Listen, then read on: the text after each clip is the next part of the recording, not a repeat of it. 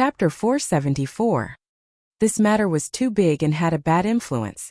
Grand Tutor Zhuang would definitely go to the emperor to complain about Marquis Xianping in order to save his old face. However, was Marquis Xianping afraid of him complaining? There were mountains of complaints about Marquis Xianping in the imperial study. His shameless actions were too numerous to count. He didn't commit murder or arson, so he couldn't be punished severely. However, he did disgusting things one after another. He could make people angry to the point that one Buddha was born and 2 Buddhas ascended to heaven. However, these things didn't warrant death. At most, he would be beaten 100 times. After the beating, he would be a good man again. Marquis Xianping sat in Xiao Heng's carriage and left, leaving Grand Tutor Zhuang and his grandson as the laughingstock on the street. He originally wanted to give Xiao Lulang a show of strength, but unexpectedly, Marquis Xianping showed his strength instead. Grand Tutor Zhuang had never been so humiliated in his life. The Zhuang family and Marquis Xianping's fu didn't get along for a day or two. It was normal to have a falling out, but it was rare to see a falling out like this. Was this falling out? This was fucking tearing up his pants. Royal Princeton was really wronged. Today's matter wasn't his idea. Although he did feel a bit superior, he was implicated by Grand Tutor Zhuang. His glory of entering the cabinet was completely destroyed by Marquis Xianping's show of strength. Today's humiliation would probably become his dark history for the rest of his life. Marquis Xianping sent Xiao Heng to Hanlin Academy. Along the way, Marquis Xianping wanted to talk to his son shamelessly countless times. However, Xiao Heng said, "I didn't sleep last night," and Marquis Xianping shut up. Marquis Xianping held it in all the way until Xiao Heng opened his eyes and planned to get off the carriage. Only then did he ask, "What did you do? Didn't sleep all night?" "Something happened," Xiao Heng said. "Marquis Xianping, how can I not know you have something to do? What is it? Tell me." He couldn't get angry with his son. The more he bullied Grand Tutor Zhuang, the more miserable he felt when being bullied by his son. Before Xiao Heng's accident, Marquis Xianping held the absolute dominant position in the relationship between father and son. 4 years later, the positions of the two had changed. "Why don't I apply for leave for you?" Marquis Xianping said. "No need." Xiao Heng calmly got off the carriage. Marquis Xianping followed. He had never compared his son's height in the past, but today, he suddenly looked at his son's head and realized that his son was too tall, almost taller than him. He was a military general. Since he was young, he had been rolling and crawling in the mud, so it was natural for him to grow taller. This brat did not do anything, nor did he see him run or jump, so how did he grow so fast? Seeing that Xiao Heng was about to enter Hanlin Academy, Marquis Xianping's sharp eyes noticed that his walking posture was very strange. He was someone who had survived the battlefield. Other than his face, there was not a single part of his body that was intact. He had probably suffered more injuries than Xiao Heng had fallen. How could they not see that his lame leg was different from before? He asked, "Your leg is better?" Xiao Heng's steps paused. "It's really better?" Marquis Xianping looked at him in surprise. Xiao Heng still did not intend to pay attention to him. Marquis Xianping sighed, "Do you hate me that much? Are you blaming me for not being able to save you from the fire because I was too busy investigating the case? Or are you blaming me for not being able to detect the existence of that group of people earlier, causing you to be forced to conceal your identity and go far away?" A straight man would never be able to find the main point when it came to admitting his mistake. He was so angry that he could dig out a vegetable garden with his toes. Xiao Heng's face was cold as he entered Hanlin Academy without looking back. Marquis Xianping was confused. Why was he angry again? Chongjing drove the carriage to the vicinity. Marquis Xianping sighed as he got into the carriage. He leaned against the wall of the carriage and said helplessly, "Chongjing, I'm too pitiful. Xiao Heng doesn't recognize me. I'm going to become a lonely old man." Marquis Xianping's original intention was to quickly say, "You're not old. You're in the prime of your life. You can still be beautiful for 20 more years." Unexpectedly, Chongjing fell into deep thought. After a while, Chongjing said seriously, "It's fine. If you die, I'll throw a basin for you." Marquis Xianping.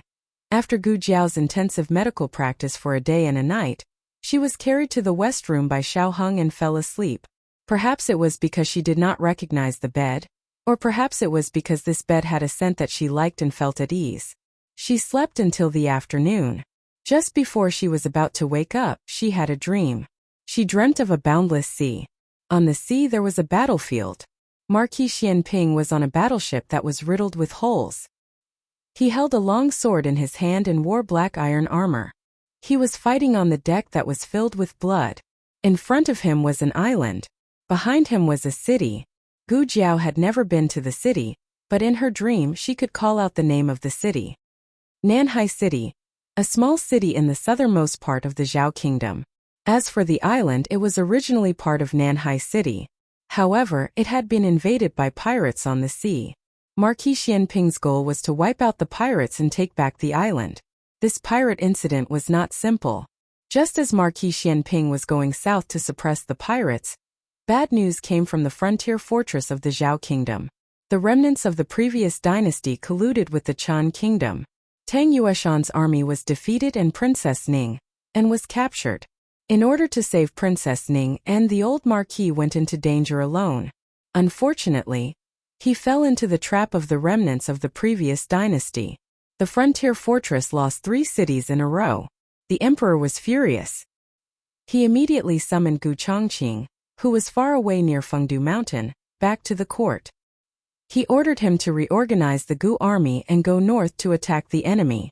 Unexpectedly, before the army set out, news came from the frontier fortress that Gu Changfeng and the old Marquis had both died. It turned out that after Gu Changfeng learned that his grandfather had been captured, he quietly left the capital and went to the frontier fortress alone to save his grandfather. He was a flying frost. Logically speaking, it should be easy for him to steal someone from the enemy camp. However, something went wrong midway. He was discovered by the remnants of the previous dynasty and shot to death.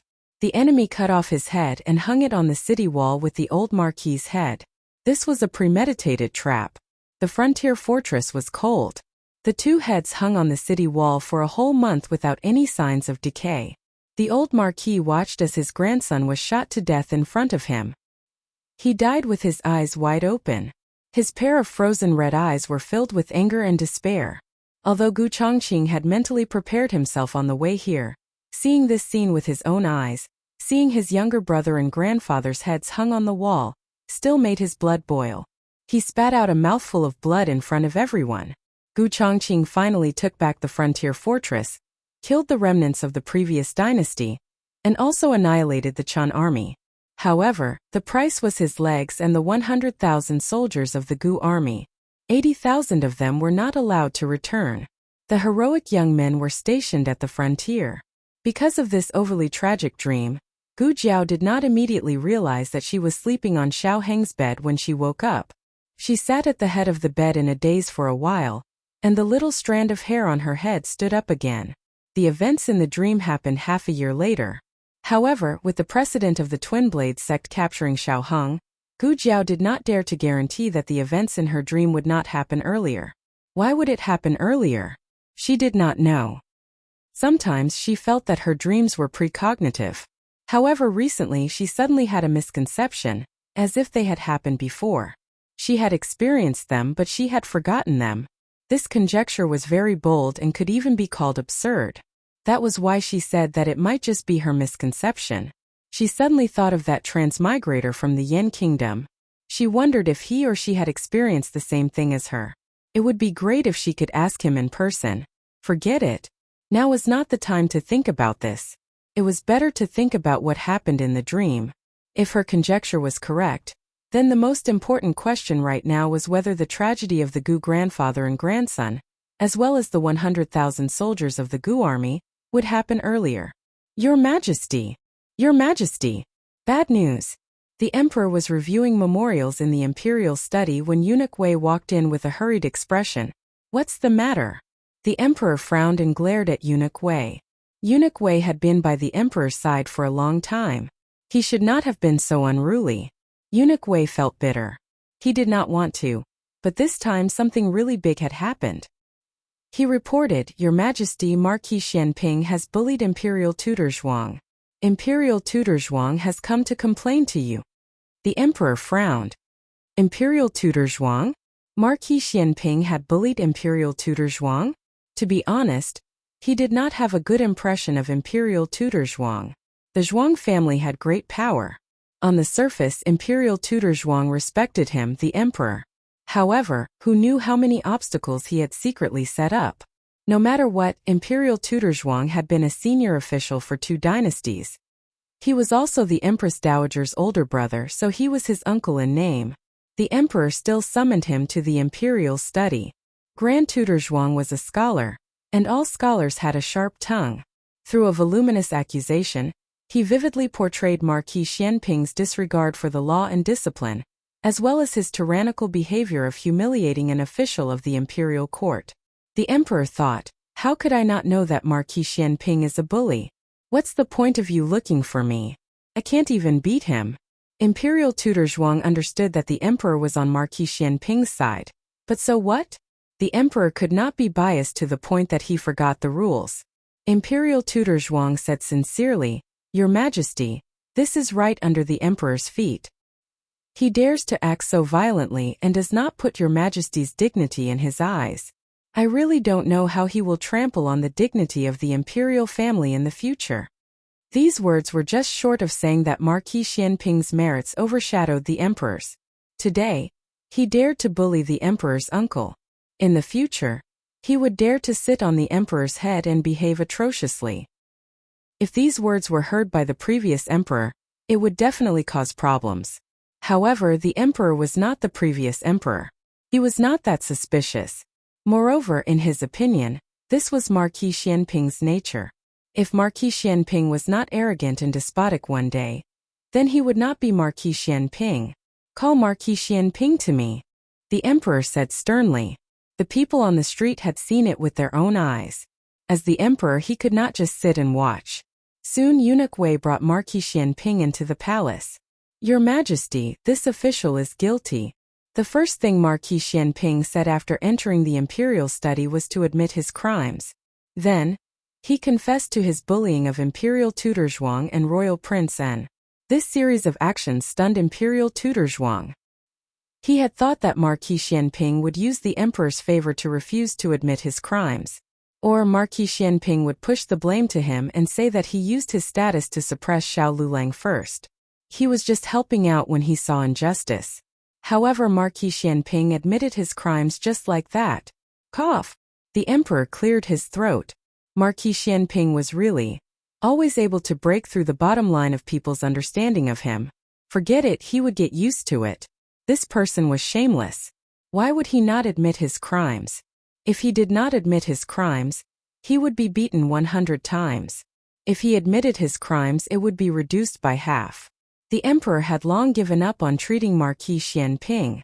In the early years, he had thought that this person was an official of the imperial court that he regarded highly. His every word and action was related to the reputation of the imperial court, and also related to his face as the emperor. However, gradually, the people scolded Marquis Xianping only for himself and did not rise to the imperial court. The emperor was too lazy to find trouble for himself.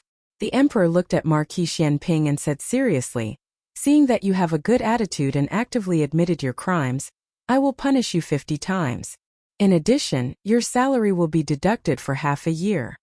Marquis Xianping's face darkened. He could punish him with the plank, but he could not punish him with a salary penalty. Grand Tutor Zhuang was also not satisfied with this result.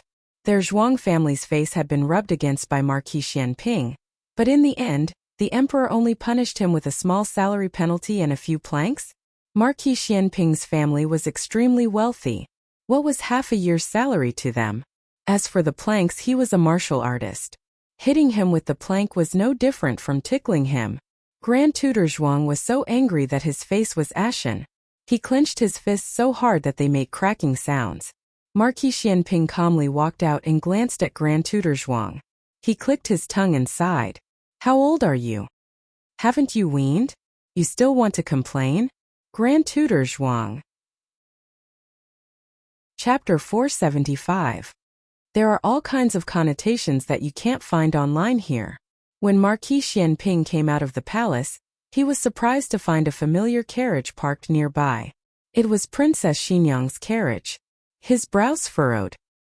He wasn't sure if the other party had entered the palace or what. If they weren't here to find him, then there was no need for him to ask for a rebuff. Just as he was thinking this, the curtain of Princess Xinyang's carriage was lifted from the inside. Eugene bowed and got off the carriage, walking towards Marquis Xianping. Marquis. Eugene bowed respectfully. The princess wishes to see you.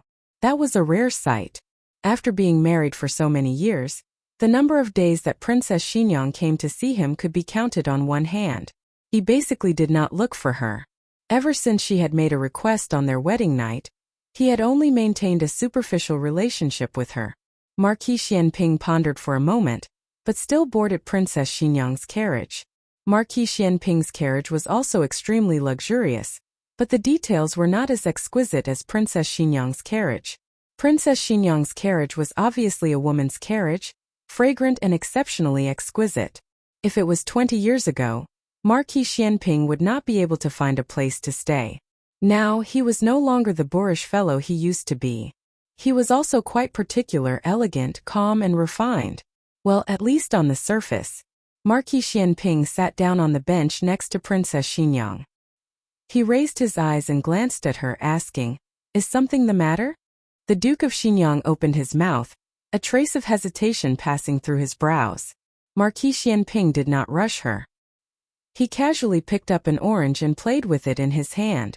After a while, Princess Xinyang finally opened her mouth. "When did you know that there was a problem with the dragon shadow guard by my side? You came looking for me just to ask this? Answer me." "Not long after Xiaoqing's accident," Marquis Xianping said honestly. "Did you find something?" "No. On the contrary, I didn't find anything. That's why I found it strange. Your dragon shadow guard has always been in the shadows, but you already knew." "Yes." Xianping Ho did not deny it. From the first day Princess Xinyang married into the mansion, he had sensed several unusual auras in the dark. He had once felt a similar aura from the dragon shadow guard by the emperor's side, so he guessed that she also had a dragon shadow guard by her side. But their identities were confirmed on the night of Xiaoqing's accident. When he found out that the two children were poisoned, he immediately went to find the antidote. At that time, the emperor had an antidote pill from the Yan kingdom, which was said to be able to cure hundreds of poisons. Unfortunately, there was only one. Xiao Heng's mother did not hesitate to kidnap Xiaoqing in order to let him get the antidote. But when she was capturing Xiaoqing, she almost entered Princess Xinyang's room by mistake. At that time, a dragon shadow guard appeared and fought with her. "At that time Princess Xinyang's voice interrupted Marquis Xianping's thoughts, but she seemed to be hesitant. Marquis Xianping weighed the orange in his hand and said, "If you want to ask, just ask. You don't have to consider whether I want to answer or not. If I don't want to answer, I will tell you directly." Princess Xinyang said, "After you confirmed that the dragon shadow guard was the one who killed Xiaoqing, did you think about revenge?" Marquis Xianping faintly twitched his lips. "Would you believe me if I said I didn't?" Princess Xinyang pursed her lips. "Then why didn't you take revenge?" Marquis Xianping said seriously, "First of all, they were only executioners. The one who gave the order was the late emperor. There were only two people who could order the dragon shadow guard. The late emperor and Princess Xinyang. It couldn't have been Princess Xinyang who gave the order to kill her own son. It wasn't hard to come to this conclusion, but it was hard to accept it." Marquis Xianping chuckled. "Every injustice has its perpetrator and every debt has its debtor. If I wanted to take revenge, I would go find the late emperor. Why would I make things difficult for a few executioners who only followed orders? Only a coward would vent his anger on a few subordinates instead of finding their master." This arrogant tone sounded like Marquis Xianping. Princess Xinyang said, "Just because of this?" Marquis Xianping looked at her strangely and smiled. "What are you expecting, Qin Fengwan? Expecting me to tell you that it was because you still needed them so I reluctantly kept them? Qin Fengwan, I don't have as deep feelings for you as you think." "That's good." Princess Xinyang let out a sigh of relief. Marquis Xianping looked at her with a faint smile and narrowed his eyes. Suddenly, he leaned over and placed one hand on her side, as if pinning her against the wall of the carriage. "Qin Fengwan, you look very disappointed?" Princess Xinyang turned her face away. I'm not. Marquis Xianping smiled carelessly, with a hint of coldness and mockery. It's too late to be disappointed. You were the one who rejected this marquis. Now, even if you put down your status to beg this marquis will not be tempted by you. After saying this, he coldly returned to his original seat. Then have you ever been tempted by me? Princess Xinyang asked. Marquis Xianping's smile froze. No, he said. It's best if you haven't, Princess Xinyang said. Don't like me. I won't like you. Marquis Xianping's expression turned cold. Qin Fengwan, am I that bad? Princess Xinyang lowered her eyes and tightly gripped her handkerchief under her wide sleeves. It's not your problem. It's mine. I can't like any man. Marquis Xianping got off the carriage with a cold expression. Only when he was far away did Eugene get into the carriage. It was extremely difficult for Princess Xinyang to be alone with a man in this cramped space, even if this person was her husband of many years. She hid it very well on the surface, but the handkerchief in her hands had already been poked with several holes by her. Princess, are you okay? Eugene asked with concern. Princess Xinyang's face was smeared with a thick layer of makeup to cover her pale face. Otherwise, she would have been exposed long ago. I'm fine. She took a deep breath. Although she said she was fine, her body began to tremble slightly. Eugene had always known that the princess had an unspeakable problem.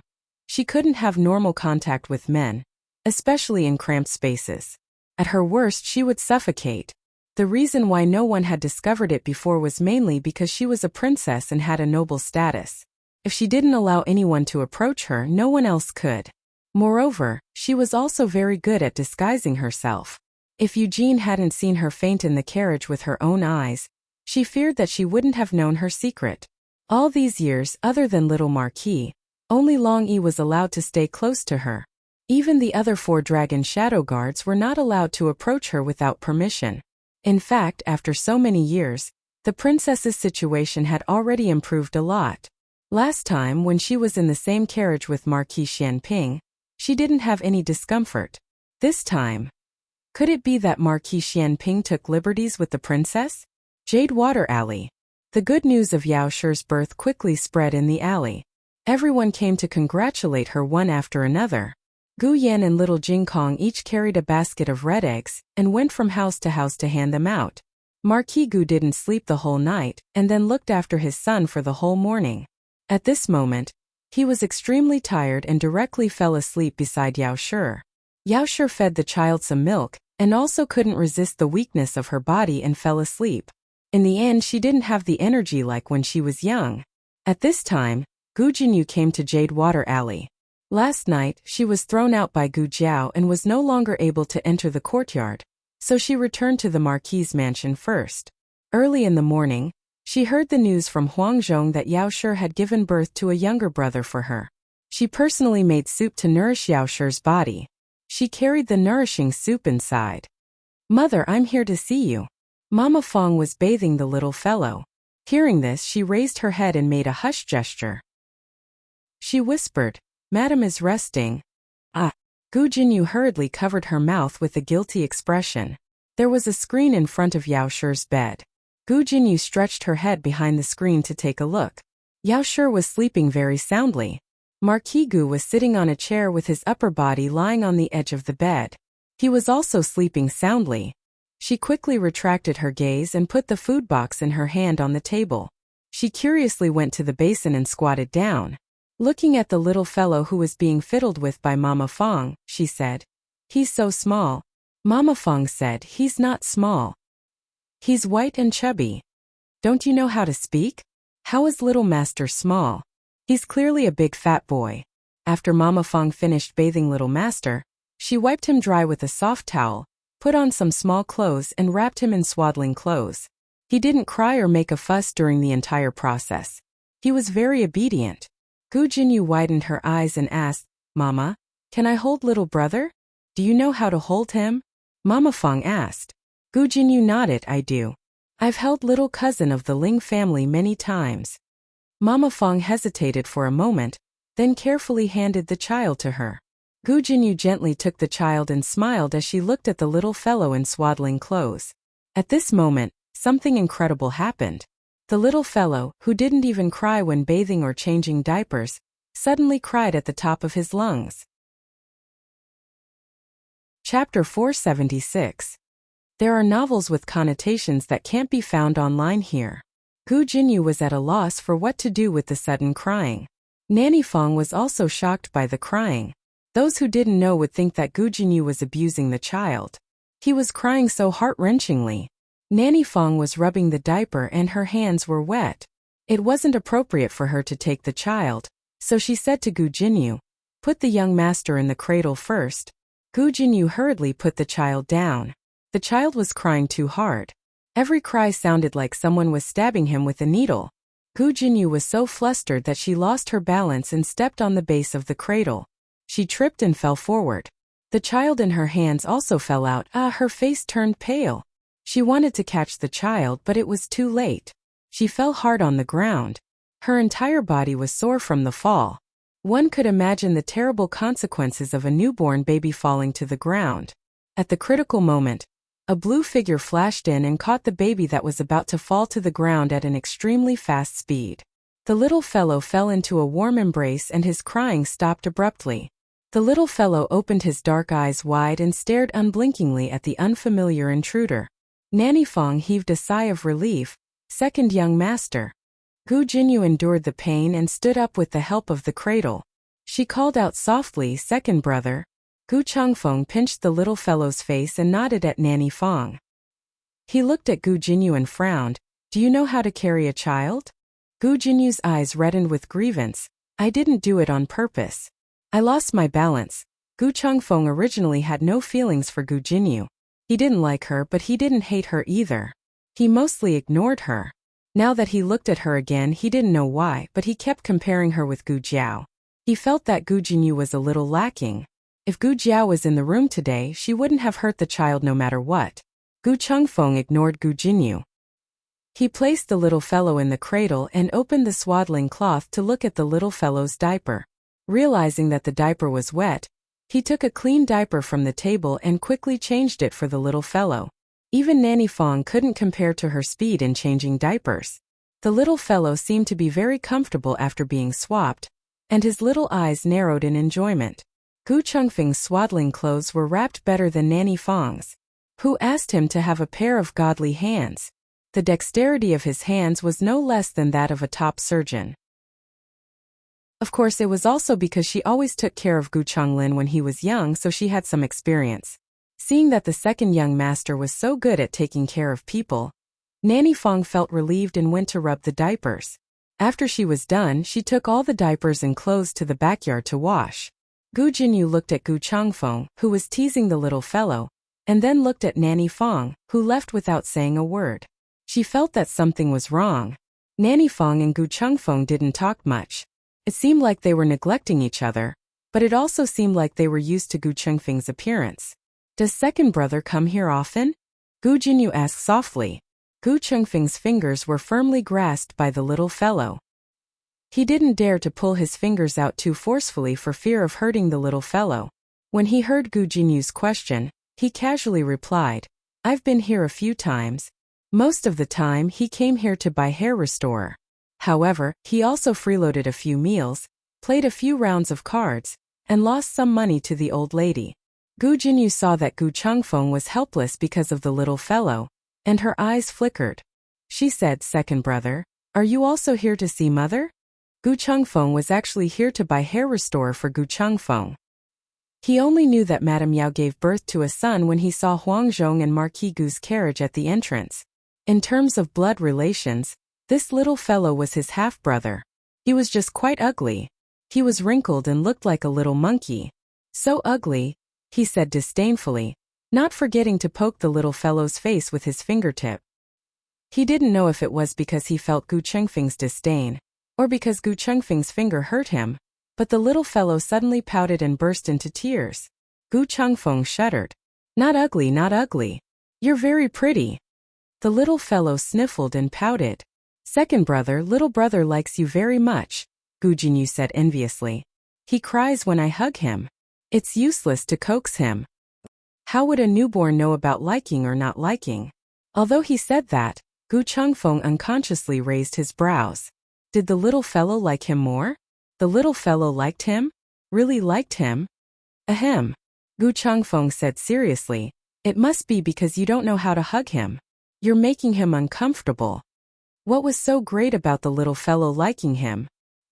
He wasn't his half-brother from the same mother. He didn't care about his liking. Gu Jinyu was stunned.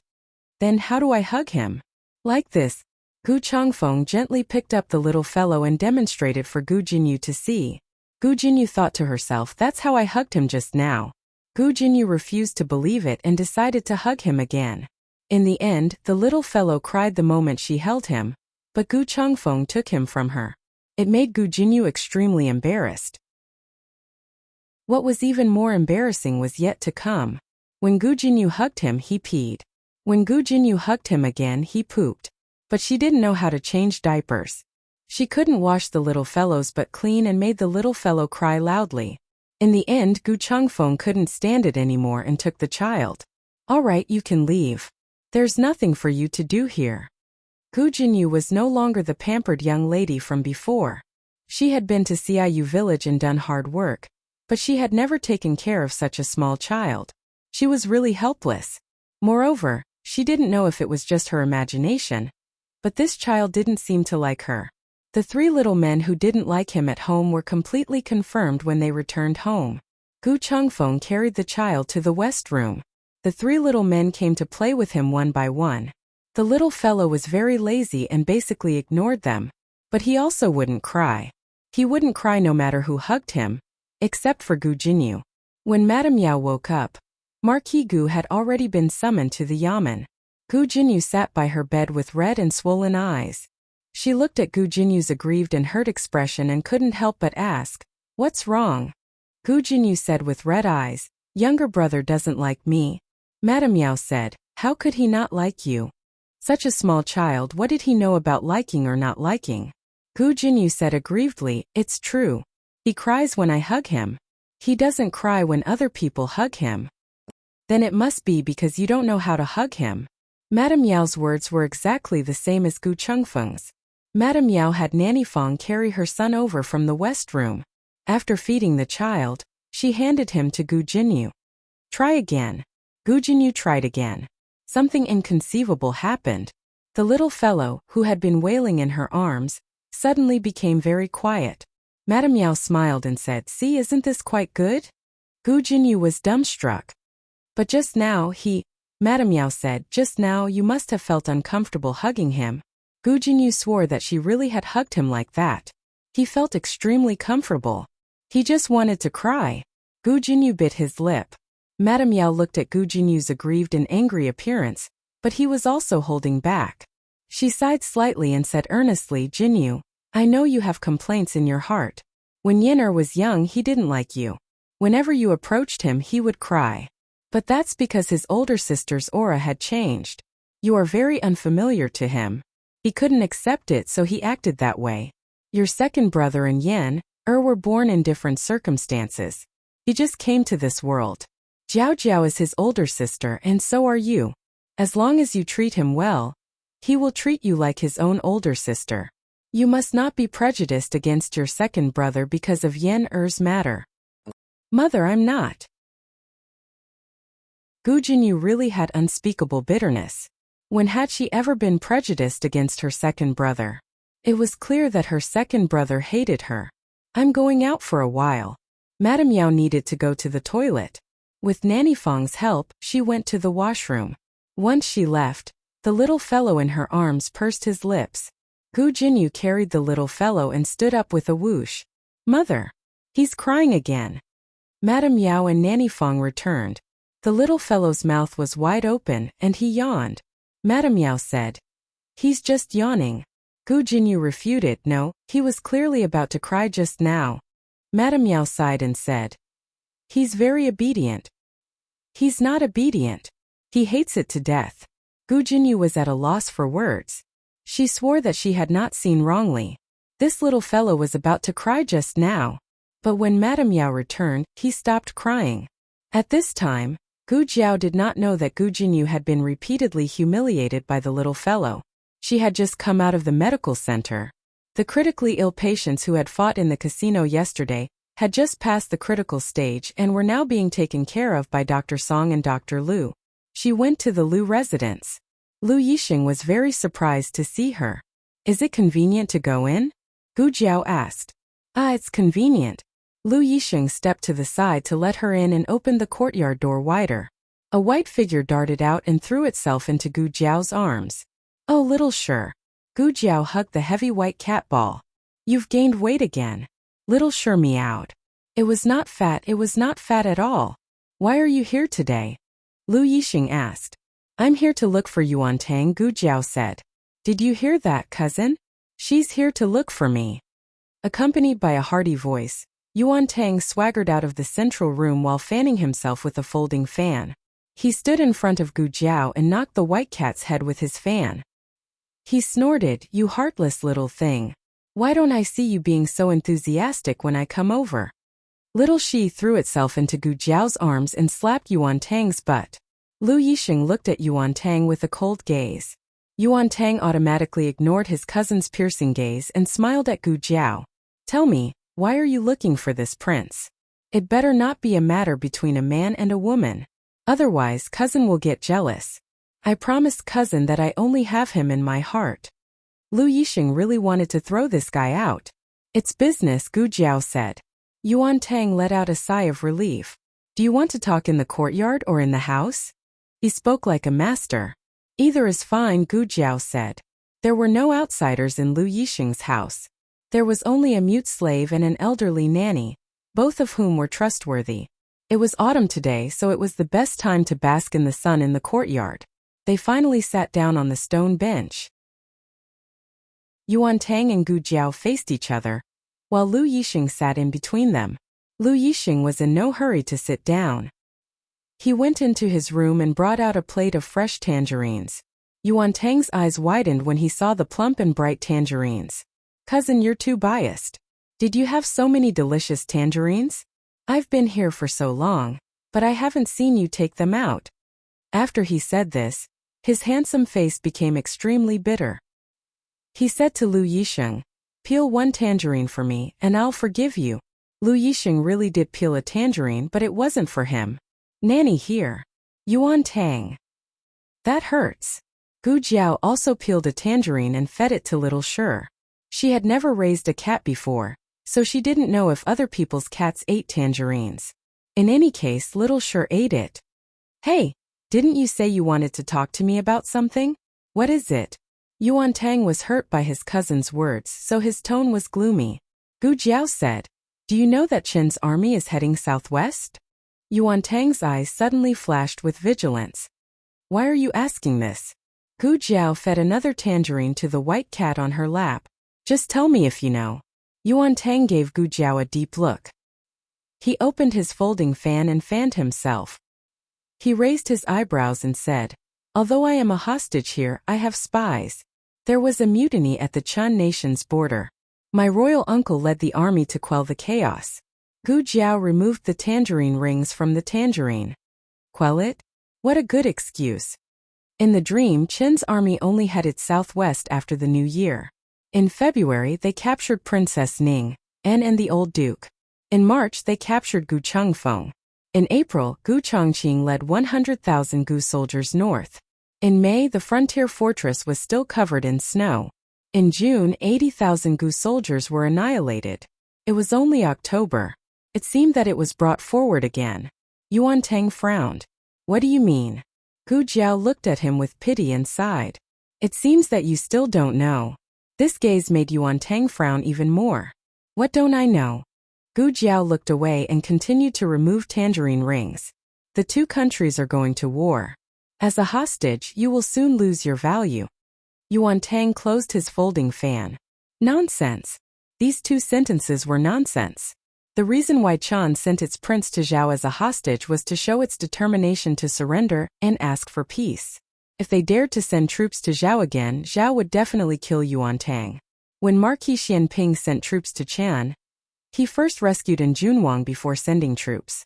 However, Qin's army had already advanced to the frontier fortress of Zhao, but Yuan Tang didn't make any moves. It was clear that Yuan Tang had been abandoned by Chun. To be more precise, he had been abandoned by his royal uncle of the state of Chun. Yuan Tang had always been good-tempered, but at this moment, he couldn't help but get angry. Hey, don't talk nonsense here just because you have some friendship with me. You are trying to sow discord between my relationship with my father. Gu Jiao spread her hands. It has nothing to do with your father. It's your uncle who wants to rebel. You can't be the crown prince of Chun anymore. When Yuan Tang heard that it wasn't his father, he subconsciously felt less repulsed. However, he still frowned and asked, "Which uncle of mine?" Gu Jiao said, "How do I know which uncle is the one who led the troops to quell the rebellion?" In fact, she knew. However, she wanted to know if Yuan Tang knew. Yuan Tang pondered for a moment. Suddenly he got angry. "Are you talking about Prince Bo's uncle? That's impossible. He and my father are of the same mother. He is my father's most trusted brother. Even if there's a rebellion, it's impossible for him to do so." "Is that so?" Gu Jiao raised her eyebrows. Yuan Tang firmly believed that his uncle wouldn't rebel. Besides, this time my grandfather and uncle went with him. Even if my uncle wanted to rebel, they wouldn't sit idly by. Gu Jiao said, "Oh, what if they rebelled with your uncle?" Yuan Tang looked at Gu Jiao like she was a fool. "Why would my grandfather do that? What good would it do him?" Gu Jiao ignored his contempt and calmly said, "This is your Rong family's business. If it weren't for Prince Bo and the Rong family, how could the Gu family's army suffer such a big loss?" Yuan Tang felt that Gu Jiao was talking nonsense. "I don't believe it. Where did you hear this gossip?" "It's up to you to believe it or not." Gu Jiao didn't say anything. Originally, her purpose of coming here wasn't to make Yuan Tang believe anything, but to determine whether her dream was brought forward or not. Her purpose had been achieved. Out of morality, she gave him a kind reminder. It was best if he believed it, but if he didn't, she would think of another way and no longer care about him. "How's your finger?" Gu Jiao looked at Lu Yisheng. Lu Yisheng's eyes moved and said, "It's much better. Let me see." Gu Jiao reached out her hand. Lu Yisheng hesitated for a moment before putting his finger into her palm. She gently pinched the stitched wound.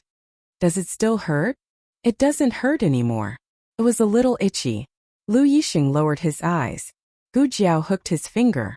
She was testing his strength. Lu Yisheng clearly understood that her identity was only a doctor, but this action was too intimate for him. His breathing stopped for a moment. "Does it hurt?" Gu Jiao asked. No. Lu Yisheng quickly denied it. You've recovered quite well." Gu Jiao didn't think too much. She let go of Lu Yisheng's hand and lowered her head to stroke her cat. She stroked until her eyes narrowed in enjoyment. Lu Yisheng looked at this Gu Jiao. The young girl under the sun was bright and moving. She didn't show the slightest bit of fear because of the birthmark on her face. She lived openly like the hottest sun in the sky. Gu Jiao stroked the cat until she was satisfied before standing up to leave. On the way, she kept thinking about the previous dynasty's remnants and the pirates on the sea. The two had happened at almost the same time. She felt that it wasn't a coincidence. It was like someone had deliberately stirred up trouble on the island to draw away Marquis Xianping. Afterwards, they moved against Marquis Ding and Fu and the Gu family army. This was a great conspiracy against the country of Zhao. Destroying the Gu family army was like cutting off an arm of the country of Zhao. However, Gu Jiao faintly felt that things weren't that simple. Those people's actions towards the old Marquis and Gu Changfeng, as well as cutting off Gu Changqing's legs, were not as simple as destroying them. It was more like a strong form of revenge and humiliation. Had the Gu family offended the previous dynasty's remnants? Imperial concubine Jing was a remnant of the previous dynasty, but her death couldn't be considered the responsibility of the Gu family, right? Gu Jiao didn't understand the crux of the matter at the moment. Of course, it was also possible that the so-called revenge and humiliation was just a misconception. She just didn't know if the previous dynasty's remnants had really colluded with the pirates on the sea. She hoped that they hadn't. That way, the pirates wouldn't cause trouble earlier and Marquis Xianping would still have time to head north. If Marquis Xianping headed north, the morale of the Chun army would drop by at least half. Unfortunately, reality was cruel. That very night, an urgent report came from Nanhai City. The pirates in Nanhai City had caused trouble, the island had been lost, and the governor of the navy had been killed. They were requesting reinforcements from the imperial court. When the news reached the imperial palace, the emperor and Gu Jiao were both at Rensho Palace. Neither her grandaunt nor the emperor avoided Gu Jiao, allowing her to hear the report from the guard and their views on the matter. The emperor was at his wits' end. Governor Liao was killed, and the navy is without a leader. The deputy generals are too young to control the situation. The imperial court does have a few experienced generals, but they aren't familiar with the navy. I remember that Marquis Xianping served in the navy for a few years? Empress Dowager Zhuang asked. Ah yes. The emperor clearly just remembered. When he was young, he followed his uncle to Nanhai City to take up a post and became the commander of the navy. If Marquis Xianping had stayed in Nanhai City, he could have become the governor of the navy. Unfortunately, he came back. He came back to marry Princess Xinyang. It was just that no one had expected that such a good marriage would end up like this. Actually, the emperor paused and explained Gu Chongqing's whereabouts. Gu Chongqing is near Fengdu Mountain. Less than 10 days' journey from Nanhai City, Gu Chongqing had gone to Fengdu Mountain to take over the 30,000 imperial guards that the old marquis had secretly trained. That was the imperial family's life-saving talisman. Originally, it had been used to deal with Empress Dowager Zhuang. Now there was no need. However, he wouldn't use it lightly. Empress Dowager Zhuang didn't ask why Gu Chongqing had gone to Fengdu Mountain. She only continued the matter of Nanhai City. He has no experience with the navy, and his qualifications are too shallow. It will be difficult to convince the masses. There was a great difference between the navy and the army. Gu Chongqing was an outstanding army general, but his fighting style was not necessarily suitable for the navy. Furthermore, the navy was a local army. It was much more cunning than the army in the capital. It was common to overtly comply but covertly oppose, pulling people into the water, and using underhanded methods that made people unable to say anything. It really did take a tyrant and scoundrel like Marquis Xianping to let them see what it meant to be 1 foot tall and the devil 10. The emperor nodded. Mother's words are very true. Gu Jiao listened to the side and understood that Marquis Xianping had gone south. Chapter 477. Gu Jiao came out of Rensho Palace and happened to bump into Yujin, who had gone to greet Empress Xiao. Aunt Yujin. Gu Jiao greeted her. Yujin smiled in surprise. Dr. Gu, are you here to visit the Empress Dowager? Since Princess Xinyang had investigated Gu Jiao, it was impossible that she didn't know her relationship with Empress Dowager Zhuang. Gu Jiao nodded. Did the princess also enter the palace? She asked. No, only I entered the palace. The empress summoned me. The princess. Yujin smiled helplessly and didn't hide anything from Gu Jiao. The empress wanted to know about the young marquis, but the princess didn't want to talk about it. She said she was sick and stayed in the house. She told me to report to the empress. As for when the empress asked Yujin, Yujin only said she was a servant and didn't know anything. Empress Xiao could torture others but not Yujin. First, Yujin didn't do anything wrong. Second, Yujin was Princess Xinyang's confidant. If Empress Xiao dared to touch her, Princess Xinyang wouldn't let it go. They were a family. There was no need to make a scene like that. The two walked towards the palace gate together. Gu Jiao didn't like to pry into other people's privacy. But after Yujin confirmed Xiao Liulong's identity, she didn't treat Gu Jiao as an outsider. She took the initiative to tell Gu Jiao. Actually, the princess and the empress aren't very close. She used the word close after careful consideration and beautification. In fact, the relationship between the two was very cold. The reason was that Marquis Xianping and Princess Xinyang didn't get along. As Marquis Xuanping's sister, Empress Xiao naturally wouldn't blame her brother. So she had some prejudice against Princess Xinyang. Princess Xinyang wasn't the kind of person who would kiss someone's butt. This led to the current situation between the two. Alas, Eugene sighed. Both the empress and the princess dote on the young marquis very much. When the young marquis was around, the two of them would occasionally talk to each other. Ever since the young marquis got into trouble, the empress and the princess have not been in contact with each other much. The only time they met was when Princess Xinyang returned to the capital and entered the palace to greet the emperor and empress. However, this was not a sister-in-law relationship, but a formality between a ruler and a minister. Eugene and Gu Jiao didn't say this because they hoped that Gu Jiao would help them deal with anything. Nor did they want to remind Gu Jiao not to say anything that Princess Xinyang didn't say to Gu Jiao. She was purely gossiping with Gu Jiao.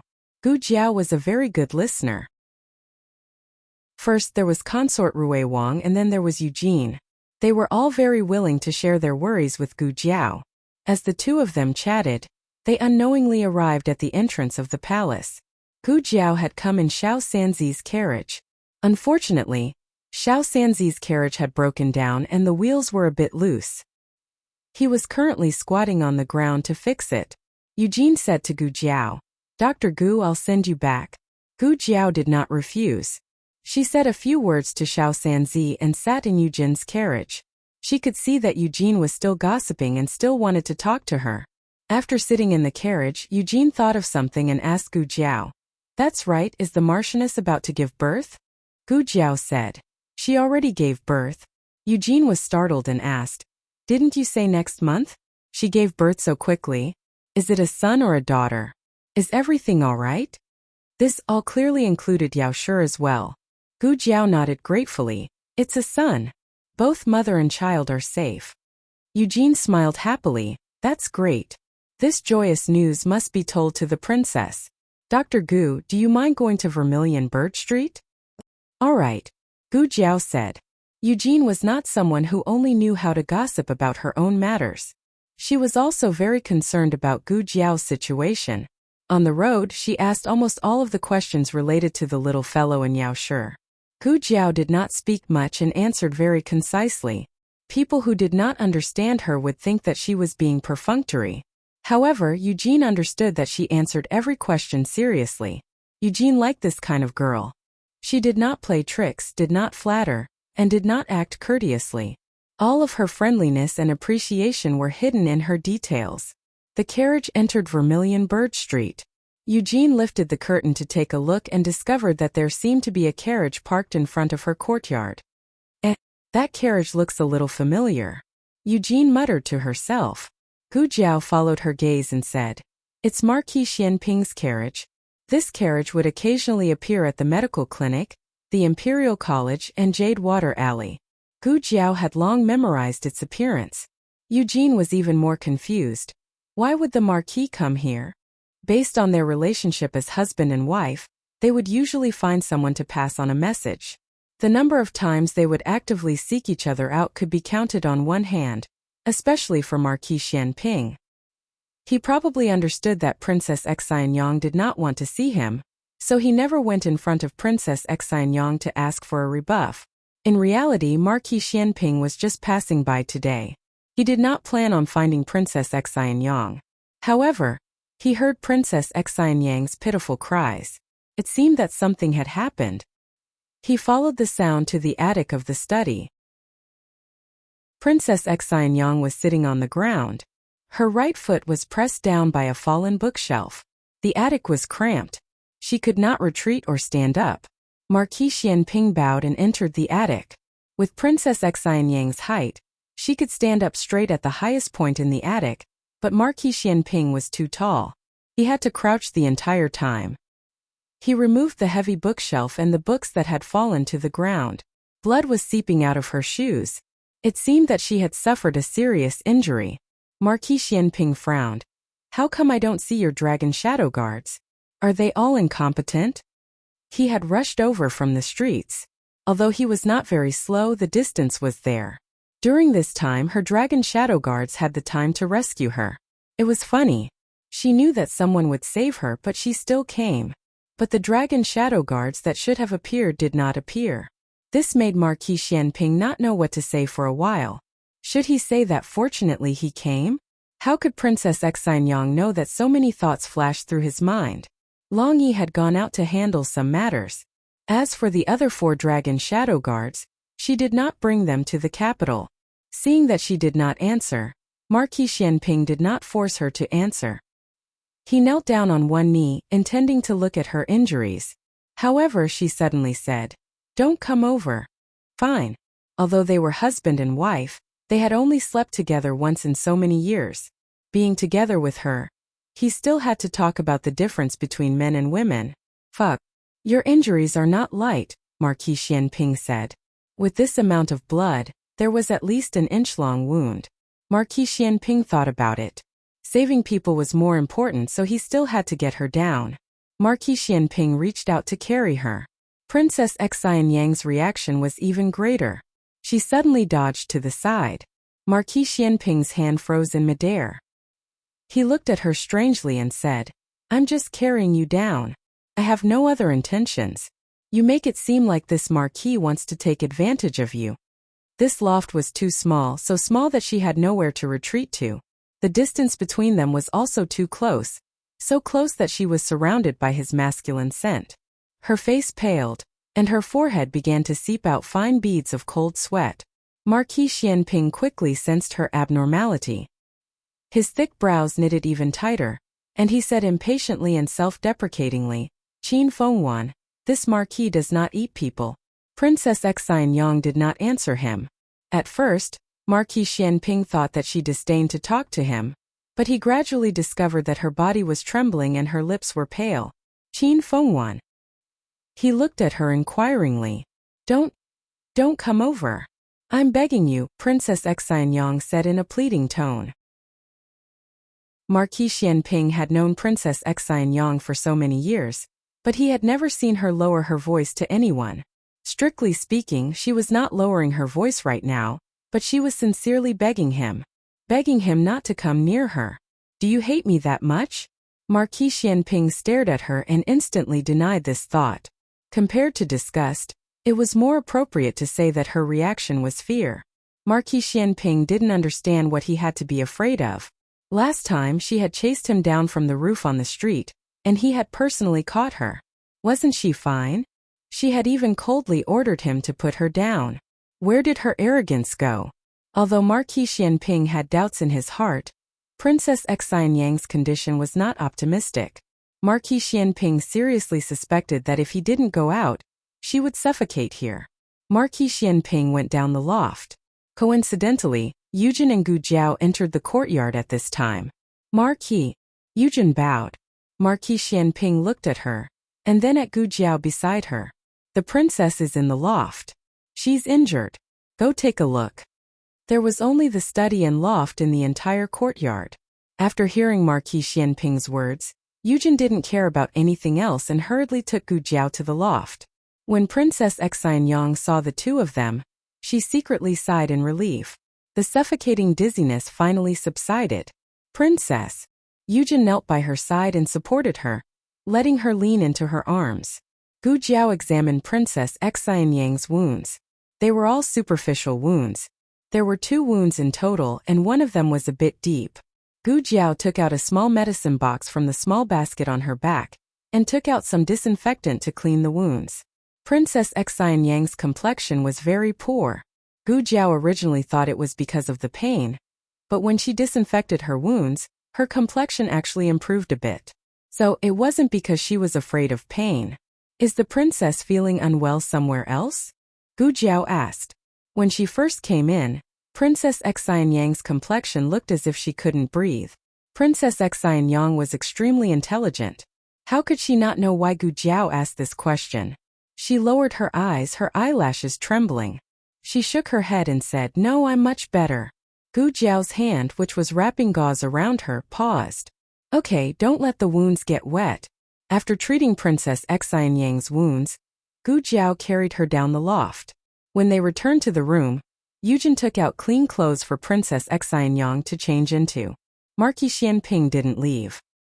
He hesitated, but still went to Princess Xianyang's room. Gu Jiao left, and Yujin went to see her off. Inside the room, Princess Xianyang sat on the soft bed, her back leaning against the cushion at the head of the bed.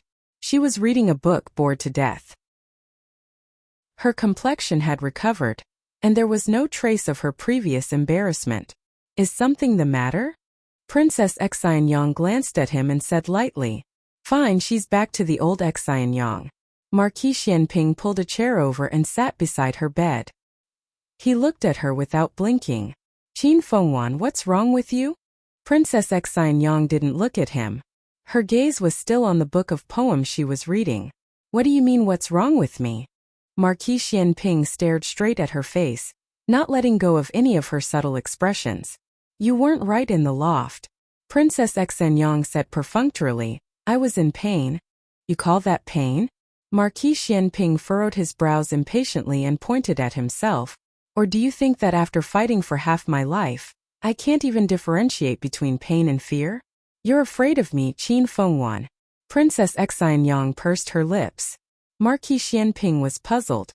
I didn't do anything to you, right? Do you need to be so afraid of me? I don't usually see you being afraid.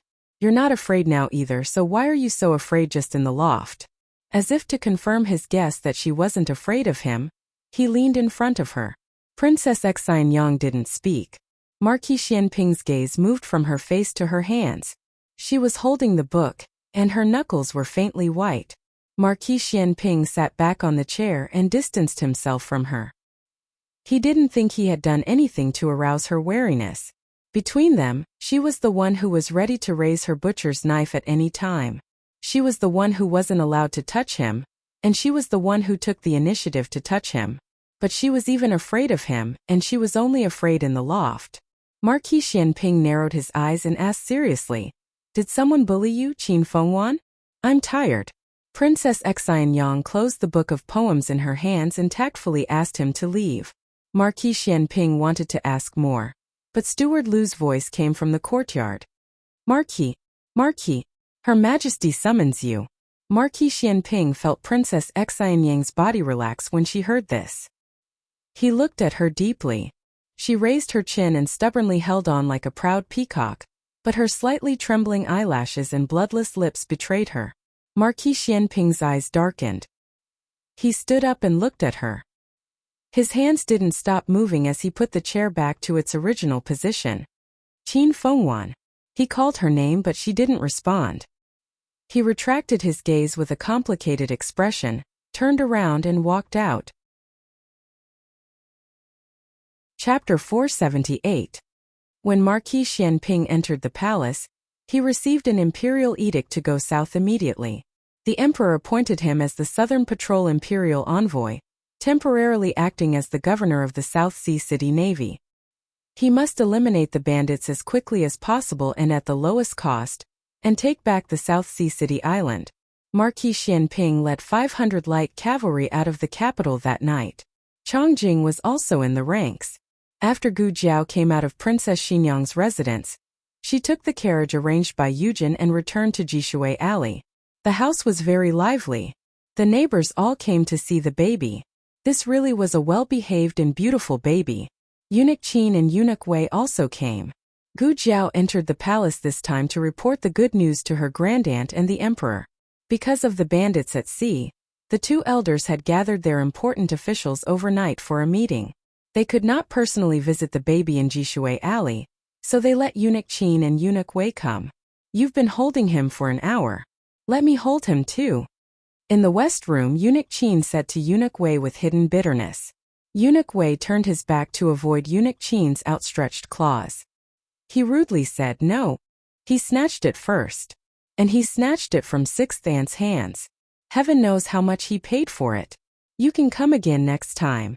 Eunuch Wei was determined not to give up the baby. Eunuch Qin was so angry that he ground his teeth. Little guy, after following the emperor, did he forget who was the number one eunuch in the harem?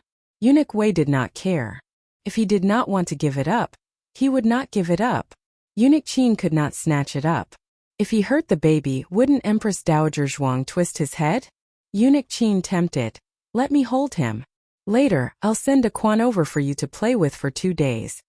Daquan was Eunuch Qin's little tortoise. Eunuch Wei had been eyeing him for a long time. Eunuch Wei said without hesitation, go, go, go. With a baby, who would want your tortoise? The main reason was that he coveted Eunuch Qin's tortoise, not for fun, but to stew tortoise soup. In the end, Eunuch Qin failed to snatch Eunuch Wei, which made Eunuch Wei, who had always been suppressed by Rensho Palace, feel proud and elated. The battle for the treasure only ended when little Jing Kong came back from the Imperial College. Once little Jing-Kong appeared, the two of them basically had no chance. Who could snatch it from him? Little Jing-Kong did not know how to carry a baby. He placed the baby in the cradle. It was worth mentioning that he was not as tall as the cradle, so he had to move a small stool and stand on it to look at his little brother. Disciple's nose is like mine, my mouth is like mine, my eyes are like mine, and my eyebrows are like mine. Little Jing-Kong puffed up his chest, shook his head and said proudly, "What a handsome little man." Everyone. At the end of the day you just want to praise yourself, right? During postpartum confinement, babies only ate and slept, so they did not respond well to little Jing-Kong's teasing. Little Jing-Kong played for a while, then his little brother lost interest and went back to the alley for a walk. Yao Shi temporarily lived in the east room. She did not have enough breast milk, so Auntie Lu introduced her to a wet nurse. The wet nurse was an honest person. She was a few years younger than Yao Shi and gave birth around the same month as her sister-in-law, so she handed her child over to her sister-in-law to feed. She moved over and lived in Yao Shi's original room. She mainly fed the child at night. If the child did not have enough to eat during the day, she would eat 1 or 2 more meals. Little Jing-Kong was the happiest when he learned that Gu Jiao would be sleeping in the west room later. I can sleep with Jiao Jiao. He washed himself until he smelled good, combed his buzz-cut hair until it was shiny, and went to the west room valiantly. Jiao Jiao, I'm coming. He kicked off his shoes and climbed onto the bed. Unexpectedly, before he could climb onto the bed, he was lifted up by his bad brother-in-law. Xiaoheng said, "Go sleep with great-granduncle." Little Jing-Kong struggled and said, I don't want to. I don't want to. I want to sleep with Jiao Jiao. Even if he did not want to, he had to. Little Jing-Kong was mercilessly dragged to the next room by his bad brother-in-law. When Gu Jiao returned to the west room after her shower, the quilt on the bed was already made. There was only one bed. Little Jing-Kong was not there, but Xiaoheng was there. However, he was packing his own sleeping clothes. Aren't you going to sleep? Gu Jiao asked. She had just taken a shower and hadn't had time to dry her hair. She wrapped a piece of dry cotton cloth around her head, leaving only a strand of wet hair hanging by her ear. Sparkling and translucent water droplets dripped onto her fair neck. It was a little tempting. Xiaoheng coughed softly and looked away. He looked at the sleeping clothes in his hands and said, Jing-Kong and I will sleep over there. Gu Jiao looked at the bed in the west room. Well, the bed was indeed a little small for 3 people. Actually, it was not a matter of whether the bed was small or not, but Xiaoheng looked at her body that was getting better day by day. It was especially hard to calm down in the dead of night. He took a deep breath and eliminated the thoughts that were surging in his sea of consciousness. He said seriously, it's getting late. You should rest early. Remember to dry your hair. Okay.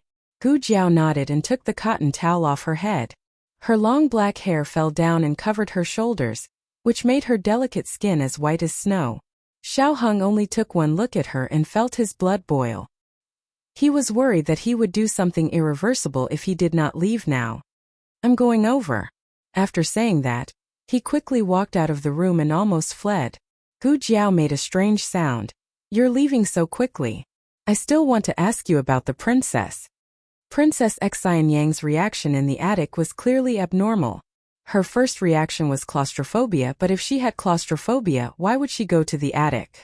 Why would she be fine sitting in a carriage? Gu Jiao could not understand. Jiao Jiao, are you asleep? It was Yao Shi's voice.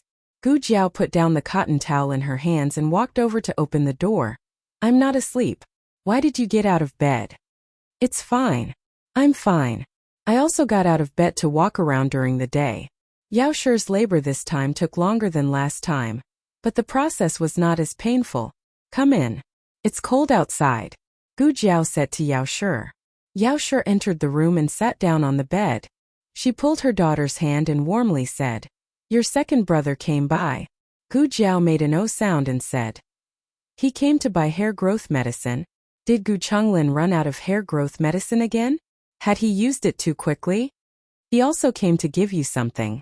As Yao Shi spoke, she handed the brocade box in her hands to her. Gu Jiao took the brocade box. This is from him?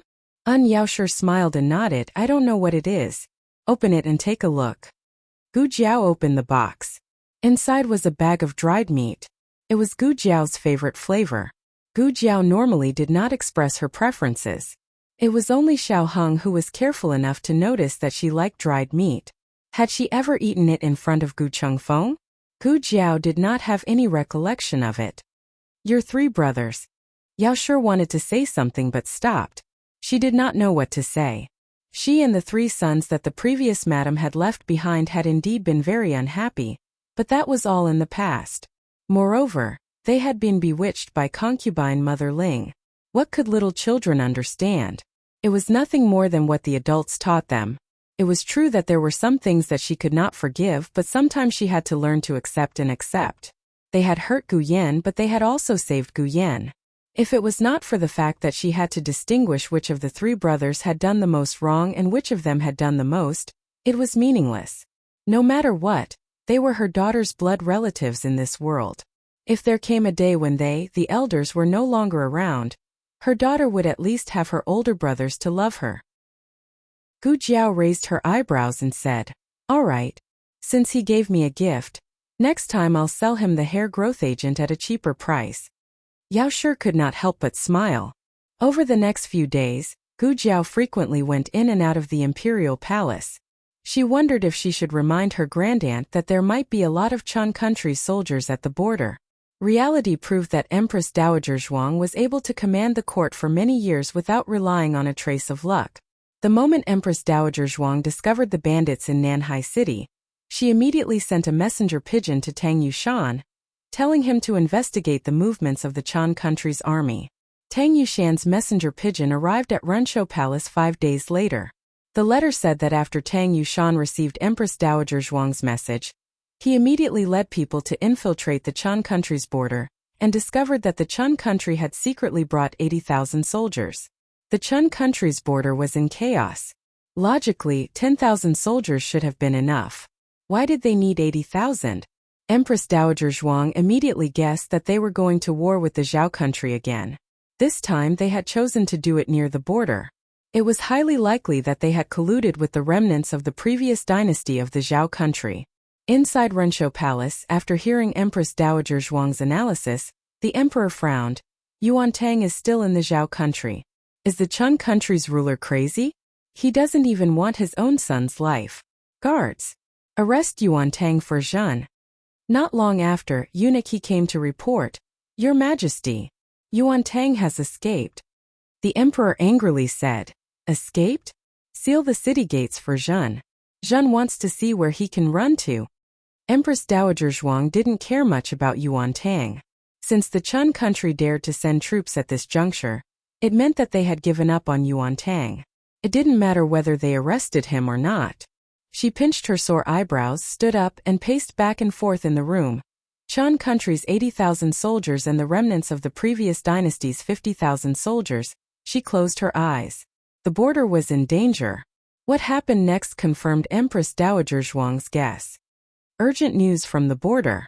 Princess Ning and was arrested. The old duke was also arrested by the remnants of the previous dynasty in order to save Princess Ning, and the Chun country's army entered the border. Tang Yushan's army was defeated. The border lost 3 cities in a row. 3 cities in a row. There were only 21 cities in the Zhao country. Empress Dowager Zhuang's eyes were cold. Her phoenix robe fluttered in the evening wind. Pass my decree.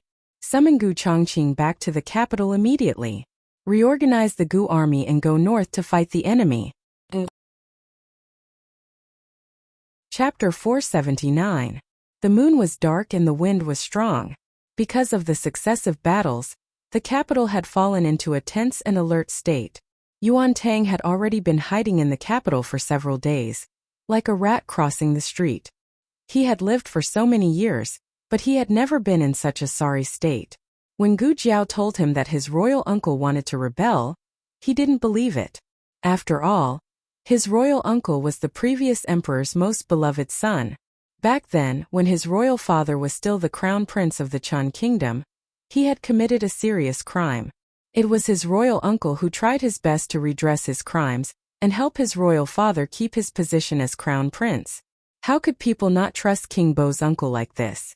As for his maternal family, the Rong family, the daughter of the Rong family, who was his mother, was the imperial concubine of Chan. She was above one person and below tens of thousands of people. She was only waiting to be conferred the title of empress. King Bo's uncle and the Rong family were not related by marriage. Did water enter the Rong family's brain? They didn't help their own daughter and grandson but helped an outsider? He felt that Gu Jiao must have made a mistake, or she was maliciously trying to sow discord between him and King Bo's uncle. But he still had a plan and ordered people to keep an eye on the movements of the Zhao country's royal family. It wasn't until the emperor ordered people to capture him that he realized the seriousness of the matter. He was the first to escape. A few days after he escaped, news came from the border that Chan country's army was pressing on the border and Zhao country had lost 3 cities. It was also at that moment that he finally understood that Gu Jiao didn't lie to him. His uncle King Bo really rebelled. The emperor was still ordering people to capture him. He probably thought that by capturing him, he could threaten the Chun state. However, Gu Jiao was right. It was not his imperial father who wanted to violate the agreement between the 2 states. It was his imperial uncle, Prince Bo. So even if he was killed, his uncle wouldn't bat an eye. It was a dead end for him right now. He didn't know how his father was. Since Prince Bo's royal uncle dared to do such a thing, he must have taken control of the royal court and might have even put his royal father under house arrest. Thinking of this, Yuan Tang's face turned cold. Let's look over there. The voice of the imperial guard came from not far away. This kind of situation where they could be exposed at any time had happened countless times. Yuan Tang had gradually become numb from the initial indignation. However, he did not dare to let his guard down. Otherwise, once he was caught, his life would be gone. Imperial uncle would not protect him, and Zhao country would not let him go. He was someone that both sides wanted to kill as soon as possible. Yuan Tang passed through an alley at the side. As soon as he arrived at a main street, he was blocked by Lu Yisheng. Lu Yisheng hired a carriage. He lifted the curtain and said, "Follow me." However, Yuan Tang did not step forward. Instead, he looked at Lu Yisheng with a complicated expression. The sound of footsteps behind him gradually approached. Without looking back, he disappeared into the night. He couldn't implicate his cousin. Even if he died, he would die alone in Zhao country. On the other side, the news of losing 3 cities at the border and the old Marquis being captured reached Marquis Ding and Manor. "What did you say?" "The old man was captured at the border." In the study, Marquis Gu looked at Huang Zhong in disbelief. "Did you hear wrong? Didn't the old man go on a scenic tour? How did he end up at the border? That is a bitter and cold place." Huang Zhong was at his wits' end as he said, "It is absolutely true, Marquis. The remnants of the previous dynasty colluded with the Chun country's army at the border. They did not hesitate to sell out the country to help the Chun country advance to the border.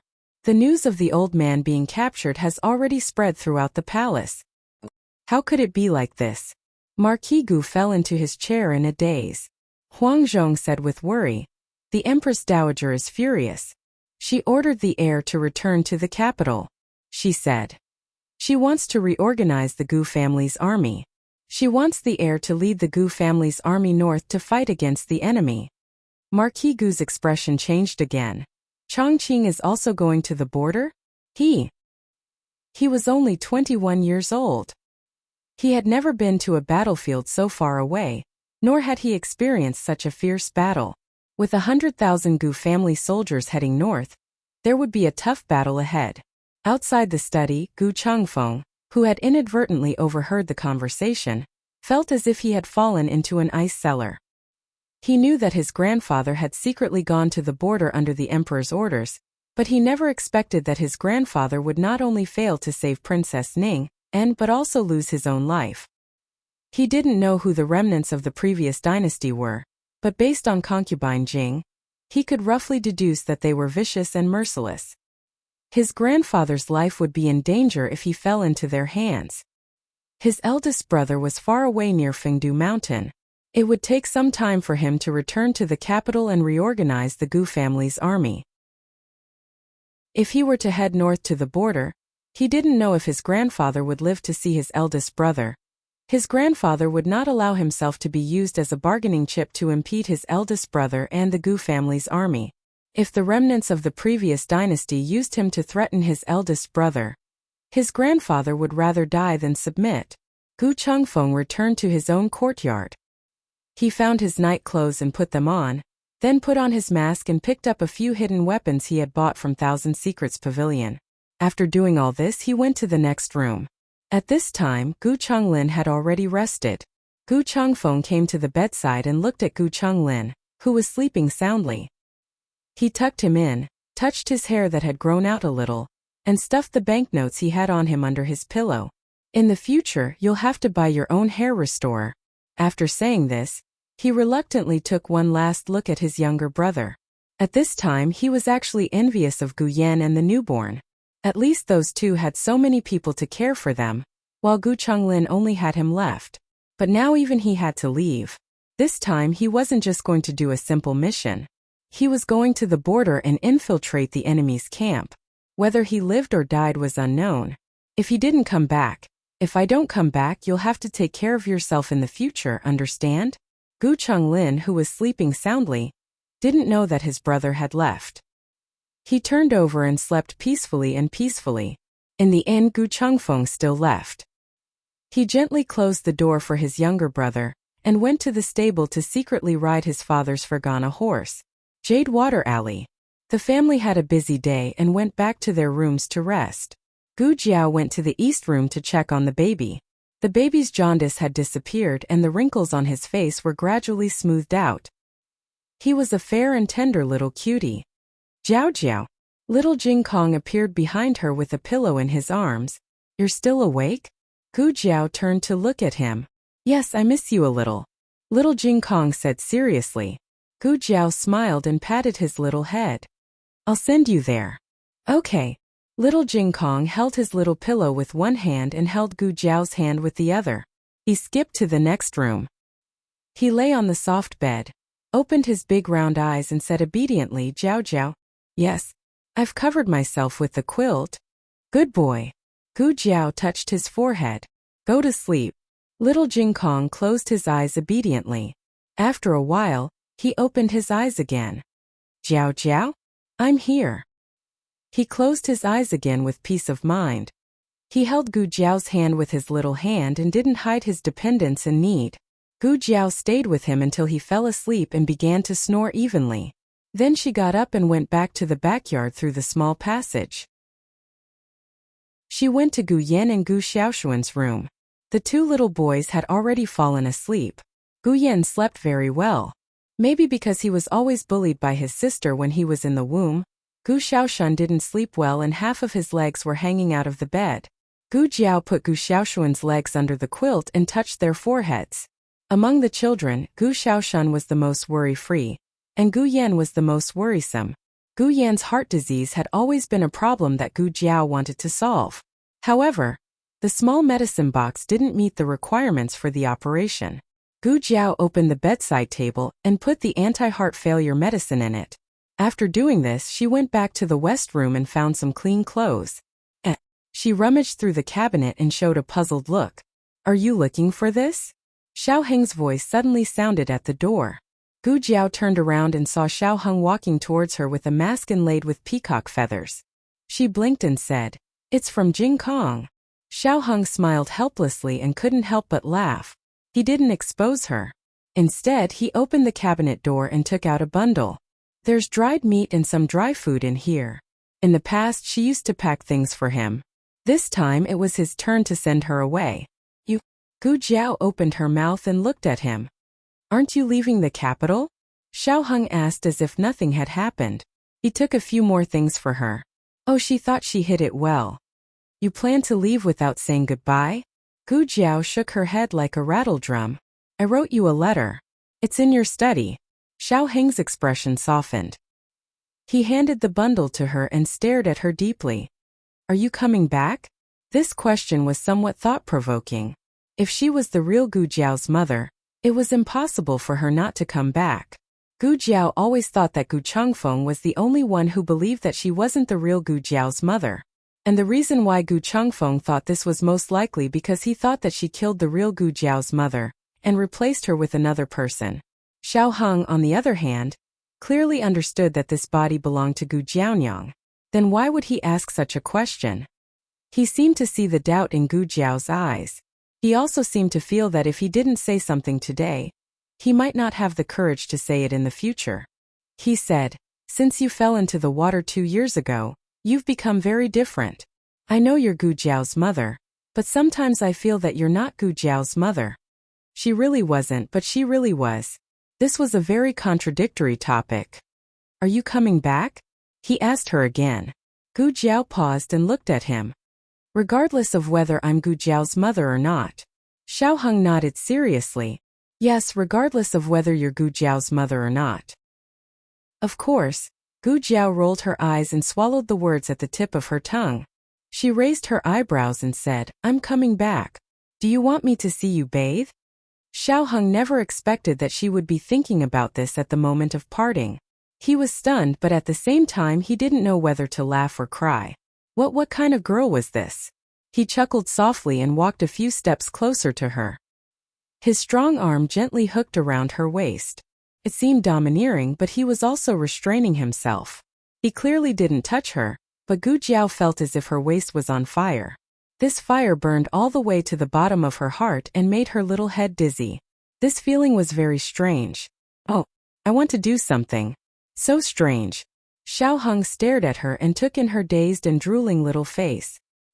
He tugged at the corner of his lips and said to her in a somewhat bewitching and hoarse voice, "Okay, come back and I'll let you see. Remember, I'll come back safely. If I lose a strand of hair, I'll wear an extra layer of clothes." Chapter 480. Gu Jiao was silent for a few seconds. Without saying anything, she opened the cabinet and took out the soft armor that old he gave her from the underground martial arts arena. She didn't want to wear it because it was ugly. After that, Gu Jiao found all kinds of sharp weapons at home. There were 2 daggers at her waist, 2 lancets hidden in her narrow sleeves, a few silver needles in her hair bun, a few blades hidden in the soles of her shoes, and even a small hidden weapon under her tongue. "Xiao Heng, that's not necessary." Gu Jiao set off fully armed. Her red tasseled spear was a little eye-catching, so Xiao Heng wrapped it with a cloth.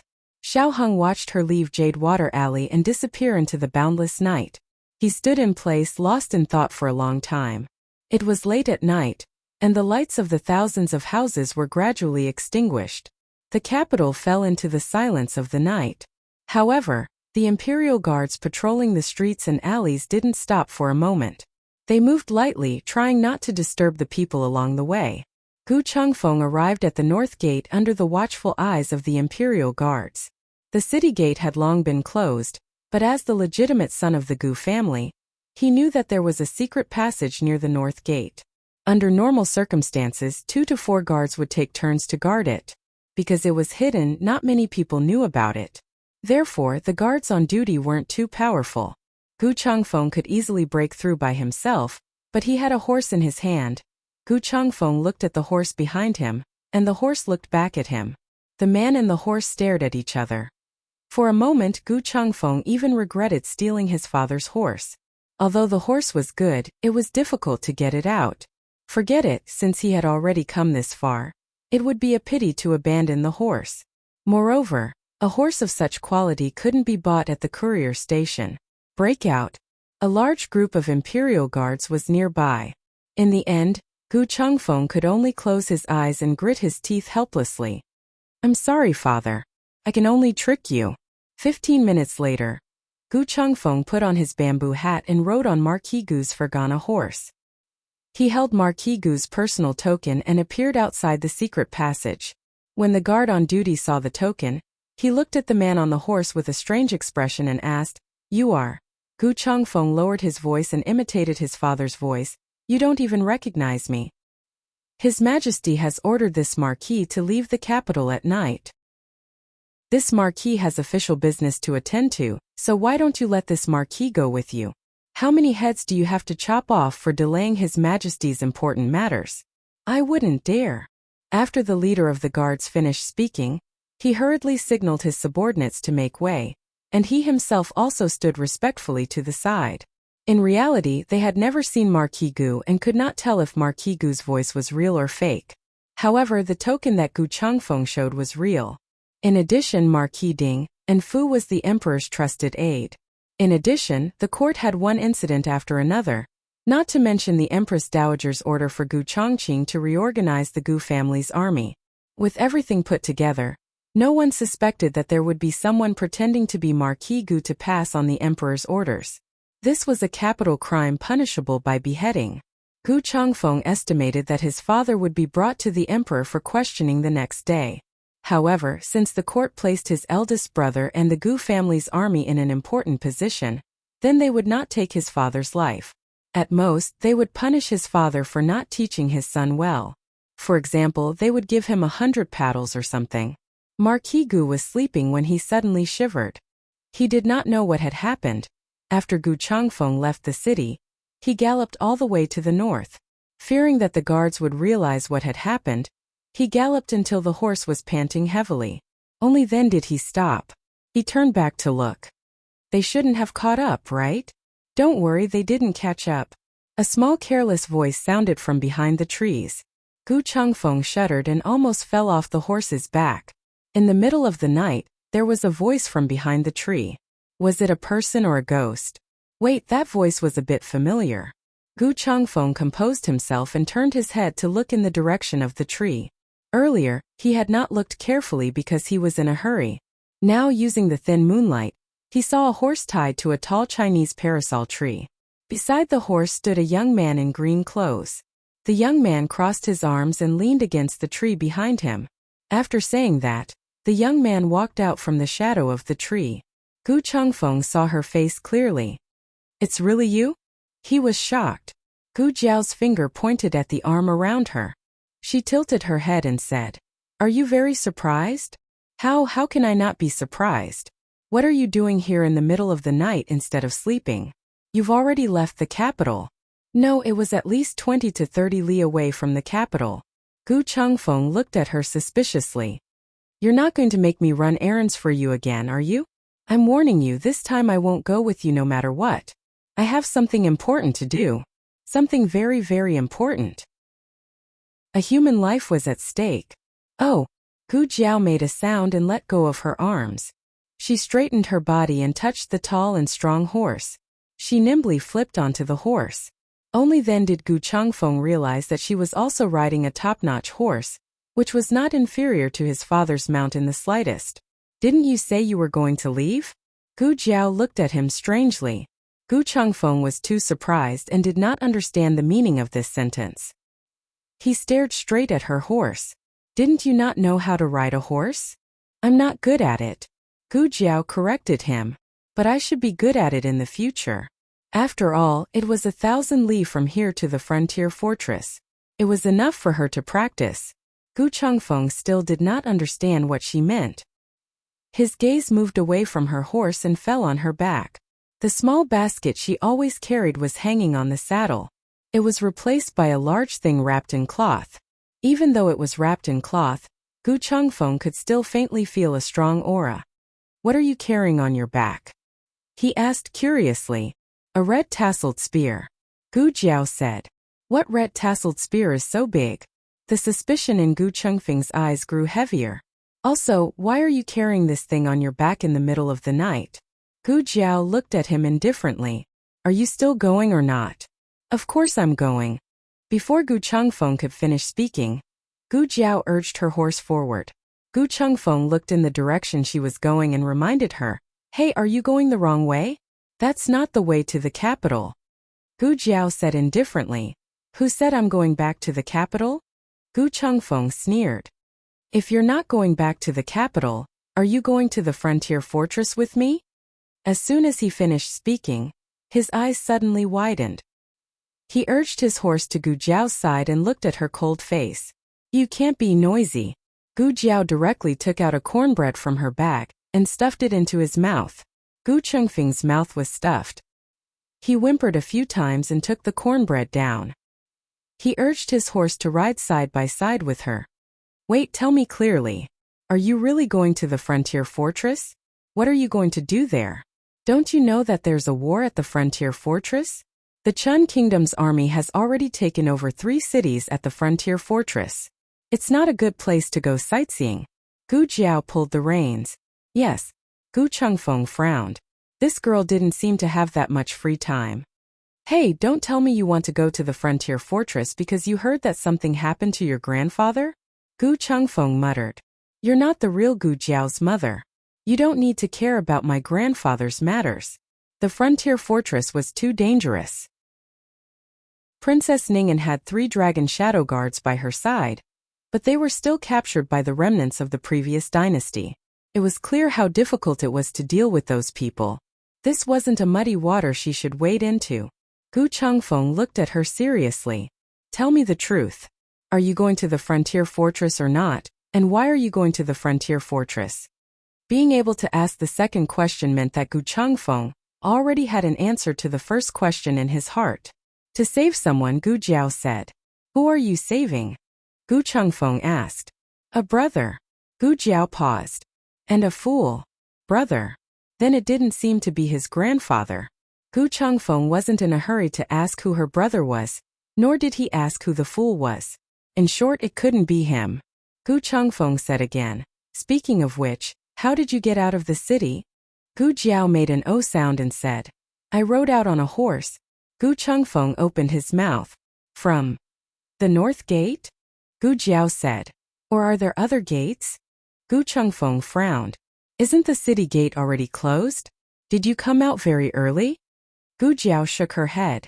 No, just a little earlier than you. I have an imperial edict. Gu Chengfeng was flabbergasted. Why do you have an imperial edict? Are you going north by imperial edict? If this girl had an imperial edict, then why did he have to risk the crime of deceiving the emperor to come out of the secret passage? Gu Jiao shook her head again. I asked His Majesty for it. I said I wanted to go out and His Majesty gave it to me. He also gave me a horse. Gu Chengfeng, who had suffered a blow. I suddenly don't want to talk to you anymore. Chapter 481. Gu Jiao and Gu Chengfeng set off on their journey to the north. Yuan Tang, who was trapped in the capital, was not so lucky. He could not get the imperial edict from the emperor of Zhao country, nor could he use the secret passage at the north gate. He tried several times to sneak out of the city with the caravan, but he always failed. As the battle at the frontier fortress escalated, more and more bad news came back to the court. The emperor's anger towards Yuan Tang became more and more intense. Since a few days ago, even the palace masters were ordered by the emperor to capture Yuan Tang. Yuan Tang encountered 3 waves of palace masters last night, causing him to lose contact with his subordinates. When the sun was about to rise, he finally fought his way out of the encirclement, but he also paid a terrible price. His right arm was cut. If he encountered another palace master, he could not guarantee that he would be lucky enough to escape. He's injured and can't go far. You guys go over there. The rest of you follow me. Yuan Tang tightly covered his right arm and hid in a family's stable. Listening to the palace masters outside the walls, he could not help but show some irritation and despair. He was the 6th prince of Chun country. The empress had passed away. His mother had the highest position in the harem. His mother was the vice empress.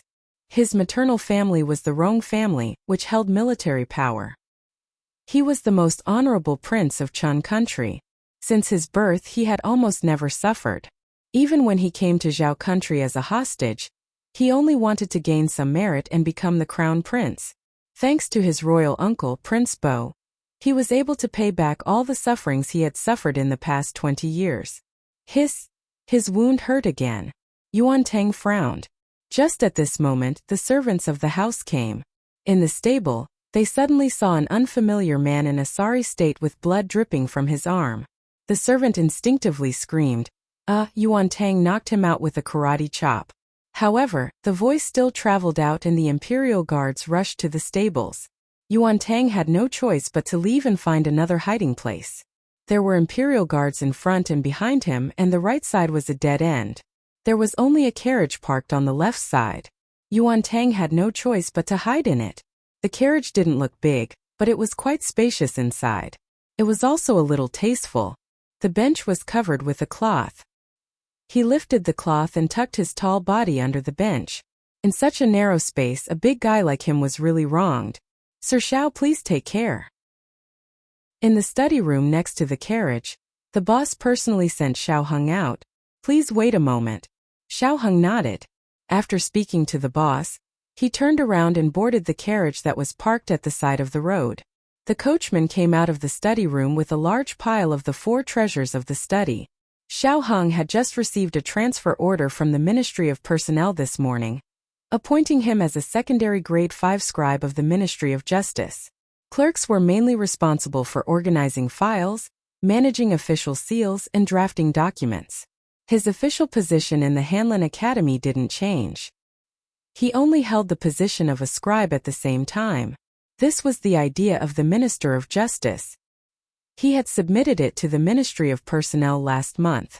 The positions of the 6 ministries were different from those of the Hanlin Academy. They weren't under the jurisdiction of the cabinet. After receiving the document from the Minister of Justice, the Ministry of Personnel first reviewed it internally, and then submitted it to the Emperor for him to review. It was very rare for an official to hold multiple positions, especially across departments. The requirements for the official themselves were very high. Whether it was strength, energy, or accomplishment, they must be much better than their colleagues. The Emperor was worried that Xiao Liulong's body couldn't take it. Secondly, he was worried that he would be ostracized if he was too popular. The Emperor called the old Chancellor into the palace and asked for his opinion. The old Chancellor didn't think of this at first. Now that someone had taken the lead, he couldn't wait to send Xiao Heng to a high position. "Now that we are in need of people, Your Majesty might as well let Xiao Lulang try first. If he can't take care of both, then we can make other plans." The Emperor felt that the old Chancellor's words were reasonable, so he approved Xiao Liulong's official position. Xiao Heng had just reported to the Ministry of Justice and was about to return to the Hanlin Academy. When he passed by this study room, he remembered that he didn't have much ink and brushes at home, so he stopped the carriage to buy some. As soon as he entered the carriage, he felt that something was wrong. The curtain of the carriage was open. The carriage was very ventilated, but he still smelled a faint smell of blood. "Lord Xiao, I'll put the things here." The coachman put a big box of 4 treasures of the study on the floor of the carriage. He wasn't as sensitive as Xiao Heng and didn't find anything strange. "Are we returning to the Hanlin Academy now? Do you want to buy something else?" "No need," Xiao Heng said. "Okay, then I'll go out." The coachman put down the curtain and sat back on the bench outside. Xiao Heng wasn't in a hurry to sit down. Instead, he vigilantly looked at the bench covered with brocade cloth. Under the bench, Yuan Tang clenched his wound. Sweat seeped out of his forehead because of the tension and pain. He didn't know whose carriage this was, but he heard the coachman call him Lord Xiao and ask him if he wanted to go to the Hanlin Academy. There was only one official with the surname Xiao in the Hanlin Academy, and that was Dr. Gu's husband, Xiao Lulang. Yuan Tang and Xiao Lulang had never officially met face to face. They had only seen each other a few times from afar. He knew that Xiao Lulang was Dr. Gu's husband, this year's top scholar, and was now working in the Hanlin Academy. As for whether Xiao Heng knew him, Yuan Tang wasn't sure. But if he really saw his current appearance, even if Xiao Lulang didn't know him, he should be able to guess who he was. Whether Xiao Lulang was a friend or a foe, Yuan Tang didn't dare to easily come to a conclusion. Although he was Gu Jiao's husband, he and Shi Yi were officials of the imperial court. If they were officials of the imperial court, then they had to arrest him and bring him to justice. Yuan Tang bit down hard on his lips to prevent himself from making a sound. He had no intention of harming Gu Jiao's family, but if he really wanted to arrest him, then he would have no choice but to offend him. Whose carriage is that in front? A group of imperial guards stopped in front of the carriage. The one who asked this question was the commander of the group. They had chased them all the way and surrounded them, but that brat Yuan Tang seemed to have disappeared without a trace. They guessed that Yuan Tang must be hiding right under their noses. If he wasn't in a nearby shop, then he must be in a passing carriage. Xiao Heng looked at the blood slowly flowing out from under the bench. His eyes moved slightly. He turned around and walked forward. He lifted up his clothes and sat down. His right foot just happened to step on the flowing blood. The coachman and the imperial guards talked for a while. Then, he lifted the curtain slightly and said to Xiao Hung, "Lord Xiao, the imperial guards said that they were trying to capture a hostage from the Chan Empire. They hope that you can search our carriage." Xiao Hung raised his hand and gestured for the coachman to lift the curtain. The coachman bowed and lifted the curtain as far as it could, allowing the imperial guards to clearly see the situation inside the carriage. Xiao Hung sat upright in the carriage with a serious expression. His appearance was young and handsome, but his aura was exceptionally strong. His eyes revealed an imposing manner without being angry. "Do you need to come up and search carefully?" The commander was stunned by Xiao Liulong's appearance and aura. He was stunned for a while before coming back to his senses. He probably realized that he had lost his composure. He hurriedly lowered his head and cupped his hands in salute. "There's no need. We have already seen clearly. We hope that Lord Xiao will forgive us for disturbing you." Xiao Hung was someone who was highly regarded by both the emperor and the empress dowager. Even if the commander had 8 times the courage, he wouldn't dare to offend him easily. Moreover, it was quite rude of him to stare at him like that. "It's fine," Xiao Hung said. The commander said politely, "Then we will continue to search. Lord Xiao, farewell." Xiao Hung nodded. "Farewell." The commander planned to take the rest of the imperial guards to search the nearby shops. Just as he turned around, he heard the sound of something dripping on the ground. The sound was very soft, but there weren't many people on the street at the moment. The surroundings were very quiet. Yuan Tang's expression suddenly changed. His blood was dripping down the cracks in the floorboards. This was the end. He was going to be discovered. "What are you standing there for?" Xiao Hung snapped at the coachman. "How much longer are you going to make me bleed? Hurry up and go to the medical center." The coachman was stunned. Was His Excellency injured? When? Xiao Heng's aura was too strong. The coachman didn't have the courage to ask him what was wrong. He hurriedly lowered the curtain and said, Yes, we will go to the medical center now." The moment before the curtain was lowered, the commander saw that there was blood seeping out of Xiao Liulong's right foot. So His Excellency was really injured? The commander frowned. He was a little suspicious, but he was still afraid of Xiao Liulong's status. Sure, Yi also didn't think Xiao Lulang would lie. In the end, he didn't go to check. The coachman drove the carriage to the nearest medical center. Suddenly, he heard His Excellency say, "Don't go to the medical center. Go to the north gate." "Ah!" The coachman was startled again. "His Excellency Xiao, aren't you injured? We're almost at the medical center. I just remembered that the carriage has some medicine for wounds. I'll just apply some ointment myself." "Then okay." The coachman was confused. He didn't understand how His Excellency's temper changed so quickly. His Excellency wants to go to the north gate? Xiao Heng's tone was normal. "I originally planned to go in the afternoon, but after thinking about it, I think it's better to go now." "Okay." The coachman's status was low, so he didn't dare ask about Xiao Heng's official business. He drove the carriage to the north gate. Xiao Hung flashed the Ministry of Justice's token. "Investigate the case." The city guards let them go. Xiao Hung went to the nearest courier station outside the north gate. "Feed the horses some food," he ordered the coachman. "Yes." The coachman unloaded the reins and shaft of the carriage, then took the horses to the courier station stable. Xiao Hung got out of the carriage with an indifferent expression. He sat in the courier station for a quarter of an hour before returning to the carriage.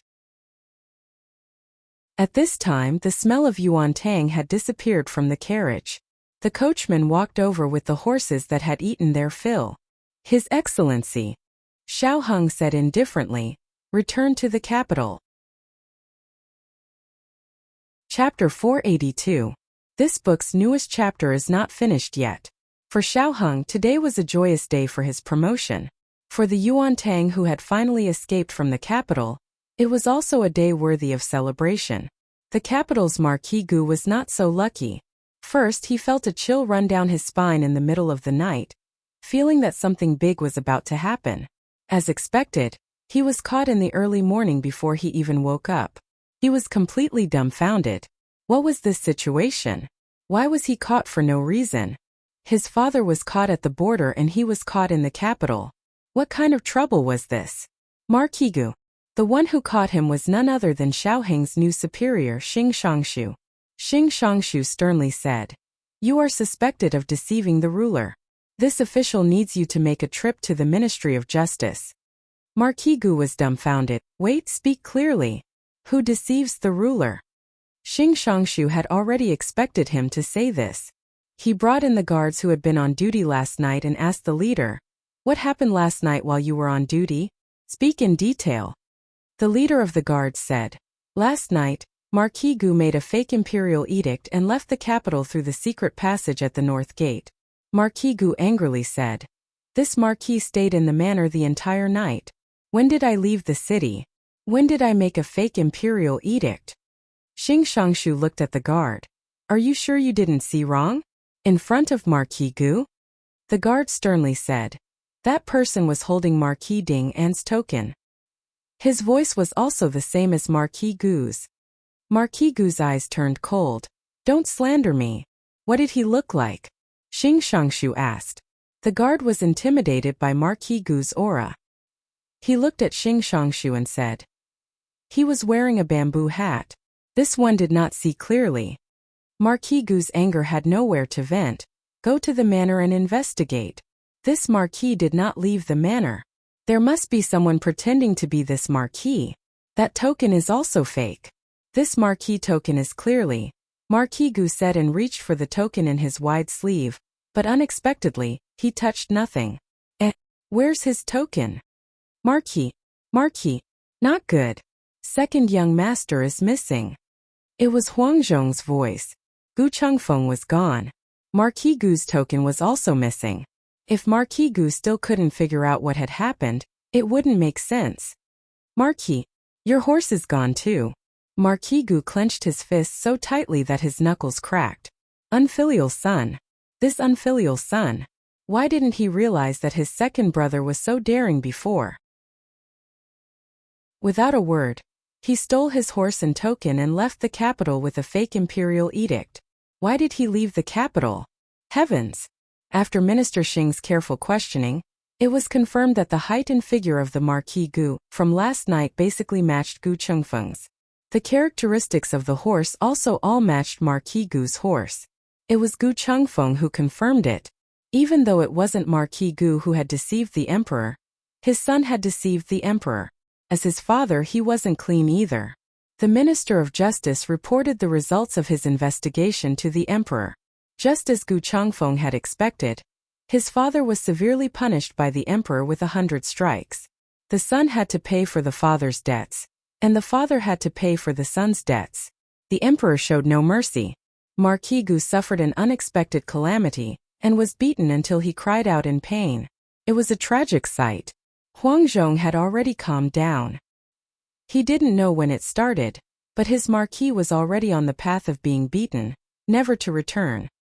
He once again skillfully carried him onto the carriage. The frontier fortress was thousands of li away. Gu Jiao and Gu Chengfeng hurried on without stopping. In order to get to the frontier fortress as quickly as possible, they changed horses at almost every relay station. The two of them traveled even at night. Even so, affected by the weather and the roads, it still took them nearly 20 days to reach the frontier fortress. At the end of October, cold winds howled and thousands of li were sealed in ice. Beiyang City, Lingguan City, and Yi City had all fallen.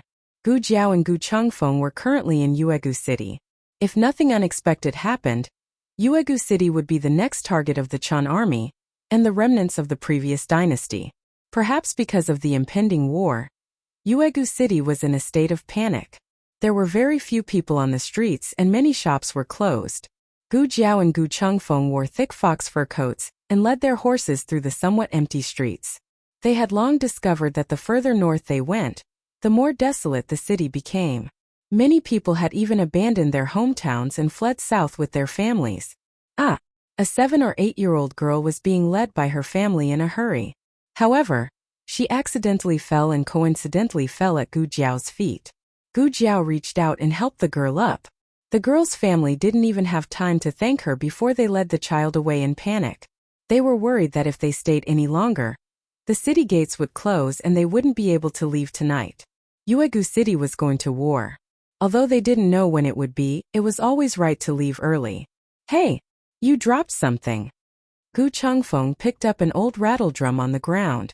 The girl turned around and looked at the rattledrum. Her eyes were filled with longing and reluctance. However, her family pulled her away without looking back. Sigh really. Gu Changfeng wanted to say something but stopped. It was useless for him to take the rattledrum. Since they didn't want it, he could only throw it away. The situation in Yuegu City was worse than he had imagined. He sighed. It's already like this before the war. I don't know what it will be like when the war starts. Gu Jiao knew that in her dream blood flowed like a river.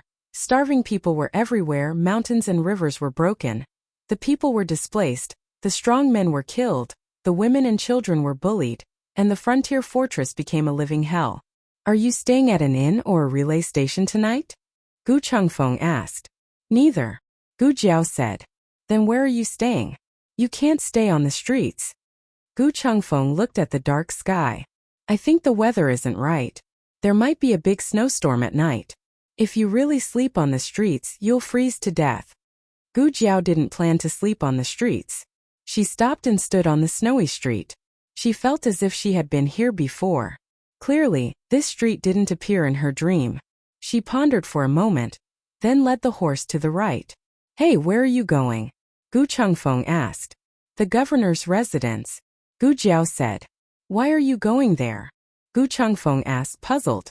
Stay. Gu Jiao said, her words as precious as gold. Gu Changfeng frowned. To the governor's residence? Why do you want to live there? Gu Jiao led the horse forward. It's free. Gu Changfeng was speechless. Gu Changfeng didn't ask how Gu Jiao knew where the governor's residence was. Along the way she was like a walking map. She knew everything. But thinking that there was something called a map in this world, Gu Changfeng understood. The two arrived at the governor's residence. There weren't many patrolling guards on the streets, but the governor's residence was heavily guarded. Who are you? A guard walked towards Gu Jiao and Gu Changfeng. Gu Jiao didn't say anything. She just threw a token to him. The guard was just a small soldier at the border. He didn't know anything about the capital, but Gu Jiao's aura was imposing. In addition, she and Gu Changfeng were both wearing high-quality fox fur coats. One look and he could tell that they weren't ordinary people. The guard took the token and entered the governor's residence. About half an hour later, a middle-aged man wearing an official's robe ran over. He held his official's hat and lifted the hem of his robe. Gu Jiao and Gu Changfeng were both dressed as men. They wore masks on their faces. The middle-aged man looked at the two with a strange expression. He suppressed the doubts in his heart and bowed. This one's surname is Hu and my name is Hu Hai. I'm the advisor of the governor's residence. The governor went out on business and didn't know that the two of you had arrived. Please forgive me for not coming out to meet you. Gu Changfeng waited for Gu Jiao to speak. Gu Jiao didn't. Gu Changfeng remembered that this girl didn't know how to pronounce fake sounds.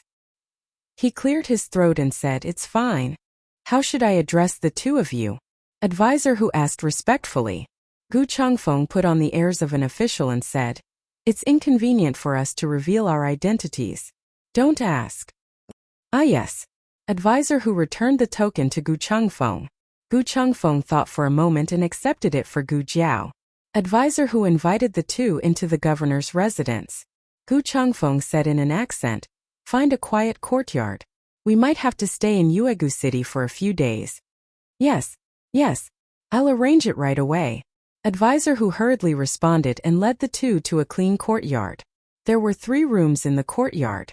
Gu Changfeng let Gu Jiao stay in the innermost room, and he stayed in the room next door. I'll go and pick a few clever servants, Advisor Hu said with a smile. Gu Changfeng glanced at Gu Jiao and saw that she had no intention of refusing. He nodded to Advisor Hu and said, thank you for your trouble. Advisor Hu respectfully withdrew from the courtyard. The steward curiously followed and said, Advisor, who are those 2 people? Why are you so polite to them? You even let them stay in Liuxiang courtyard. That courtyard was originally. Halfway through he was interrupted by Advisor Hu whispered, what do you know? They have Empress Dowager Zhuang's token in their hands. They're from the capital. The steward was dumbfounded. Gu Jiao did not care what kind of uproar her identity had caused in the governor's office. She entered the room, took off her mask, took off her red tasseled spear and small basket and put them down. It was freezing outside, but the room was very warm because of the heated Kong bed. Gu Chengfeng walked in and took off his mask while saying to her, "Strange, haven't you been hiding your identity well all this time? Why didn't you hide here?" Gu Jiao took off her deerskin gloves and said, "There's no need to hide. Our whereabouts have been exposed."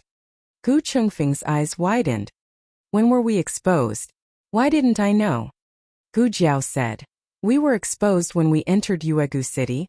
In the dream, Gu Chengfeng was targeted in Yuegu City. If nothing unexpected happened, someone would come tonight to drug Gu Chengfeng. Chapter 483. Gu Jiao and Gu Chengfeng entered the governor's residence in the afternoon, but the governor did not return until evening. Advisor Hu asked the kitchen to prepare dinner, and he personally brought it over.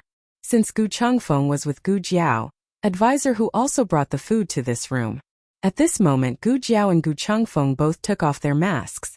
When he saw Gu Chengfeng, Advisor Hu only thought that this official was born with good looks, but he was too young. Why would Empress Dowager Zhuang send such a young man to the frontier fortress? Then he saw Gu Jiao at the side. Advisor Hu was stunned by the birthmark on Gu Jiao's face. Was the imperial court so careless with its personnel? Gu Chengfeng took in all of Advisor Hu's reactions. He didn't care when Advisor Hu was sizing him up, but when Advisor Hu stared at Gu Jiao with such a strange gaze, it made him angry for no reason. His expression turned cold. "Is there anything else, Advisor Hu?" No. Teacher Hu came back to his senses in an instant and sensed the displeasure of the other party. He smiled sheepishly and took 2 steps forward with the tray. "My lords, this is your dinner. I'll put it here for you." As he spoke, he respectfully placed the tray on the table in front of the two of them. Along the way, Gu Chengfeng and Gu Jiao had spent many nights in the open. They had been to rich cities and barren towns. The further north they went, the colder the weather was, and the harder the life of the people seemed to be. But he did not expect that the food in the governor's residence would be so bad. After all, he was the highest-ranking official in the region. Gu Chengfeng looked at the wretched-looking cornbread, 2 boiled eggs, and a plate of pickled vegetables in the bowl. He was dumbfounded. As if sensing Gu Chengfeng's confusion, Advisor Hu smiled awkwardly and said, "The frontier fortress is a bitter and cold place. It cannot be compared to the capital. I hope my lords will forgive us." Even the governor's residence is so poor? Gu Chengfeng could not help but ask. Wasn't there a saying among the common people that 3 years of being an honest magistrate is worth 100,000 snowflakes of silver? There were only poor commoners in the world. How could there be poor officials? Advisor Hu lowered his head and sighed helplessly. "Sirs, you may not know this, but Yuegu City is poor and the people don't have enough to eat. The prefect was born in a poor family and loves the people as if they were his own children. His salary has been used to provide relief to the victims of the disaster. He usually eats whatever the people eat. Today, in order to entertain the 2 sirs, he dug out the eggs and pickles that he is only willing to eat during the new year. There's meat in the pickles." The last sentence was the finishing touch. Gu Chengfeng's mouth twitched. There was meat inside? The kind with diced meat? Thinking of something, Gu Chengfeng asked, "The imperial court allocates funds to the frontier fortress every year. Where does it go?" Advisor Hu sighed again.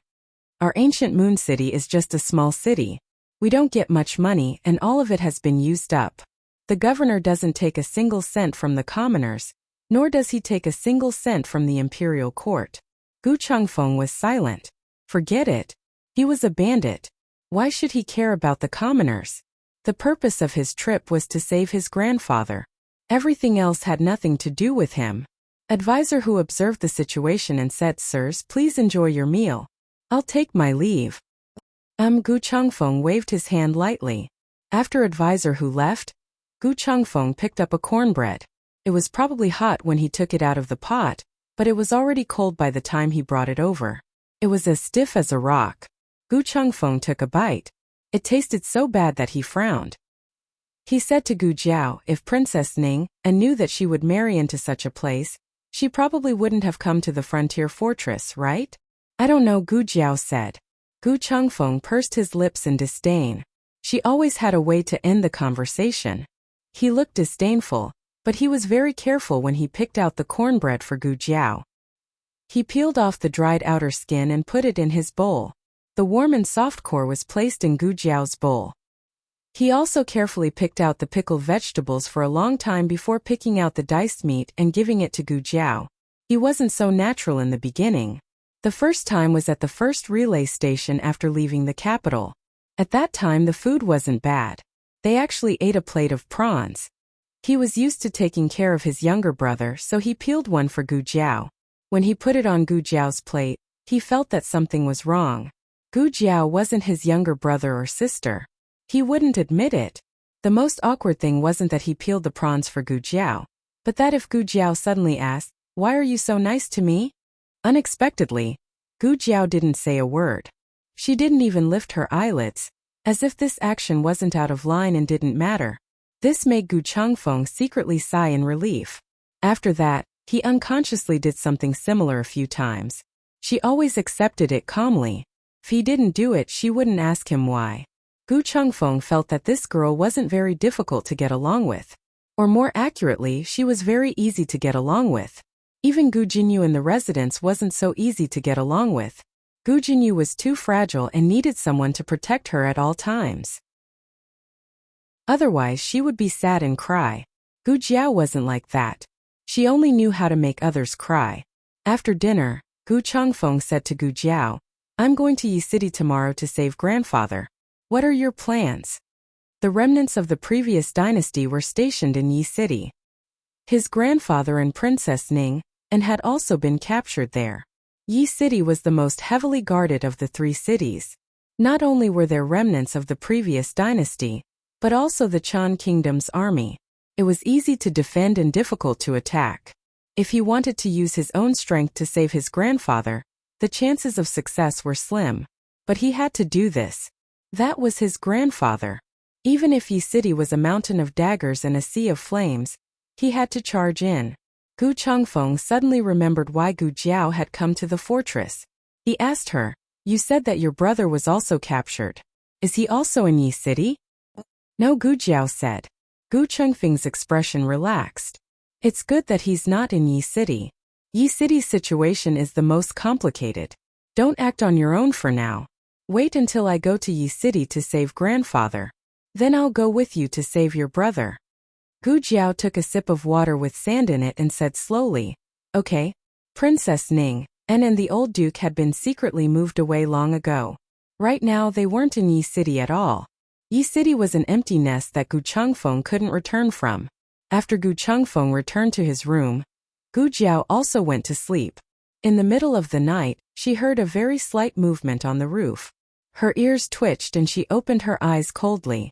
In that dream, Gu Chengfeng was staying at an inn. On the first night, he was drugged. The next day, when he went to Yi City to save someone, he suddenly lost all his strength and fell into the enemy's trap. It seemed that the governor's manor's defenses weren't very effective.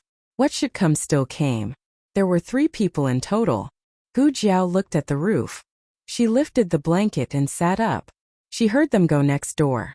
She waited for them to come out so that they could come to her side and die. But they just left. Wait. She came with Gu Chengfeng. Didn't they drug her as well? Or did they only want to deal with Gu Chengfeng from the beginning? No. Gu Chengfeng and the old marquis had their heads cut off, Gu Chongqing's legs were cut off, and the Gu family army was annihilated. This was not targeted at Gu Chengfeng, but at the Gu family and the Gu family army. She hid her identity and didn't reveal the fact that she was the Gu family's daughter. Thus, the enemy didn't count her in. Gu Jiao's eyes turned cold. She pushed open the door and went to Gu Chengfeng's room. She kicked the door open and walked in to extinguish the sleeping incense on the windowsill. Gu Chengfeng was awakened by the loud noise. He sat up with a dagger in his hand. "Who is it?" He looked at Gu Jiao and frowned. "It's you. Let's go," Gu Jiao said calmly. "What for?" Gu Chengfeng asked. Gu Jiao threw the extinguished sleeping incense out of the windowsill. Didn't you want to save someone? Gu Chengfeng followed her movements and looked. What did you just throw away? Gu Jiao took out a handkerchief and wiped her hands. Sleeping incense. Gu Chengfeng frowned. You gave me sleeping incense? Gu Jiao said calmly, yes, I wanted to kill you. Gu Chengfeng's face darkened. Of course he didn't believe that Gu Jiao would kill him. Therefore, the sleeping incense wasn't given by Gu Jiao. He looked at Gu Jiao and then at the door that she kicked open. His face darkened. Did someone come here just now? You're not too stupid. Gu Jiao kept the handkerchief and said. Gu Chengfeng's expression turned serious. He was Fei Shuang. Only he knew how alert he was. Gu Jiao said that they were targeted when they entered the city. At that time he only thought that the other party was far away, and he couldn't find them in time. However, tonight, the other party was right under his nose and he didn't even notice. Gu Jiao walked out. If we don't leave now, we won't be able to catch up. At this point, it would be a bit pretentious to tell Gu Jiao that she didn't need to take the risk with him. Gu Chengfeng's expression turned serious. He lifted the blanket and got out of bed. They had been sleeping in the open all this time. They slept with their clothes on. After getting out of bed, he grabbed his sword and quietly left the governor's office with Gu Jiao. In order not to be noticed by the three people, they followed them from a distance. At this moment the two of them were hiding on a roof. Gu Chengfeng looked at the three people who were relieving themselves in front of him. He raised his hand and covered Gu Jiao's eyes. Gu Jiao was speechless. Thank you. I wasn't interested anyway. Gu Chengfeng whispered. Do you think they're remnants of the previous dynasty or masters of the Chan kingdom? Remnants of the previous dynasty. Gu Jiao said without hesitation. Are you sure? Gu Chengfeng was surprised. Gu Jiao nodded. She had thought about it carefully just now. The remnants of the previous dynasty had colluded with the Chan kingdom's army. It looked like they were all working together, but in reality they all had their own goals. For example, it seemed like the Chan kingdom's army's idea to let the 100,000 Gu clan soldiers never return. And it seemed more like the remnants of the previous dynasty's plan to deal with the Gu clan's grandfather and grandson. She didn't know how the Gu clan had offended the remnants of the previous dynasty for them to take such savage revenge. Actually, Gu Chengfeng also felt that it was more likely the remnants of the previous dynasty. After all, his grandfather had fallen into the hands of the remnants of the previous dynasty. Gu Chengfeng continued. Princess Ning'an's son-in-law is also a remnant of the previous dynasty.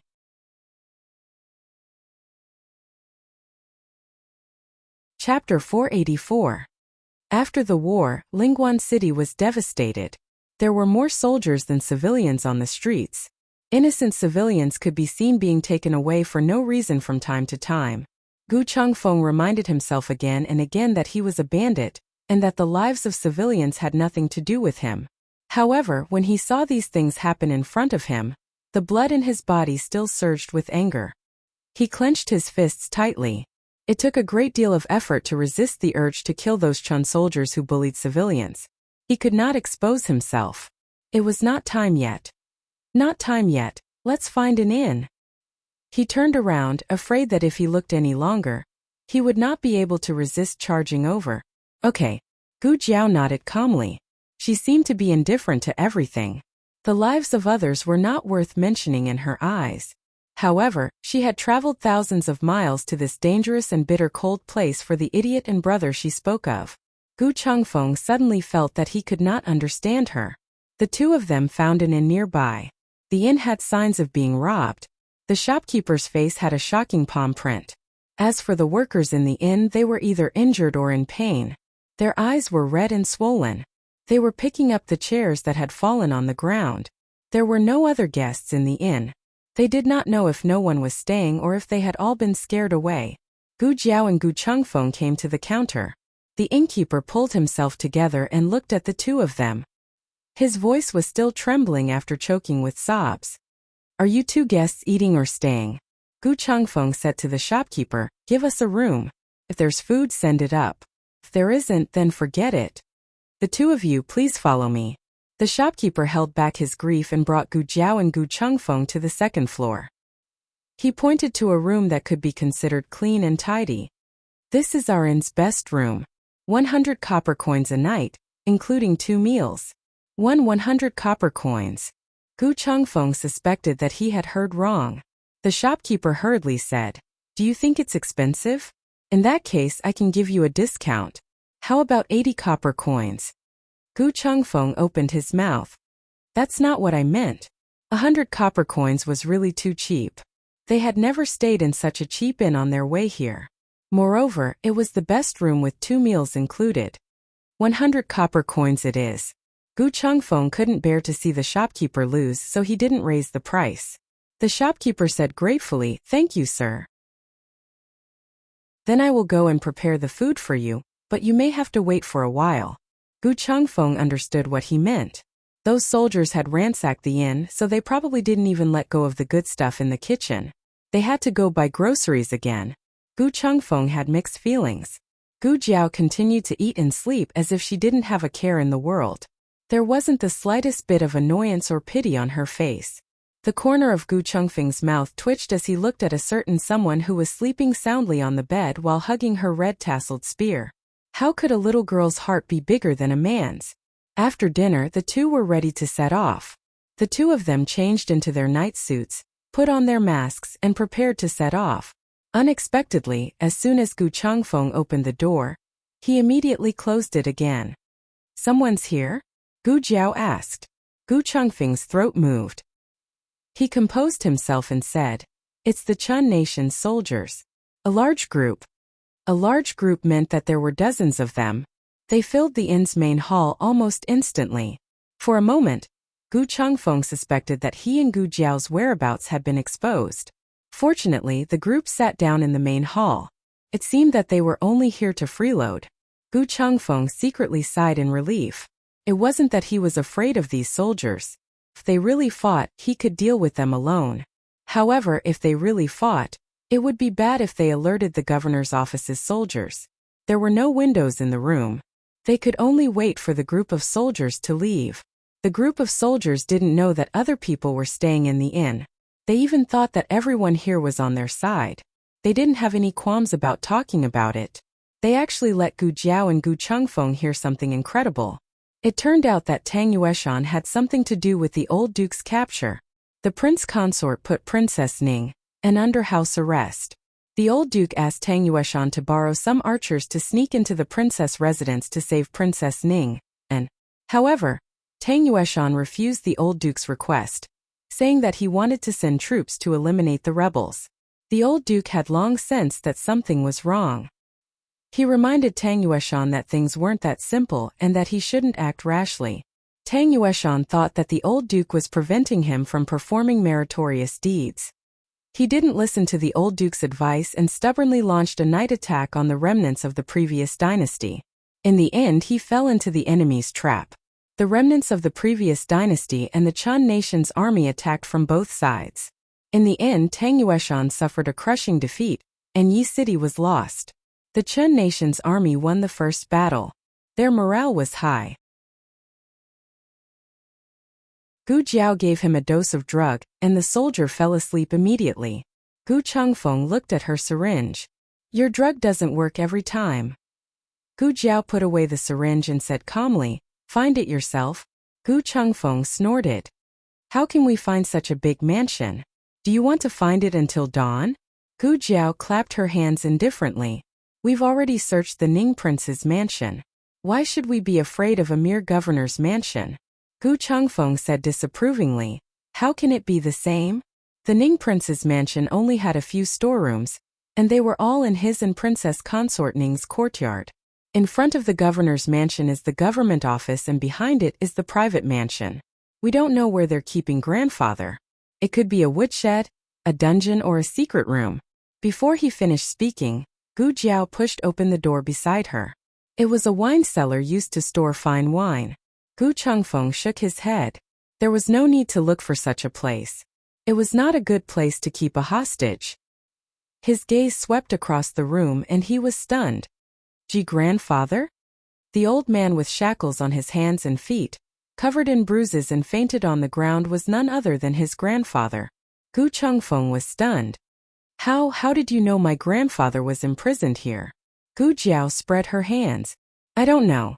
I just randomly found it. Gu Chengfeng's mouth twitched. What kind of luck did this girl have? She could even find him here. What happened to searching until dawn? What happened to the 100 ways he thought of to avoid detection by the Chan soldiers? Was there no place to use it? Chapter 485. Gu Chengfeng felt that the remnants of the previous dynasty and the Chan army must have been out of their minds to lock someone in a wine cellar. What the hell? Gu Jiao was about to enter the room. He raised his hand to stop Gu Jiao. Wait, I'll go in first. After learning that he had almost sent someone to their death, Gu Chengfeng became especially vigilant. He left Gu Jiao outside and went into the wine cellar to carefully inspect it.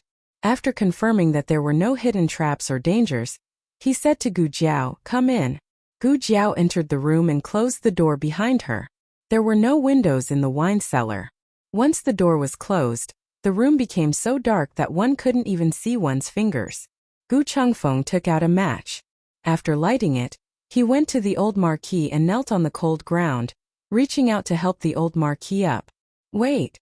This time it was Gu Jiao who stopped Gu Chengfeng's hand. The old marquis's breathing was very weak and shallow. He didn't look normal. As a doctor, she had an almost instinctive intuition about this situation. Gu Jiao took off the red tasseled spear on her back and placed it on the ground. Then she knelt down on one knee beside Gu Chengfeng and used the light of the match to see the old marquis's appearance. It wasn't enough to describe him as covered in cuts and bruises. He had clearly been brutally tortured. There wasn't a spot on his body that wasn't covered in blood. Bring the match closer, Gu Jiao said to Gu Chengfeng. Gu Chengfeng brought the match closer to him. The light from the fire could actually hide some of one's complexion. But even so, the old marquis's paleness couldn't be hidden. Gu Chengfeng's heart clenched. His Adam's apple bobbed as he endured and called out in a small voice, "Grandfather, grandfather." The old marquis didn't respond. Gu Chengfeng's heart clenched even tighter. Gu Jiao's expression did not change in the slightest. She calmly took off the old marquis's clothes and began to check his injuries one by one. For Gu Chengfeng to be able to train to his current level, he naturally had his fair share of injuries and had seen others get injured. However, if the injured person was his own grandfather, he didn't dare to look down. He didn't know how this girl was able to remain so calm. After all, she wasn't Gu Jiao's real mother. To her, his grandfather was just an ordinary patient. The lighter wouldn't last long, and there wasn't enough light. Gu Jiao opened the small medicine box and took out a small emergency flashlight. She turned it on and handed it to Gu Chengfeng. Light it. Gu Chengfeng was no longer surprised by her strange things. Wasn't it just a night luminescent pearl? The only difference was that the light was longer and brighter. Gu Chengfeng extinguished the fire and turned on a small flashlight for Gu Jiao. Is my grandfather seriously injured?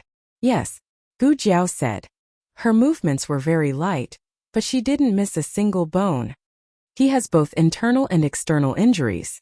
There are many comminuted fractures on his body. Gu Chengfeng was shocked. Broken into powder? Gu Jiao sighed. If it's broken into more than 3 pieces, it's called comminuted fractures. She didn't say that it must have been broken into powder. It wasn't a bone crusher. In addition to the fractures, there were many whip wounds all over his body. The blood on his body was left by these whip wounds. These whip wounds looked scary, but they weren't the main cause of the old marquis's loss of consciousness. Gu Jiao took out a sphygmomanometer and measured the old marquis's blood pressure. Strange, why is his blood pressure so low? The reason for the old marquis's loss of consciousness was found. It was hemorrhagic shock. However, the old marquis's whip wounds were only superficial and mottled with blood. In fact, the total amount of bleeding was not large. Internal bleeding? Gu Jiao murmured and narrowed her eyes. Gu Chengfeng didn't understand a single word she said. Even if he understood, he felt that it might not be what he understood. Gu Jiao took a pair of gloves from the small medicine box and put them on. Then she took out a long needle. Gu Chengfeng's eyebrows twitched. What was this girl doing now? After watching Gu Jiao suture Gu Chenglin's surgery, Gu Chengfeng hadn't eaten a single bite of meat for half a year. Gu Chengfeng's psychological trauma had just recovered. He couldn't let this girl poison his little heart. He decisively turned his face away. Hey, Gu Jiao called him. I'm not scared, he said sternly. The flashlight is crooked. Gu Jiao reminded him. Crooked, where is it crooked? Gu Chengfeng didn't dare to look back. Gu Jiao pulled his hand and moved the flashlight forward. Don't move. Gu Chengfeng, okay. Gu Jiao performed a peritoneal puncture on the old marquis. The blood extracted was not coagulated, which meant that the patient had bloody ascites. Combined with his injuries, it should be a substantial organ rupture. Gu Jiao put away the needle and quietly looked at the old marquis's abdomen. Then she began to gently press down along the direction of his ribs. When she pressed on the upper left abdomen, his body spasmed slightly. He didn't completely lose consciousness. He could still feel a little pain. That should be where the problem was. Gu Jiao's eyes turned cold. This place was the spleen. Are you done with the examination? If you are, let's hurry up and get my grandfather out of here. I feel that it's not safe here. Those people might come back at any time. We can't leave. Gu Jiao said. He's injured. Can't we go back to the inn to heal? I know that injured people can't be moved easily. I'll go get a stretcher. I won't let his injury worsen. Gu Jiao looked at the blood pressure that was still falling and shook her head. We can't wait. What do you mean by can't wait? Gu Chengfeng turned around and looked at her with a stunned expression. Gu Jiao said, he needs surgery. Gu Chengfeng was startled again. Here. Gu Jiao nodded solemnly. Here. Seeing that Gu Chengfeng was very hesitant, she added, if we don't do the surgery immediately, he will die. Gu Chengfeng and Gu Jiao had been together for so long. Of course, he knew that this girl liked to ask for a lot of money when receiving medical fees. She never exaggerated about anything else. Gu Chengfeng looked at Gu Jiao deeply. Are you sure you want to do this? He didn't need to remind her how risky the surgery was in the enemy's territory. She was saving his grandfather, but she was also risking her own life. He continued, once we are discovered, the three of us may not be able to leave. Gu Jiao took out the scalpel without hesitation. I'll do it as soon as possible. Why are you doing this? Do you recognize him as your grandfather? No. Gu Jiao opened the scalpel. He's not my grandfather, but it's my duty to do anything for my brother. She was serious about becoming his sworn brother. Gu Chengfeng, who had completely misunderstood, felt his heart ache and was moved. It turned out that in her heart, he was her brother. Gu Jiao, you think too much. You are not my brother. The one lying on the ground is. Do you need me to do anything? Gu Chengfeng asked righteously. Gu Jiao decided not to argue with him about seniority for the time being. She took out the scalpel and anesthetic. Find something to block the crack of the door. Don't let any light pass. There was no rag in the wine cellar, so Gu Chengfeng tore off his underwear and cut it into strips with a dagger to block the crack of the door. It was cold in the frontier fortress and there was no Kong in the wine cellar. In order to prevent the old duke from hypothermia during the operation, Gu Jiao asked Gu Chengfeng to dismantle the table, pour some spirits on it and make a small fire. Snowflakes began to fall from the sky, hitting the eaves and the ground with a pitter-patter, perfectly covering the sound of the burning firewood. Gu Jiao's movements were very light and her expression was very calm.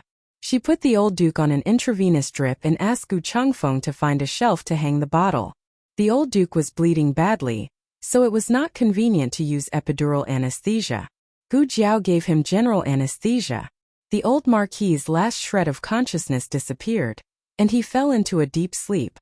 The conditions at the scene were not suitable for using surgical drapes. Gu Jiao disinfected a large area of the old duke's body and directly made a cut on his upper left abdomen. Blood and ascites flowed out of the wound. Gu Chengfeng even held his breath. Gu Jiao completely separated the spleen and smoothly lifted it out of the incision. Gu Chengfeng only took one look and almost fainted on the spot.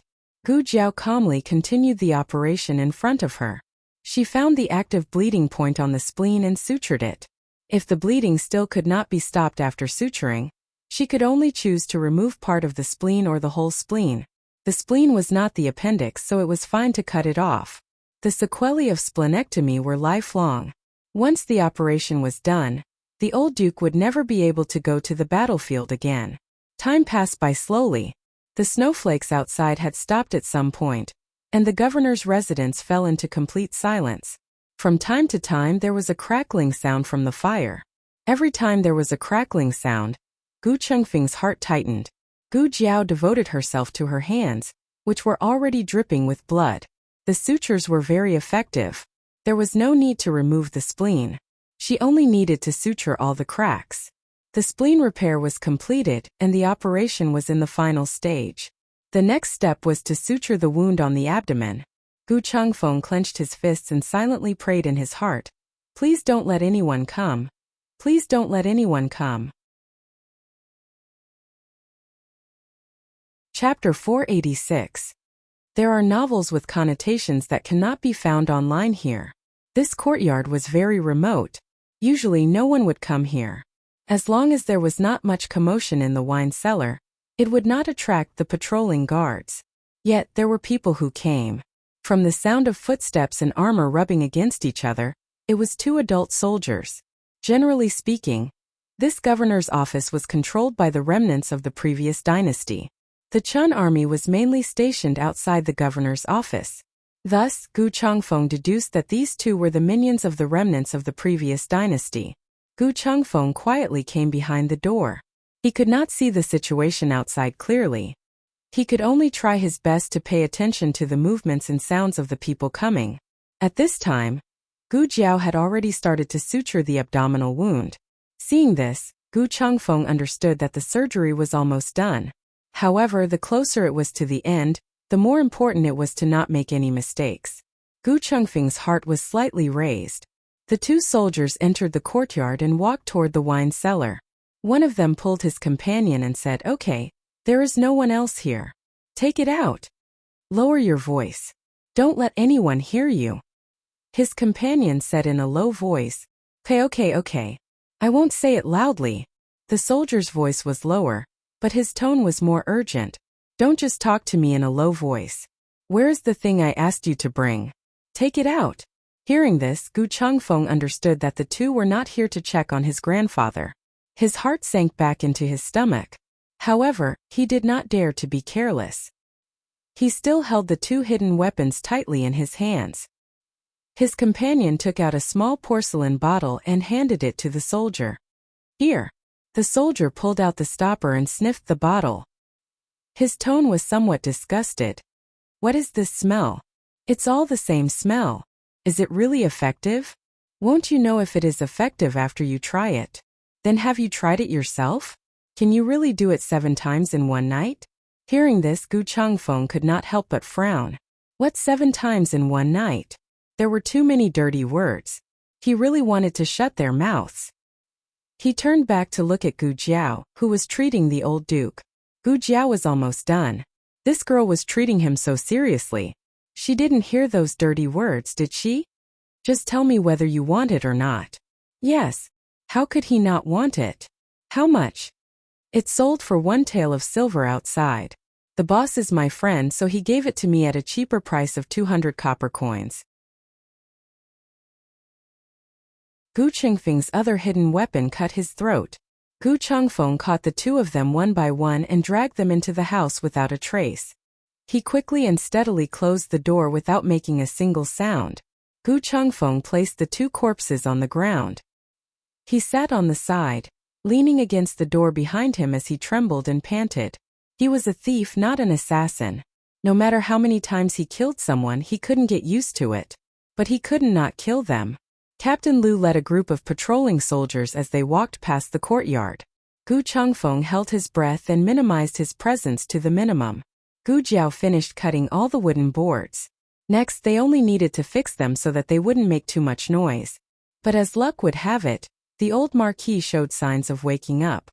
While he was in a daze, he coughed out of the blue. "What's that sound?" In response to Lord Lu, "It seems to be coming from the wine cellar. There's a hostage in the wine cellar." "Captain Lu. Is it the old marquis of the Gu army?" "Subordinate. It's him. He was interrogated this afternoon and was injured." "Captain Lu. Why is he in the wine cellar?" this? The subordinate smiled embarrassedly. Why was he locked in the wine cellar and not the dungeon? Wasn't it because someone had disobeyed the orders of the higher-ups and lynched the old Marquis? They were afraid that they would be discovered in the dungeon, so they locked him in the wine cellar first. Captain Lu wasn't stupid and quickly figured out the crux of the matter. He was only a small captain and couldn't afford to offend the person who lynched the old Marquis. But he was on duty tonight.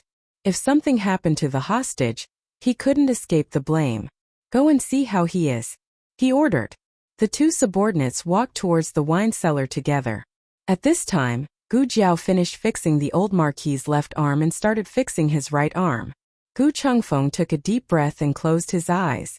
What was to come still came. Gu Chengfeng didn't give the two a chance to push the door open.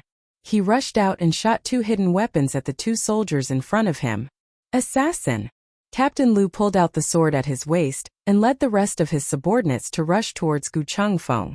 This group of people, including Captain Lu, were just ordinary soldiers. They weren't very skilled and Gu Chengfeng didn't feel much pressure dealing with them.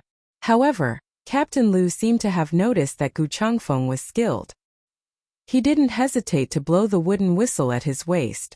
A tall and powerful figure flew through the air and kicked Gu Chengfeng in the chest. Gu Chengfeng fell heavily at the door of the wine cellar and spat out a mouthful of blood. Gu Chengfeng clutched his chest.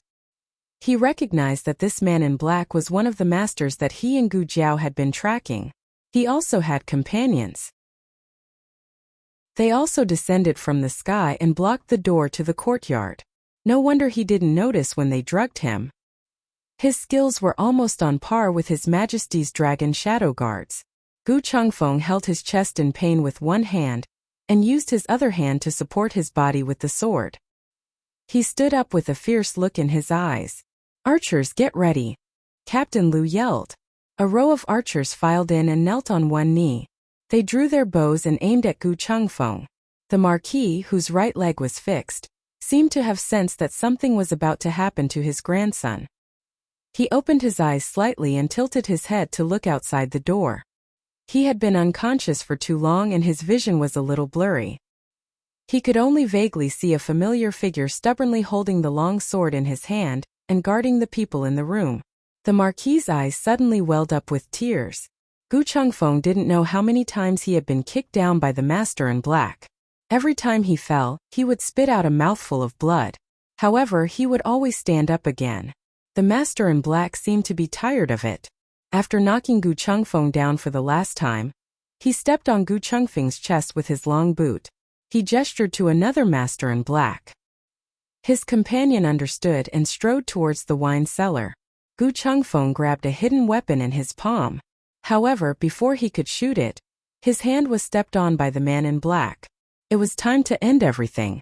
The master in black lifted his icy cold boot and ruthlessly stepped on Gu Chengfeng's head. Heavy snow suddenly fell from the sky. Snowflakes fluttered down. Ah, a sharp scream.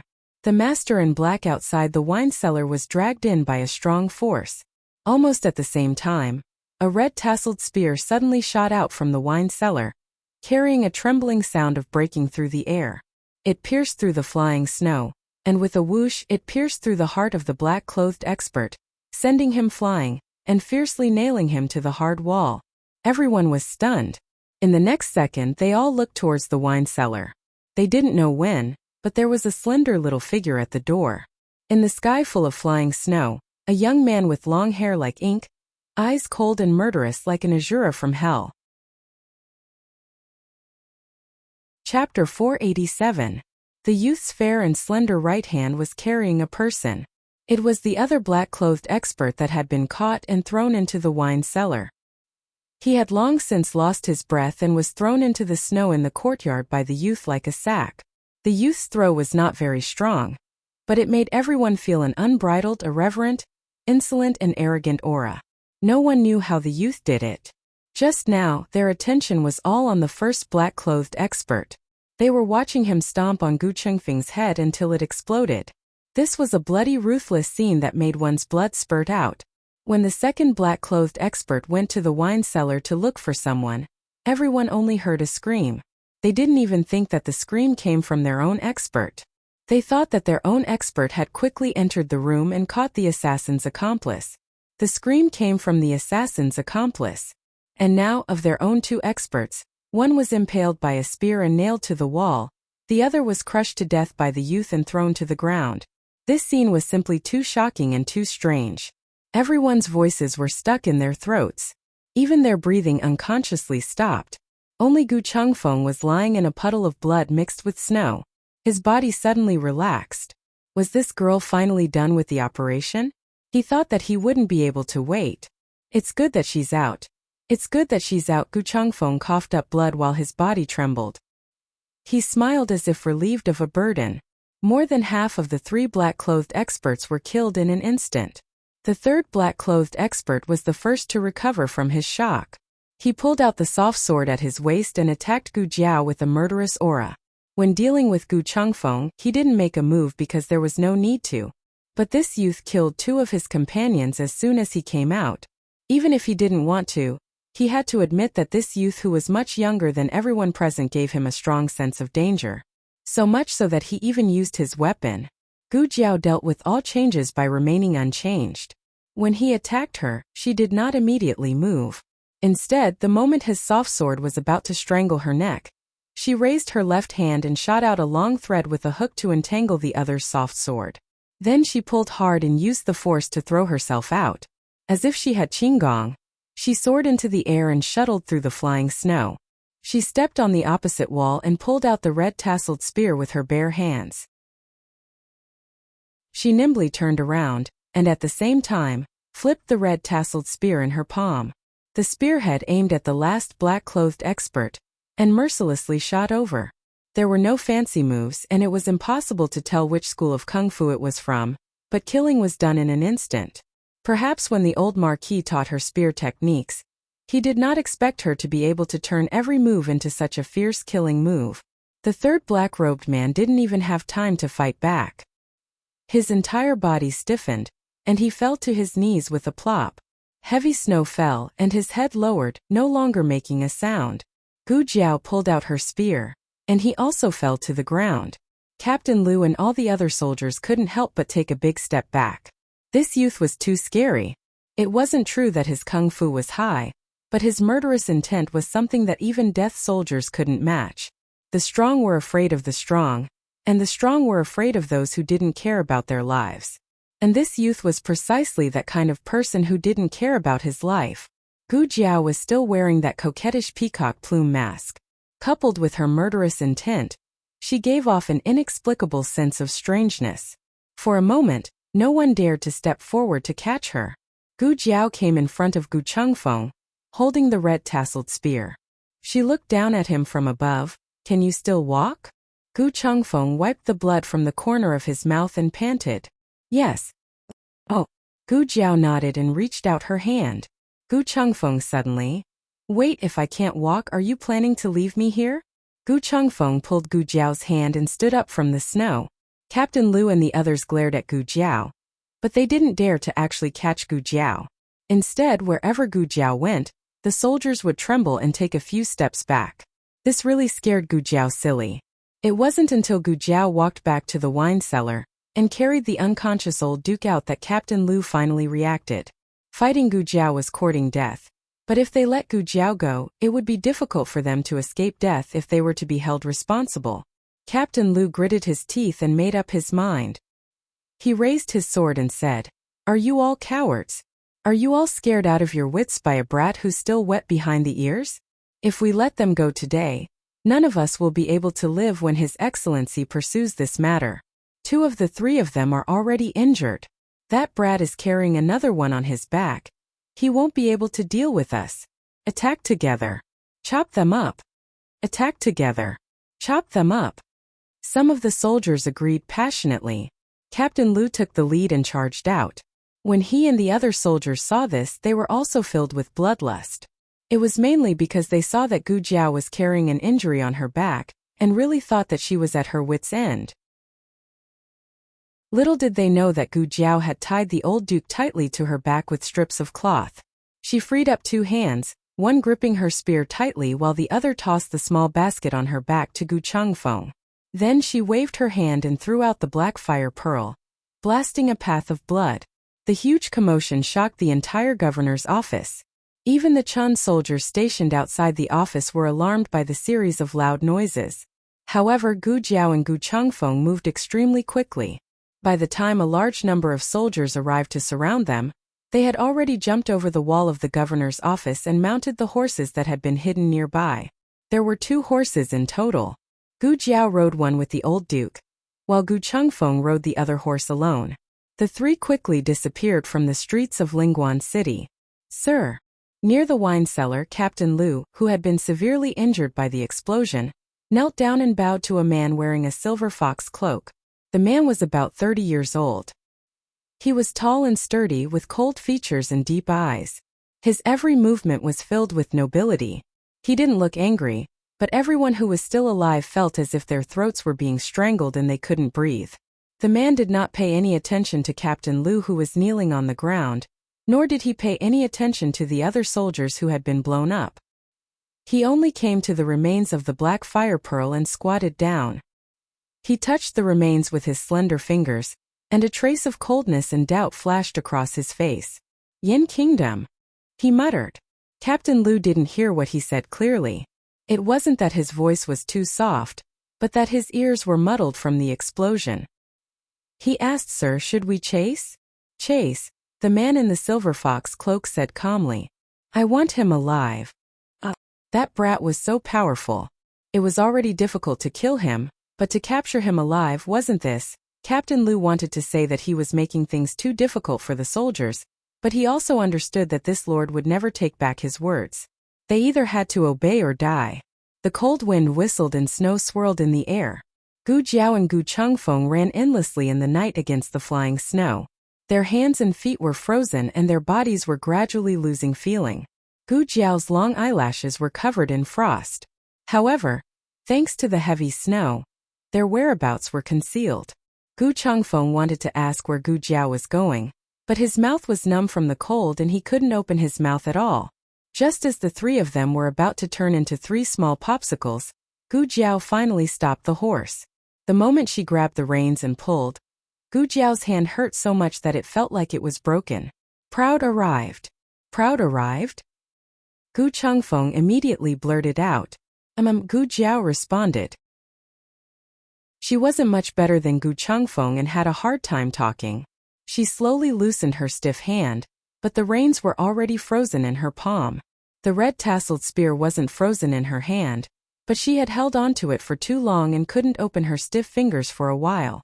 The 2 of them used a lot of energy to get off the horse.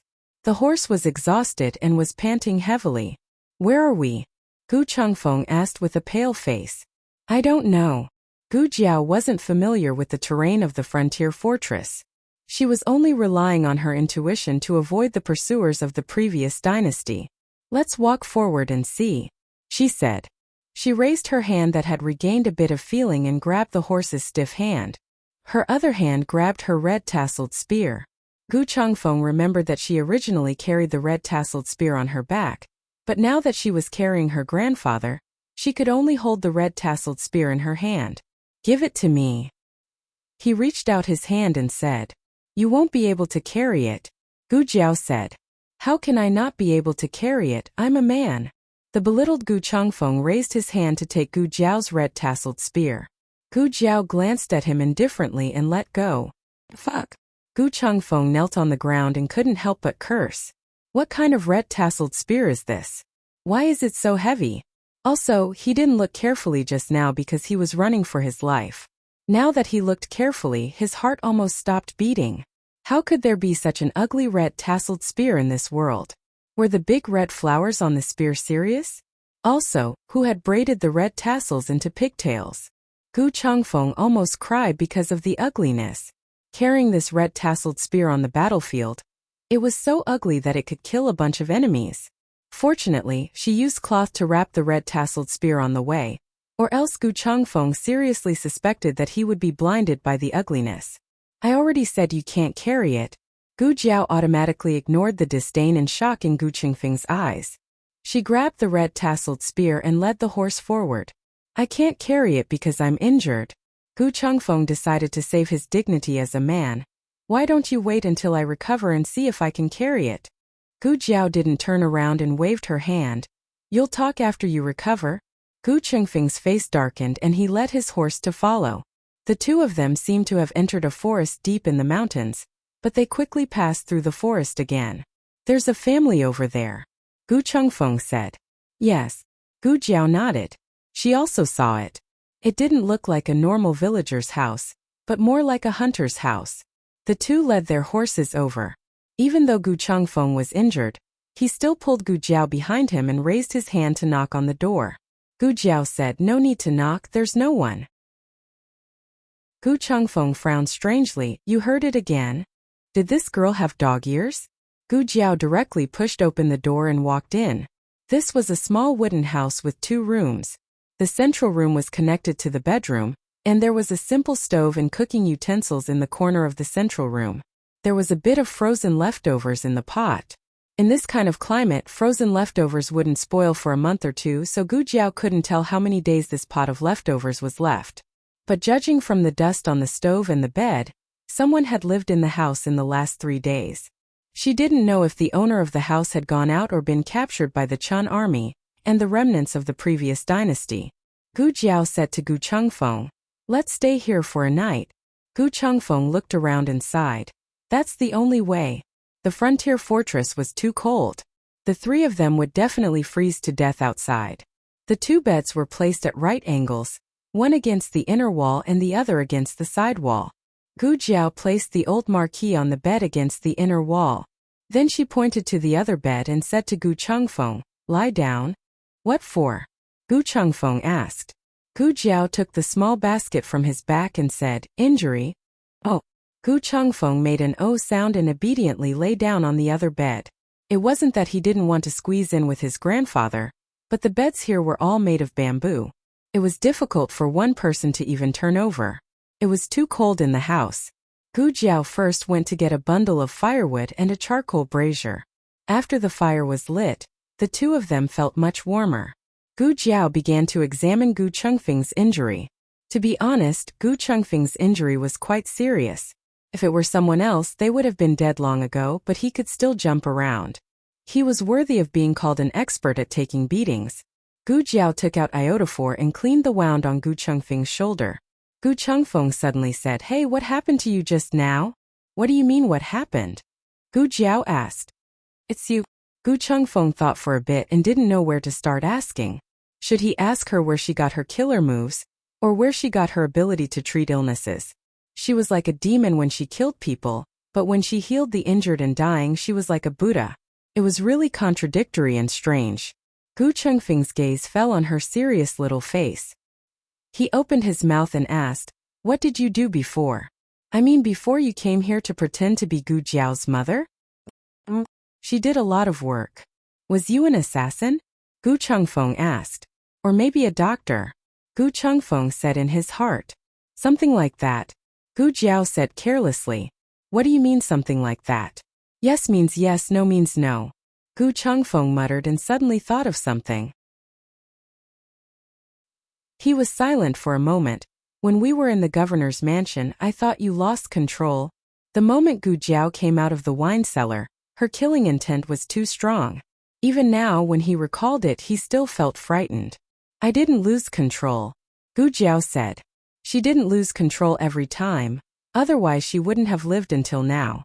She actually didn't know what she was like when she lost control, but Princess Xinyang said her killing intent was heavier than death soldiers. Then when she lost control, she should kill people. After killing everyone, if she still didn't stop losing control, she might kill herself. In her previous life, only her godfather knew how to calm her down. It was her godfather who personally handed her a scalpel, letting her learn how to resist the temptation of blood. She had already improved a lot. After coming to this different world, she lost control twice. The first time was when her great-aunt was injured. She was promptly comforted by her, so she didn't completely lose control. The second time was when Lu Yixing cut off his finger. She didn't remember the details of that time, but she guessed that Long Yi had restrained her. Now that her great-aunt and Long Yi weren't here, she wouldn't easily lose control. "Why are you suddenly looking at me like that?"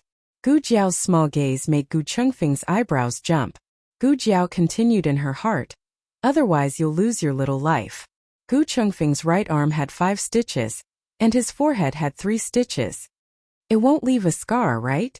Gu Chengfeng touched the gauze on his forehead and bitterly asked.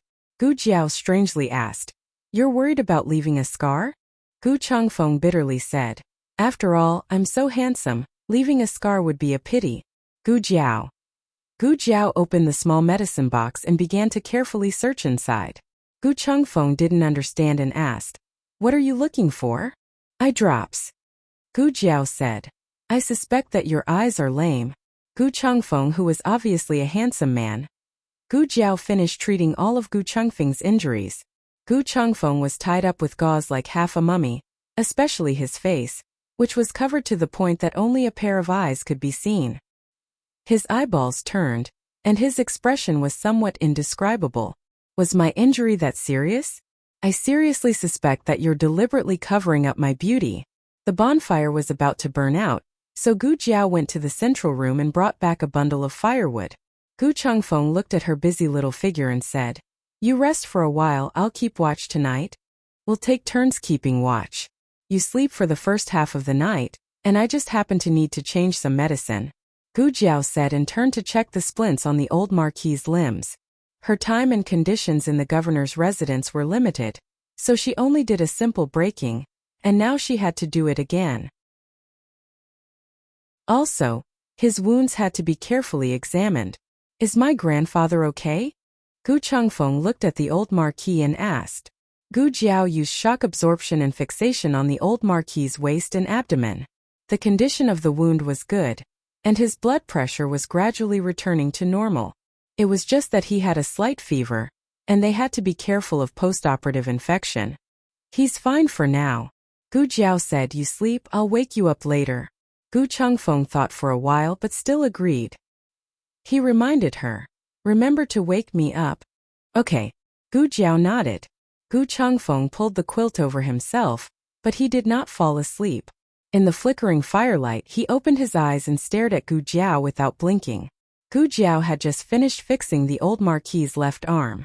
She turned to look at him and said, "Is there anything else?" He lay on the bed and looked at her from this angle. She was still petite, but her shadow on the wall was illuminated by the firelight. Gu Chengfeng opened his mouth and asked, "Do you have any family at your house?" Gu Jiao was silent for a moment, then said, "I don't know. In terms of blood she had them, but in terms of emotions she did not. They did not want her. They did not want her as a daughter, nor did they want her as a sister. She did not want them either. How could a person not even know if she had a family? Was she an orphan?" Gu Chengfeng felt that this was very likely, so he did not ask further. He cleared his throat and said, "Then don't go back. It's quite good here." Gu Jiao thought, "I don't want to go back, and I can't go back either." "Well, it's also quite good," Gu Chengfeng said vaguely. "What did you say?" Gu Jiao did not hear the words in the middle. "Nothing." Gu Chengfeng pulled the quilt over his head. "Stupid sister." Gu Chengfeng fell asleep not long after covering himself with the quilt. Gu Jiao gave Gu Chengfeng an intravenous drip and helped the old marquis take care of all the splints. Outside the house, goose feather-like snow rustled down. The howling cold wind had dissipated at some point, leaving only the dancing snow in the night. It was completely silent. In the latter half of the night, Gu Jiao did not wake Gu Chengfeng up. She hugged the red-tasseled spear and stood at the door, silently keeping watch for the entire night. The flying snow was in front of her eyes, and the person she needed to protect was behind her. At the first glimmer of dawn, Gu Chengfeng woke up. He had not slept so well in a long time, and he felt that all the vitality in his body had been restored. He opened his eyes and saw the light coming in through the window. Only then did he remember keeping watch for the latter half of the night. Did he oversleep? Or did that girl not wake him at all? He looked around. His grandfather was still lying on the other bamboo bed, but Gu Jiao was nowhere to be seen. Where's that girl? Gu Chengfeng lifted the quilt and sat up. He was injured after all, and there was a pulling pain coming from all parts of his body. He frowned and relaxed his movements slightly. He first looked at his grandfather. His grandfather was still unconscious, but his breathing sounded smoother than last night. Grandfather and he were both injured. Nothing must happen to that girl. Gu Jiao had gone to look for food. In this hunter's house, there was nothing to fill her stomach other than a pile of leftover food that had been left out for God knows how many days. In addition, the firewood was almost burned out, so she entered the nearby forest. She picked up some dried branches, but did not catch any prey. She planned to carry the branches back to the house first. Just as she turned around, a person slowly walked over from the other side of the forest. Looking at the direction, he was also heading towards the small wooden house. Could it be the owner of the small wooden house? That person was wearing animal skin and a felt hat. Gu Jiao could not see his face clearly, but she felt that the other person's figure was tall and sturdy. He walked in the snow up to his thighs as if he was walking on flat ground. He was an expert. Gu Jiao made a judgment in her heart. Gu Jiao walked towards the small wooden house with the branches in her arms. The two unexpectedly met on the way. It was not until they met face to face that Gu Jiao finally saw his face clearly, and he also saw Gu Jiao. Both of them were startled at the same time. Chapter 488. The novel is updated faster. There are all kinds of novels that can't be found online. Gu Jiao didn't expect to run into Tang Yueshan, who had been missing for many days here. So the owner of that house was actually Tang Yueshan? The remnants of the previous dynasty and the Chan army couldn't find him because he was hiding in the deep forest? In just a moment, Gu Jiao's eyes flashed with countless doubts, including whether Tang Yueshan recognized her. Gu Jiao was still wearing the night clothes from yesterday. She wore a mask on her face. Because of the rush on the horse, the peacock feathers on the mask were blown away by the cold wind, leaving only a bare silver mask. Tang Yueshan stared at the mask for more than 10 seconds. At least, that was what Gu Jiao counted in her mind. Gu Jiao's first reaction was that he recognized her. Then she thought of something else. Her second reaction was that he might as well have recognized her. Yes, Tang Yueshan didn't recognize Gu Jiao as the daughter of Marquis Manor, the beloved daughter of Empress Dowager Zhuang. Instead, he thought of the little assassin who had broken into the marshal's mansion and disabled Tang Ming. Tang Yueshan hadn't officially fought with the little assassin, but when Gu Jiao appeared in front of him like this, his first instinct was to think of the night when Tang Ming was abused. This was a father's intuition when he met the murderer. Gu Jiao asked herself if she had seen Tang Yueshan so closely after taking revenge on Tang Ming at the marshal's mansion. They might have seen each other from afar. However, she was wearing women's clothes and showed the left side of her face with the birthmark. It was hard to associate her with the assassin that night. Not to mention that both the assassin and Gu Changfeng, the accomplice who came to the marshal's mansion to pick her up, died at the hands of Empress Dowager Zhuang. Tang Yueshan had no more reason to suspect her. But a lie was a lie. It couldn't overcome a father's instinct. Gu Jiao could tell from the look in Tang Yueshan's eyes that he had recognized her as the assassin from that night. That was why Gu Jiao had said that he might as well have recognized her. If he had recognized her as the Marquis's daughter, it would mean that he didn't have the intuition to find the culprit. The atmosphere between the two of them suddenly became stiff. Countless thoughts flashed through Gu Jiao's mind at that moment, as did Tang Yueshan. He had personally seen Empress Dowager Zhuang's trusted eunuch, Eunuch Qin, bring the two assassins into the forest to execute them. Afterwards, Eunuch Qin came to report that the assassins had been executed. He didn't check the bodies because he believed in Empress Dowager Zhuang. He didn't think that she would protect two assassins who made trouble in the marshal's mansion. After all, he was Empress Dowager Zhuang's trusted minister. If he wanted to kill two mere assassins, why would Empress Dowager Zhuang do this? But now this little assassin had appeared right in front of him. Other than the mask, everything else was the same. Figure temperament eyes closed. Gu Jiao thought, what the fuck? She's wearing night clothes. Tang Yueshan understood everything. That night, Empress Dowager Zhuang didn't kill the two assassins at all. She had deliberately let Eunuch Qin bring them into the small forest to execute them. Her goal was to put on a show for him to see. In any case, he didn't know what they looked like. In the future, they would still be able to live openly in this world. It was a pity that his Ming'er had been harmed like that, but the murderer was still free in this world. Why? Why did the Empress Dowager lie to him? If this matter was a lie, then what the Empress Dowager said to him wasn't a lie. The Empress Dowager said that someone wanted to sow discord between the Marshal's mansion and Marquis Ding An's mansion, so they had drugged Gu Chongqing and Tang Ming, causing Tang Ming to humiliate Gu Yan and causing Gu Chongqing to seriously injure Tang Ming. The Empress Dowager also said that the person behind the scenes was Imperial Concubine Jing, and Imperial Concubine Jing was a remnant of the previous dynasty. In order to not make his enemy happy, he had let Gu Chongqing go. He and Gu Chao had buried the hatchet. He had brought 10,000 soldiers and 1,000 archers to avenge Tang Ming, but what had happened? The person who had lied was the Empress Dowager. The murderer who had already been executed by the Empress Dowager was standing in front of him. Empress Dowager Zhuang had indeed lied to Tang Yueshan, but only a part of it. For example, Tang Ming and Gu Chongqing hadn't been drugged. Tang Ming had really wanted to humiliate Gu Yan, and Gu Chongqing had really wanted to cripple Tang Ming in the arena. But regarding Imperial Concubine Jing being a remnant of the previous dynasty, and her wanting to sow discord between Tang Yueshan and Marquis Ding An's mansion, Empress Dowager Zhuang had spoken from the bottom of her heart.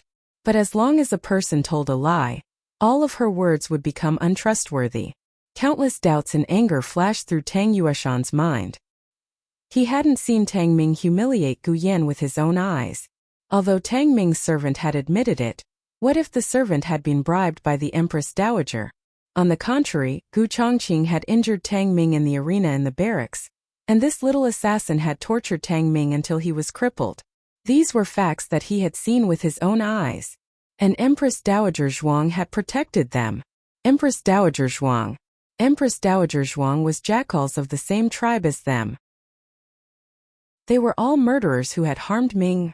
Who exactly are you? Tang Yueshan's eyes suddenly emitted a murderous aura that could destroy heaven and earth.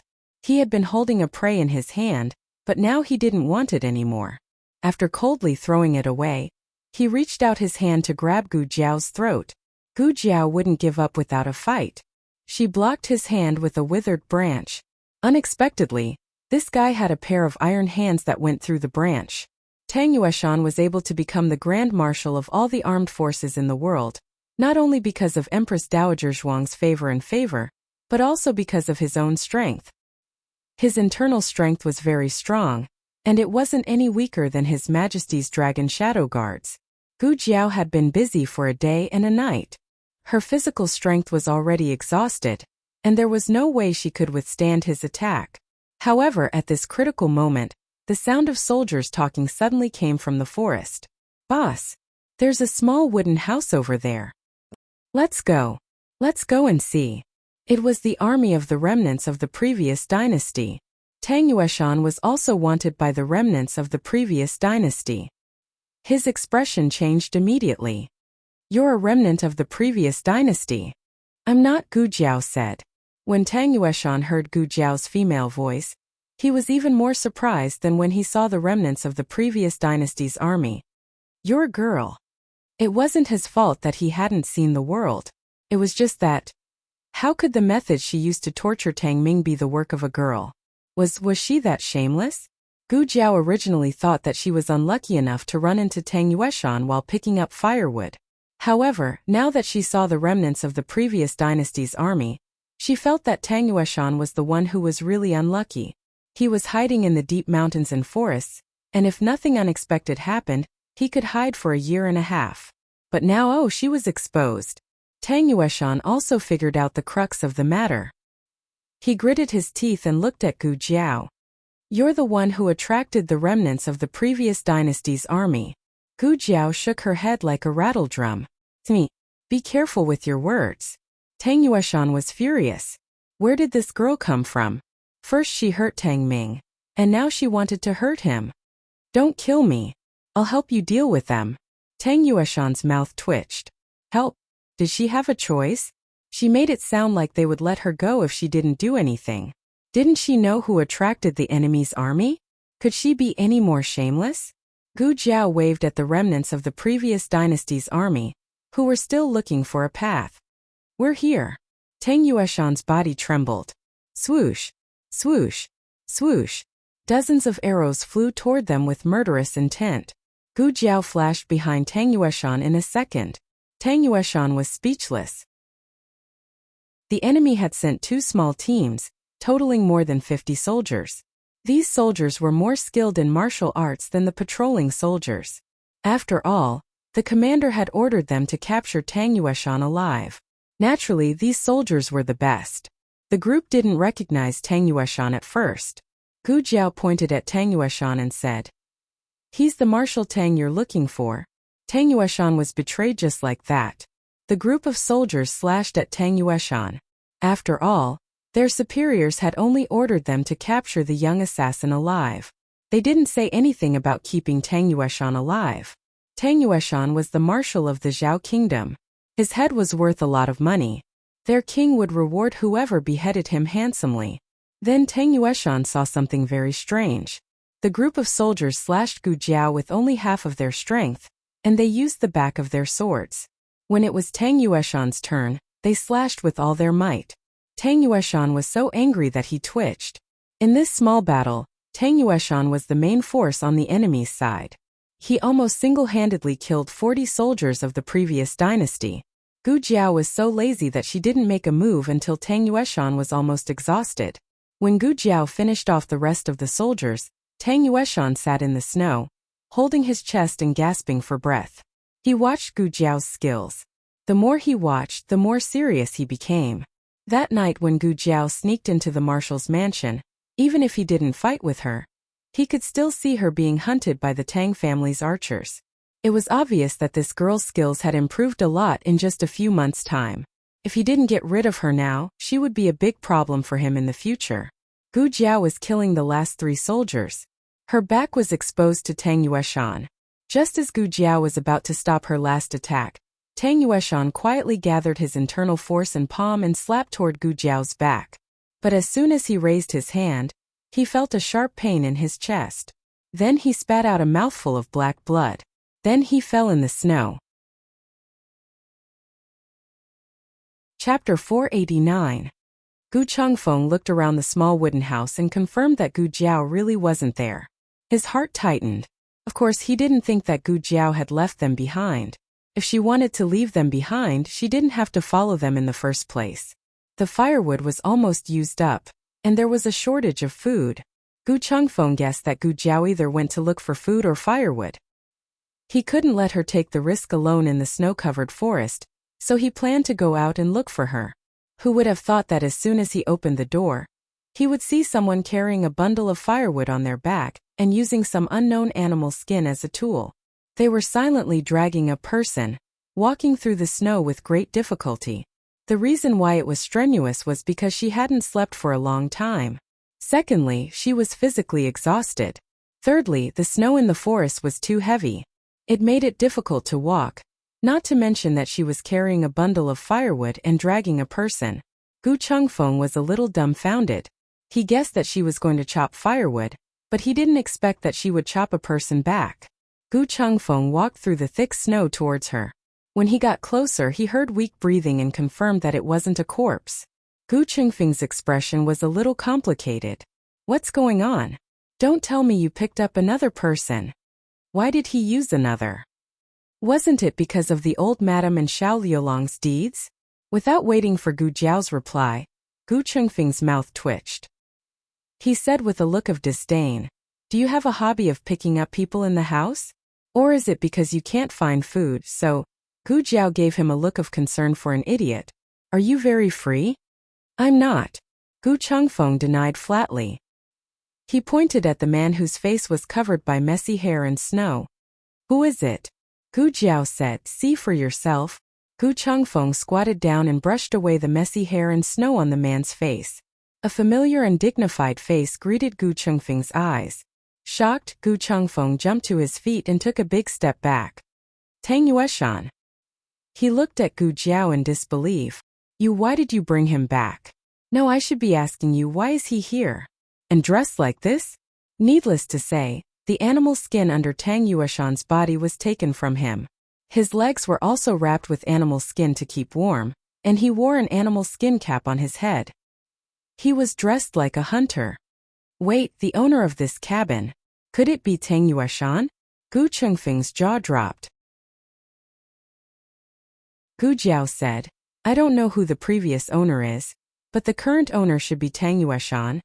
So, the reason why the remnants of the previous dynasty and the Chun army couldn't find Tang Yueshan was because he was hiding here? But why is he injured? There were bloodstains on his clothes, so Gu Chengfeng naturally thought that he was injured. Gu Jiao followed Gu Chengfeng's gaze and explained, You mean his blood? He vomited it. He was poisoned. Poisoned? Gu Chengfeng was even more confused. Wasn't Tang Yueshan very powerful? How could he be poisoned? Gu Chengfeng thought of 100 ways Tang Yueshan fell, but none of them had anything to do with poisoning. For a warrior like him, even if he died, he should have died of injuries. Gu Chengfeng didn't expect Gu Jiao to answer this question. After all, she only met Tang Yueshan by chance. Tang Yueshan himself might not even know that he was poisoned, and even if he knew, he wouldn't tell Gu Jiao anything. Give him to me. Gu Chengfeng reached out to Gu Jiao. He didn't want to save Tang Yueshan, but Tang Yueshan was too greedy. He didn't listen to his grandfather's advice, which led to the defeat of the army. He also refused to lend his grandfather his men, which made his grandfather a hostage. Even if Tang Yueshan died in front of him, he wouldn't bat an eyelid. But Tang Yueshan was brought back by Gu Jiao. Gu Chengfeng thought about it, and decided that he didn't have the right to interfere with what Gu Jiao did to Tang Yueshan. But he still had to remind her of her position with Tang Yueshan. Don't blame me for not reminding you. You disabled Tang Ming, so Tang Yueshan is your sworn enemy. If he finds out that you're the one who hurt Tang Ming, he won't let you go. Okay, Gu Jiao answered, indicating that she knew. Then why did you save him? Gu Chengfeng didn't understand. Gu Jiao looked at Gu Chengfeng and said, Among you guys, he's the best fighter. Gu Chengfeng looked at himself, wrapped in bandages, and thought of his unconscious grandfather. For a moment he couldn't refute. If the Chun Kingdom's army and the remnants of the previous dynasty came after them, it seemed that Tang Yueshan was the only one left who could hold his own. However, Gu Chengfeng thought of something and grabbed Gu Jiao's wrist.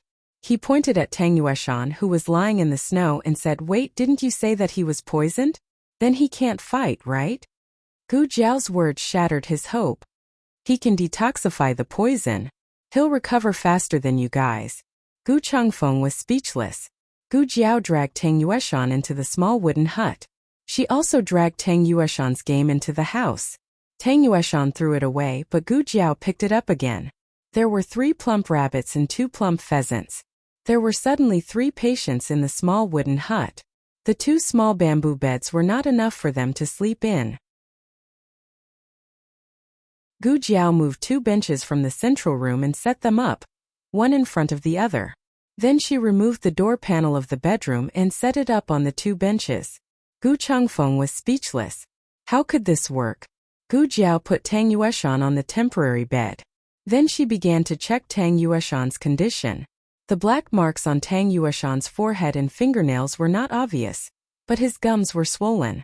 A blue-black line could be seen under the mucous membrane of his gums. It was mercury poisoning. Gu Jiao found a porcelain bottle on Tang Yueshan's body and poured out a few dark red pills. Gu Jiao carefully analyzed the ingredients in the pills and found a small amount of mercury. Mercury was extracted from cinnabar. In ancient times, it was mainly used to make pills and preserve corpses. Only the rich and powerful could afford to use cinnabar and mercury. However, whether it was pure cinnabar or mercury, they could not be used to make pills. Long-term consumption would lead to poisoning. Therefore, the kings who begged for immortality did not live long. Gu Jiao did not know why Tang Yueshan had such a thing on him.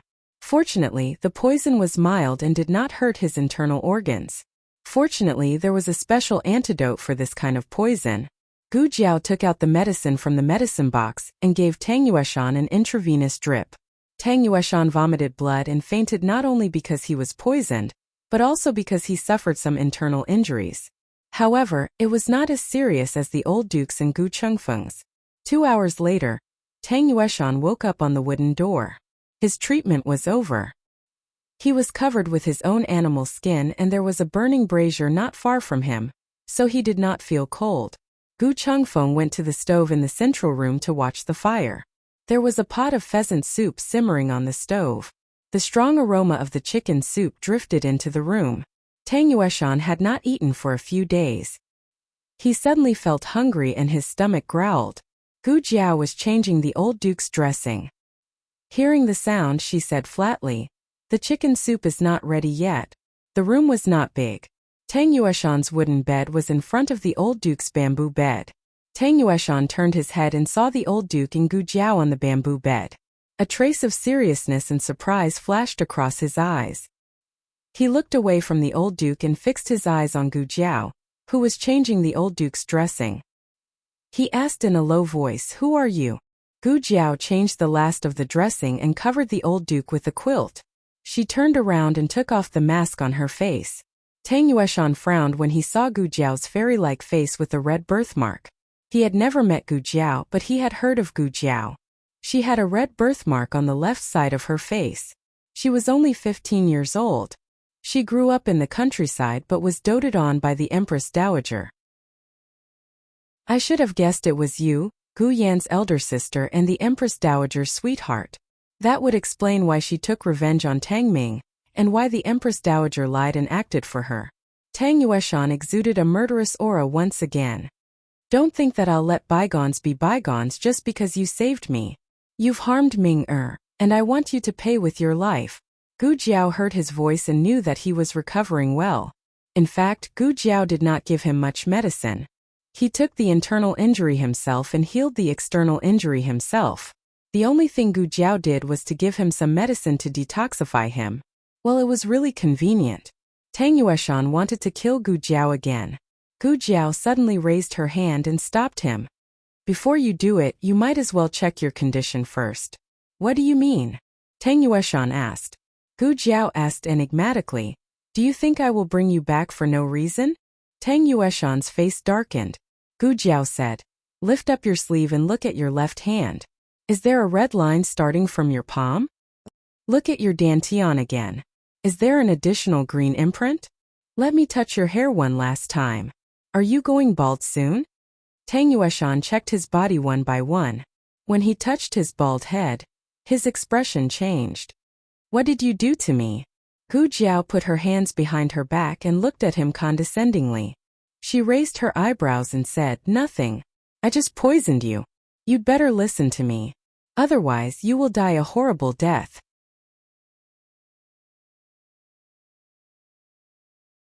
Chapter 490.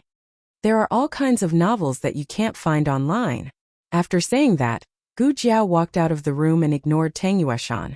Tang Yueshan was smart enough to be fooled. It wasn't that Tang Yueshan was stupid. Well, he was a little stupid. Could such a stupid person lead an army to war? The answer was yes. As the saying goes, every profession has its own specialization. A person's talent was reflected in different fields. Some were good at literature, some were good at fighting, and some were good at scheming. Tang Yueshan was invincible on the battlefield because he was familiar with the art of war. He was brave and good at fighting, and the archers of the Tang family helped him a lot. Tang Yueshan mainly relied on bravery to fight, but the art of war and strategy were secondary. Gu Jiao went to the central room to see how the chicken soup was simmering. Gu Chengfeng sat on a small stool in front of the stove, warming himself while looking at Gu Jiao. Just now the two of them were talking loudly in the room, so Gu Chengfeng heard it too. He asked Gu Jiao in a low voice, "Did you really poison that guy?" Gu Jiao lifted the lid of the pot and shook her head. No. How could she bear to spend such an expensive poison? She drew the red line. She pinched the mark. She pulled the hair. Gu Chengfeng was speechless. After Gu Jiao went out, Tang Yueshan was lost in thought. Of course he suspected that Gu Jiao was scaring him, but Gu Jiao acted so naturally that he didn't feel guilty at all. Ordinary people wouldn't carry poison with them, but Gu Jiao was a doctor. Tang Yueshan had heard about this when he was in the capital, not to mention that he saw Gu Jiao change the medicine for the old duke with his own eyes. He was afraid that Gu Jiao had cured his injuries. Medicine and poison went hand in hand, so it was not surprising that a doctor had poison. Thinking of this, Tang Yueshan suddenly didn't dare to act rashly. The food was placed in the central room. During dinner, Tang Yueshan met Gu Chengfeng. Gu Chengfeng did not wear a mask either. It was not that he did not want to, but there was no need to. His head and face were covered in gauze, only revealing his eyes and mouth. Tang Yueshan could tell from Gu Chengfeng's figure that he was the other assassin from that night. Strictly speaking, Gu Chengfeng was not an assassin. He was there to look for Gu Jiao. When he arrived at the marshal's residence, Gu Jiao had already started fighting with the marshal's residence. He had only escaped from the marshal's residence with Gu Jiao, but his figure and silhouette were deeply imprinted in Tang Yueshan's mind even though they had only met face to face. Tang Yueshan looked at Gu Jiao, who was munching on a chicken drumstick, and then looked at Gu Chengfeng, who could only drink soup. His face darkened. She's the daughter of the Gu family. Who are you to the Gu family? First, the two of them had participated in the revenge against Tang Ming. Then, the two of them had saved the old duke. Tang Yueshan did not believe that there was nothing going on between them. Gu Chengfeng said angrily, "Who I am has nothing to do with you." Tang Yueshan looked at Gu Chengfeng deeply. Gu Chao has 4 grandsons. You're not Gu Chongqing, so there are 3 more. You're not the youngest, so there are only 2 left. Wait, does your stupidity even discriminate between people? You're so easily fooled when you're with that girl. How come you're so smart when you're with me? Tang Yueshan continued. I heard that Gu Chao's 3rd grandson shaved his head and became a monk. Looks like you're the 2nd. Gu Chengfeng's mouth twitched again. What shaved his head and became a monk? His younger brother just could not grow hair. Gu Chengfeng gritted his teeth and muttered, Who spread that rumor? I'll kill him when I get back. Tang Yueshan said sarcastically, I only knew that Gu Chao's eldest grandsons were promising. I didn't expect them to be so skillful. Skillful was a compliment, but when it came from his mouth, there was an inexplicable sense of mockery. Tang Yueshan continued, Your grandfather lived an honest and upright life, but each of his grandsons is more devious than the last. I really don't know if his sanctimonious appearance in the past was all an act, or if you've all gone astray. Gu Chengfeng's expression turned cold. However, his handsome face was covered, so only a pair of cold eyes could be seen. Don't make slanderous accusations here. Our affairs have nothing to do with my grandfather. Speaking of sanctimonious appearances, I'd like to ask Grand Marshal Tang, where did you get the audacity to accuse others when you took your younger brother's wife and gave birth to Tang Ming? Tang Yueshan said, You said we've gone astray? Tang Ming is a pile of mud that can't be helped up to a wall. As his biological father, where did you get the confidence to say that other people's children have gone astray? No matter how astray we are, we've never harmed a good girl, or taken someone else's younger brother. The Empress Dowager gave you a way out by saying that Tang Ming was drugged, and you believed it. How innocent do you think your son is? You think no one knows about your scandals. You think your son is the best in the world. He's nothing. You. Tang Yueshan had never been pointed at and scolded like this before. He was so angry that his face turned red. Moreover, generals were rarely eloquent. They were used to fighting, so you didn't have the upper hand in a war of words. Gu Chengfeng's words hit the nail on the head. He didn't give Tang Yueshan any face at all. In order to confuse the enemy, Gu Chengfeng and Tang Yueshan would deliberately leave footprints in different directions, and then use their lightness skills to return. When it was dark, they came to a river. After crossing this river, we'll be out of Lingguan City. Tang Yueshan looked at the other side of the river and said. Gu Chengfeng's eyes fell on the frozen river. How do we cross? Walk? Tang Yueshan said. There are no boats here. We can only walk. Gu Jiao found a stone nearby with the help of the reflection of the snow. She threw the stone on the ice and a series of dull sounds rang out. We can walk, Gu Jiao said. Tang Yueshan walked in front with the stretcher.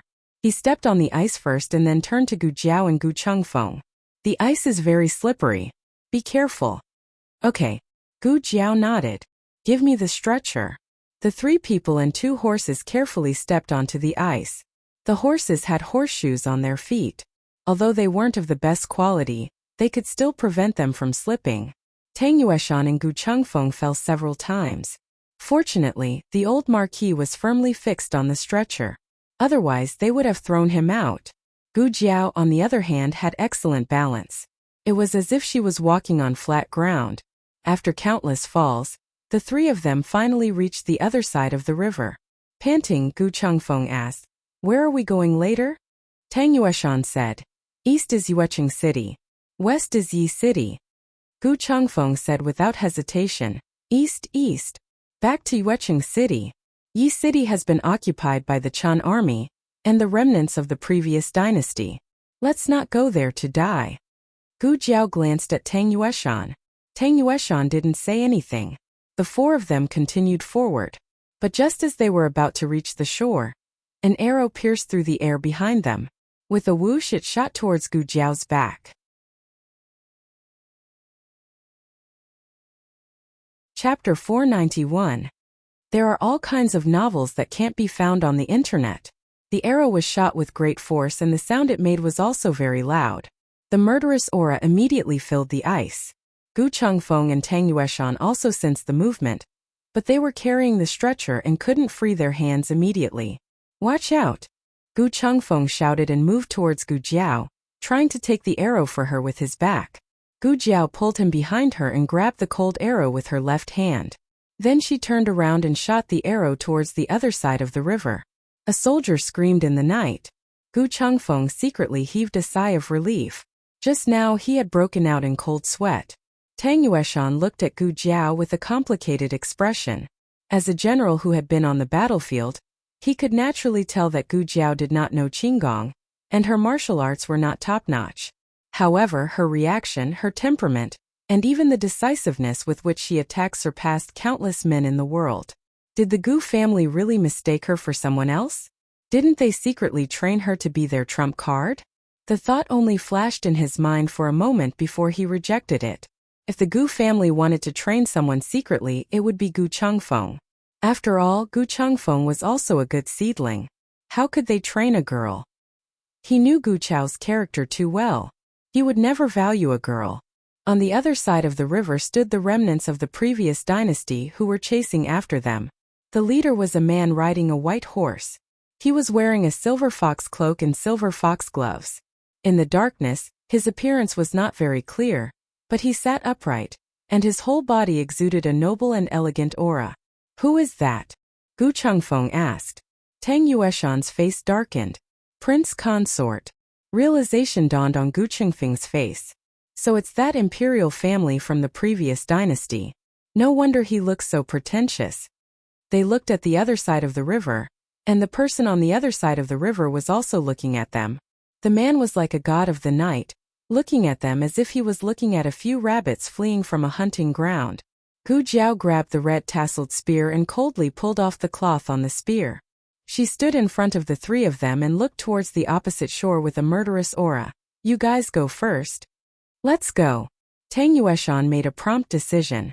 Gu Chengfeng also understood that it was inappropriate for either him or Tang Yueshan to stay. He didn't trust Tang Yueshan in the first place. He didn't know what would happen if he left Tang Yueshan here.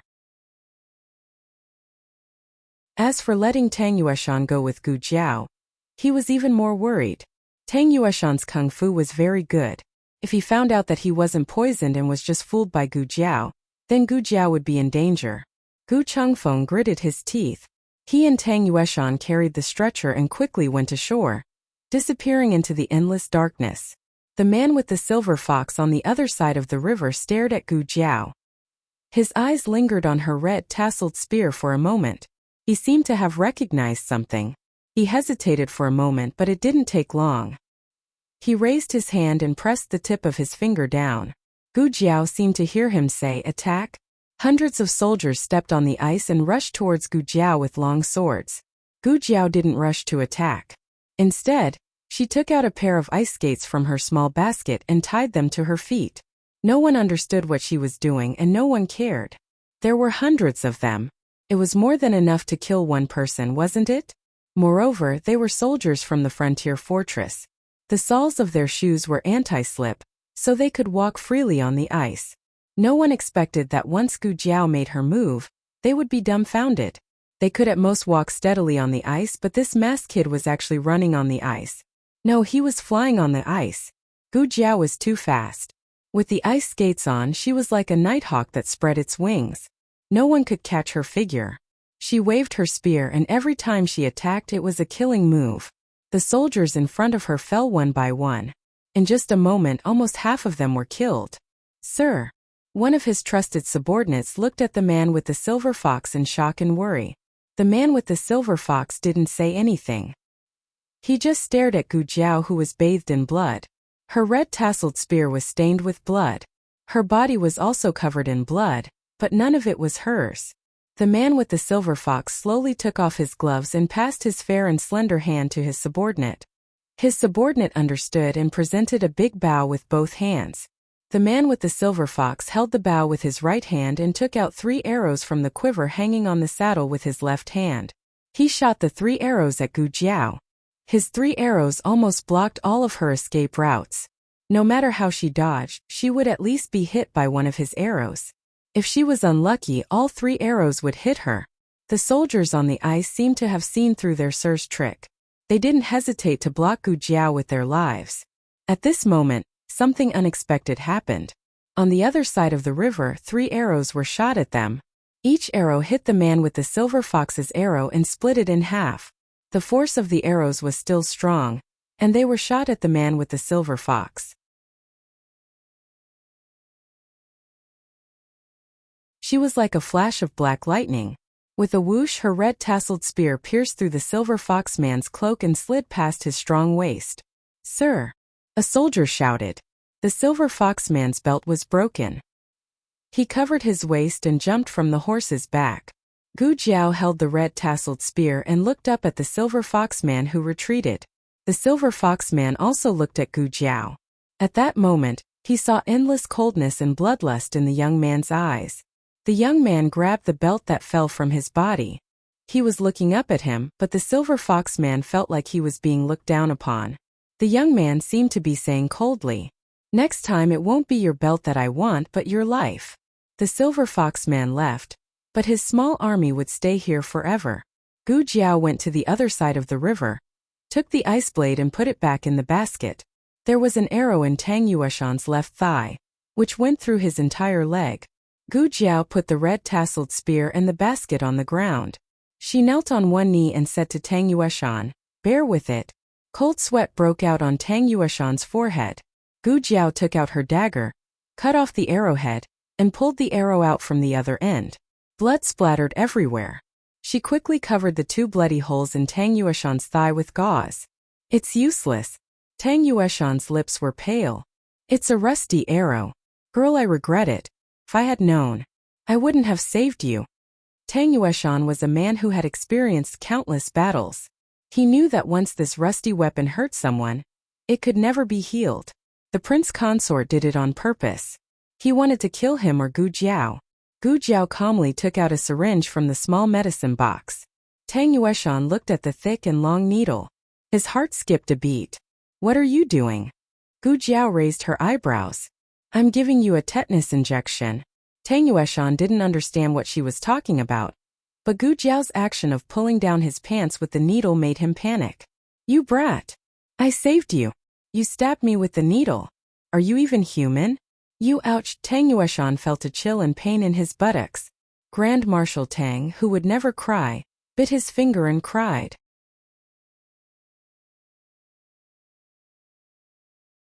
Chapter 492. There are all kinds of novels that you can't find online. Oh, here comes another one who is afraid of needles.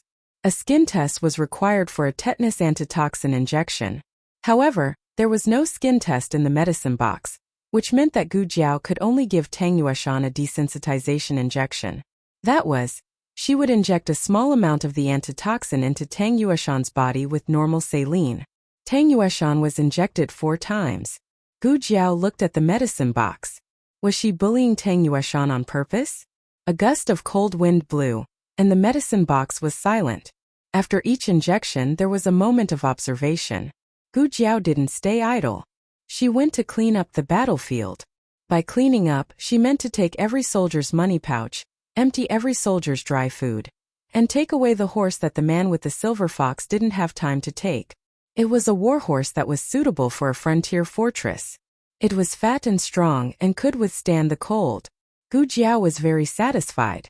In addition to these, Gu Jiao also pulled back Tang Yueshan's arrows, and the arrows of the remnants of the previous dynasty. She also picked up 2 good shields. Tang Yueshan looked at her and the corner of his mouth twitched. Even a veteran wouldn't be so skilled. After cleaning up the battlefield, Tang Yueshan also finished the last injection. The 2 of them prepared to meet up with Gu Chengfeng and the old duke. Together with the 2 horses from before, they now had 3 horses. Gu Jiao and Tang Yueshan each rode a horse, and the 3rd horse carried their things. Gu Jiao rode the horse left by the man with the silver fox. She had to admit that the prince's horse was different from the commoners. It was not only beautiful and tall, but its saddle was also made of gold. It was very majestic. Gu Jiao sat valiantly on the horse's back and shook her head happily. Tang Yueshan was speechless. The 2 of them went west. Just now Tang Yueshan and Gu Chengfeng found a cave. After putting the old marquis in the cave, Tang Yueshan picked up his bow and went back. Gu Chengfeng couldn't stop him even if he wanted to. Gu Chengfeng couldn't leave the heavily injured old marquis to search for someone, so he could only wait anxiously in the cave. After waiting for a long time, they heard the sound of horse hooves approaching from afar. He walked out of the cave and used the light reflected from the snow to take a closer look. When he saw the person sitting on the horse, his hanging heart finally settled back into his stomach. Gu Chengfeng came to pick up Gu Jiao and found that there was an extra horse and a lot of things. Gu Chengfeng frowned and looked at Gu Jiao suspiciously. Did you go to war or rob? Gu Jiao dismounted. Tang Yueshan dismounted as well. Gu Chengfeng saw the gauze wrapped around his thigh. Are you hurt? Tang Yueshan opened his mouth to reply, but Gu Jiao had already turned to Gu Chengfeng. Are you hurt? No, Gu Jiao said. She wouldn't get hurt easily. If she got hurt, she wouldn't be able to see anything. That's good. Give it to me. You go in and warm yourself by the fire. Gu Chengfeng took the reins from Gu Jiao. Tang Yueshan also handed the reins to Gu Chengfeng. Gu Chengfeng said grumpily, tie up your own horse. Tang Yueshan chuckled. This is your horse. Gu Chengfeng was speechless. Gu Jiao walked into the cave and found that it wasn't an ordinary cave. The entrance was narrow, but there was a huge cave inside. No wonder Gu Chengfeng dared to make a fire. The light from the fire couldn't reach the entrance. Perhaps it was because of the heavens, but it snowed again that night. Heavy snowflakes the size of goose feathers fell one after another, covering their tracks. The 3 of them sat around the fire. The old duke lay on the stretcher next to Gu Chengfeng. After a long journey they were a little hungry. Gu Jiao took out a small pot from the basket on her back. Tang Yueshan's eyelids twitched when he saw the pot. Why did this girl bring a pot with her? Gu Jiao went outside to fill the pot with clean snow and put it over the fire to boil. Then she took out the dry food she looted from the soldiers of the former dynasty. Gu Jiao and Gu Chengfeng both had their own water sacks, but Tang Yueshan didn't. Here you go. Gu Jiao handed him a water sack. Tang Yueshan thought, why do you have everything? Tang Yueshan took the water sack. Seeing the emblem of the former dynasty on it, he understood that Gu Jiao looted it from the soldiers again. When they were marching and fighting, it was good enough to have water to drink. Naturally, they wouldn't be picky about whether the water sack had been used before. However, Gu Jiao gave him a new one. He didn't know if it was a coincidence or if she had chosen a new one. Tang Yueshan looked at Gu Jiao with a complicated expression. It's almost done, Gu Jiao said. Tang Yueshan lowered his gaze. He didn't say that he wasn't waiting for food. Gu Jiao distributed the baked pancakes. The few of them ate the pancakes and drank the snow water. No one said anything. Tang Yueshan was used to this kind of food. He subconsciously looked at Gu Jiao and Gu Chengfeng. He thought that Gu Jiao wouldn't be used to it. Who would have thought that Gu Jiao ate at ease while Gu Chengfeng looked disgusted? That was true. This girl grew up in the countryside and suffered hardships. She wasn't like Gu Chengfeng, who had always been a rich young master in the capital. How could he swallow this kind of food? Thinking of this, Tang Yueshan looked at Gu Jiao with a complicated expression. After the meal, Gu Chengfeng took out a map. He wanted to see where they were, and which path was best to take to return to ancient Moon City. Gu Jiao suddenly asked Tang Yueshan, Are you planning to go to Yi City? Tang Yueshan was surprised. He didn't ask Gu Jiao how she guessed it, nor did he deny it. Gu Chengfeng looked at him in confusion. Why are you going to Yi City? Yi City has been occupied by the Chan army and the remnants of the previous dynasty. Aren't you going to die there? If you want to go, go by yourself. We won't go with you. His grandfather was seriously injured. The bones in his limbs were broken and his spleen was sewn up. He couldn't go to the battlefield. I didn't ask you to accompany me. When the snow stops, you can go your own way and I'll go mine. Tang Yueshan thought of something and asked Gu Jiao, how long will it take for the poison to take effect? Gu Jiao said without changing her expression, a month. Tang Yueshan thought for a moment. That's enough. I'll go to ancient Moon City to find you in a month. Gu Jiao asked strangely, why do you have to go to Yi City? Tang Yueshan said seriously, my army is there.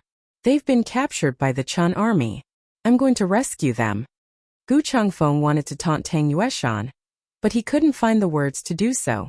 Tang Yueshan had snuck into a city occupied by the enemy alone. He knew that he was going to die, but he still did it without hesitation. It didn't matter if he was greedy for glory, or if he was full of sincerity, but this time Gu Chengfeng couldn't find anything to say. Gu Jiao paused and asked, what's the situation in the three cities now? Tang Yueshan said, Beiyang City and Yi City have been occupied by the Chan army. The one guarding Beiyang City is Prince Chang Guobua, the sixth prince of the Chan kingdom and Yuan Tang's uncle. He's the commander-in-chief of the Chan army. The one guarding Yi City is the Rong family of the Chan kingdom. Yuan Tang's uncle, General Rong Yao, is the vice commander-in-chief of the Chan army. Gu Jiao nodded. It was similar to the situation in the dream. What about Lingguan City? Gu Jiao continued to ask. Tang Yueshan said, there are some Chan army in Lingguan City, but it's mainly guarded by the remnants of the previous dynasty. Princess Ning An's son-in-law, Lord Fu Yun, has the blood of the previous dynasty's royal family. His uncle named himself King Yi. It's said that he's going to be the emperor soon. Gu Chengfeng said coldly, they're overestimating themselves. The previous dynasty has been destroyed for 200 years. It's no longer in power.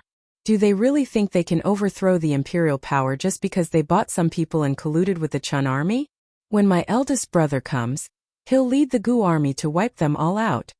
Gu Jiao didn't say anything. In the dream, Gu Chongqing did win the battle, but he was set up by a villain.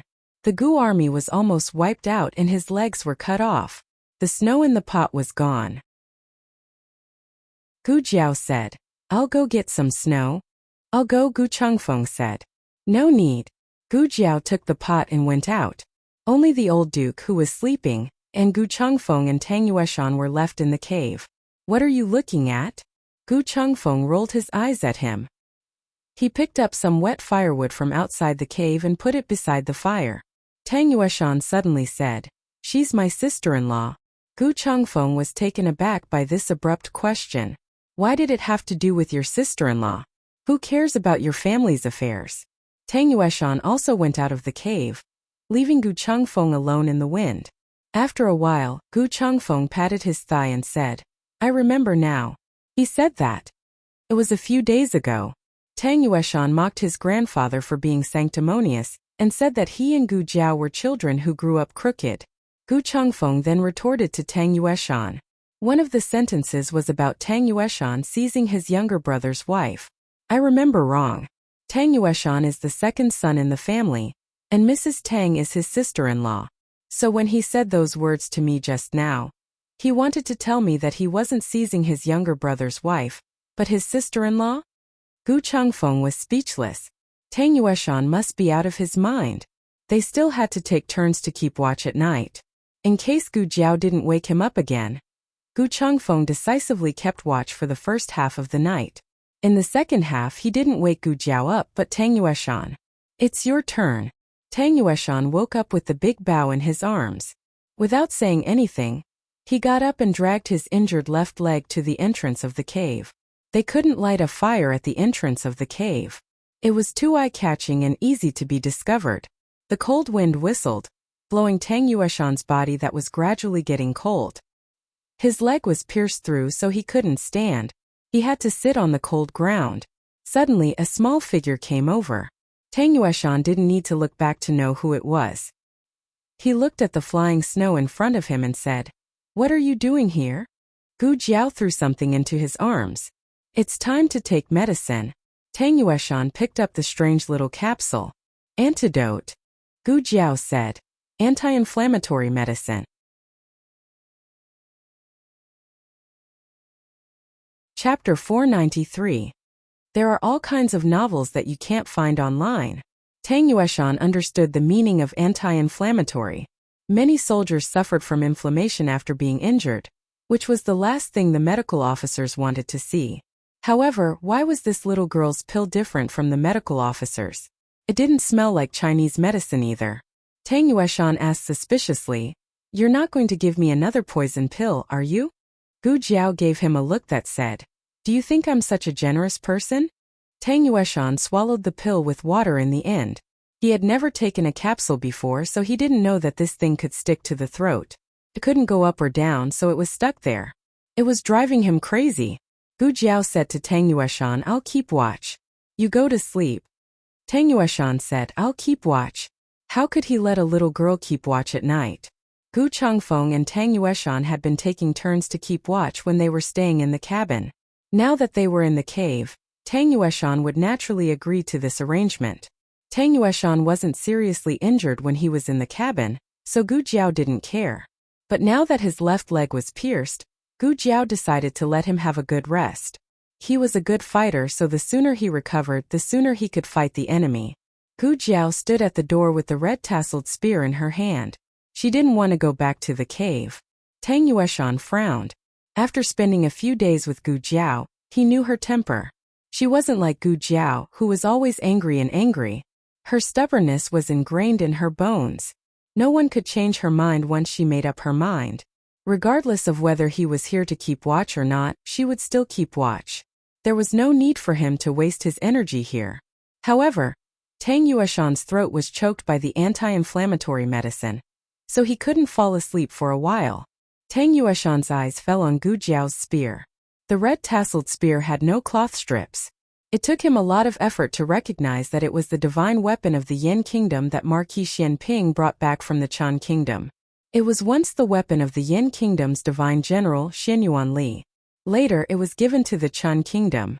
After the Chan Kingdom lost, it was given to the Marquis of Xianping. Didn't Marquis Xianping place it in the military camp? How did it end up in this girl's hands? Marquis Xianping gave it to her? Otherwise, it would be Gu Chao. If it was Gu Chao, this action was very thought-provoking. According to Tang Yueshan's understanding of Gu Chao, he would never give such a powerful weapon to a girl, even if she was his granddaughter. So what was going on? Where did it go wrong? Who gave you the red-tasseled spear? Tang Yueshan asked. My brother, Gu Jiao said bluntly. They were sworn brothers, true brothers. Tang Yueshan interpreted it as personally. Could it be that Gu Chao gave it to one of his grandsons who then gave it to Gu Jiao? Gu Changqing? Tang Yueshan murmured in his heart. Soon he realized that this idea was wrong. Why should he care about how a girl got her weapon? Whether it was Gu Chao or Gu Changqing, it had nothing to do with him. Tang Yueshan decided not to talk to Gu Jiao anymore. He lowered his head and wiped the big bow in his arms. This was the ancestral bow of the Tang family, a recurve bow. The archers of the Tang family were required to be able to draw a 3-pickle bow, but his bow was a 5-pickle bow. The requirement for arm strength was extremely high. Correspondingly, the power of the arrows shot out was also extremely high. Very few people could survive under his arrows, unless they missed their target. If the emperor's son-in-law had shot him with the Tang family's bow, he would have lost his leg on the spot before Gu Jiao treated him. He had always cherished his bow, and he didn't even want Tang Ming to touch it. He wiped his head for a long time, then looked up and saw that Gu Jiao was also wiping her bow. Where did this girl get a bow from? From the saddle, Gu Jiao said. Emperor's son-in-law's bow? Tang Yueshan asked instinctively. Well, maybe. After all, the horse was his, so everything on the horse should be his too. Gu Jiao wiped the bow carefully, and her technique was exactly the same as Tang Yueshan's. The corner of Tang Yueshan's mouth twitched. "Girl, you're copying me." Gu Jiao saw Tang Yueshan's gaze on her. She rolled her eyes and said, "Seriously, I didn't copy you." Tang Yueshan finished wiping the bow and went to wipe the bowstring. When he was done, he brushed the bowstring with his handkerchief. Gu Jiao followed suit and brushed it off. Tang Yueshan was speechless. Gu Jiao had nothing else to do, so she started to draw the bow. Tang Yueshan was left-handed, so he held the bow with his right hand and drew it with his left. Tang Yueshan was very sure that Gu Jiao used her right hand to hold the chopsticks and spear, but now she was using her left hand to draw the bow. Tang Yueshan's mouth twitched. "You didn't copy me. You didn't copy me. I don't care if you copy me or not, I won't teach you." Tang Yueshan held his bow and leaned against the wall at the entrance of the cave. He closed his eyes and waited quietly for the anti-inflammatory medicine to slide down his throat. Gu Jiao didn't shoot an arrow. She was just practicing. She didn't make much noise, and even Gu Chengfeng didn't wake up. However, Tang Yueshan was an archer, and he was very sensitive to the sound of the bowstring. He knew that Gu Jiao was using the wrong strength and posture. He held the bow in his arms and turned to the left, ignoring Gu Jiao. Gu Jiao continued to practice. Tang Yueshan held the big bow and turned to the right again. God knows how many times Tang Yueshan tossed and turned. The sound of Gu Jiao pulling the wrong bow was driving Tang Yueshan crazy. It was like a teacher was teaching. It's the father's fault if you don't teach. But there was still a stupid student who kept repeating, "It's the father's fault if you don't teach." The teacher couldn't stand it. Tang Yueshan couldn't stand it either. "You." Tang Yueshan sat up straight and angrily opened his eyes to look at Gu Jiao. "That's not how you pull the bow." He regretted it as soon as he said it. What if the girl asked him, "Oh, how should he pull the bow?" Should he tell her or not? Not tell her. He would never tell her. The girl got Tang Ming online and poisoned him. If he taught her, he would be a donkey. "That's how I want to pull the bow." Gu Jiao raised her eyebrows and said. Tang Yueshan was speechless.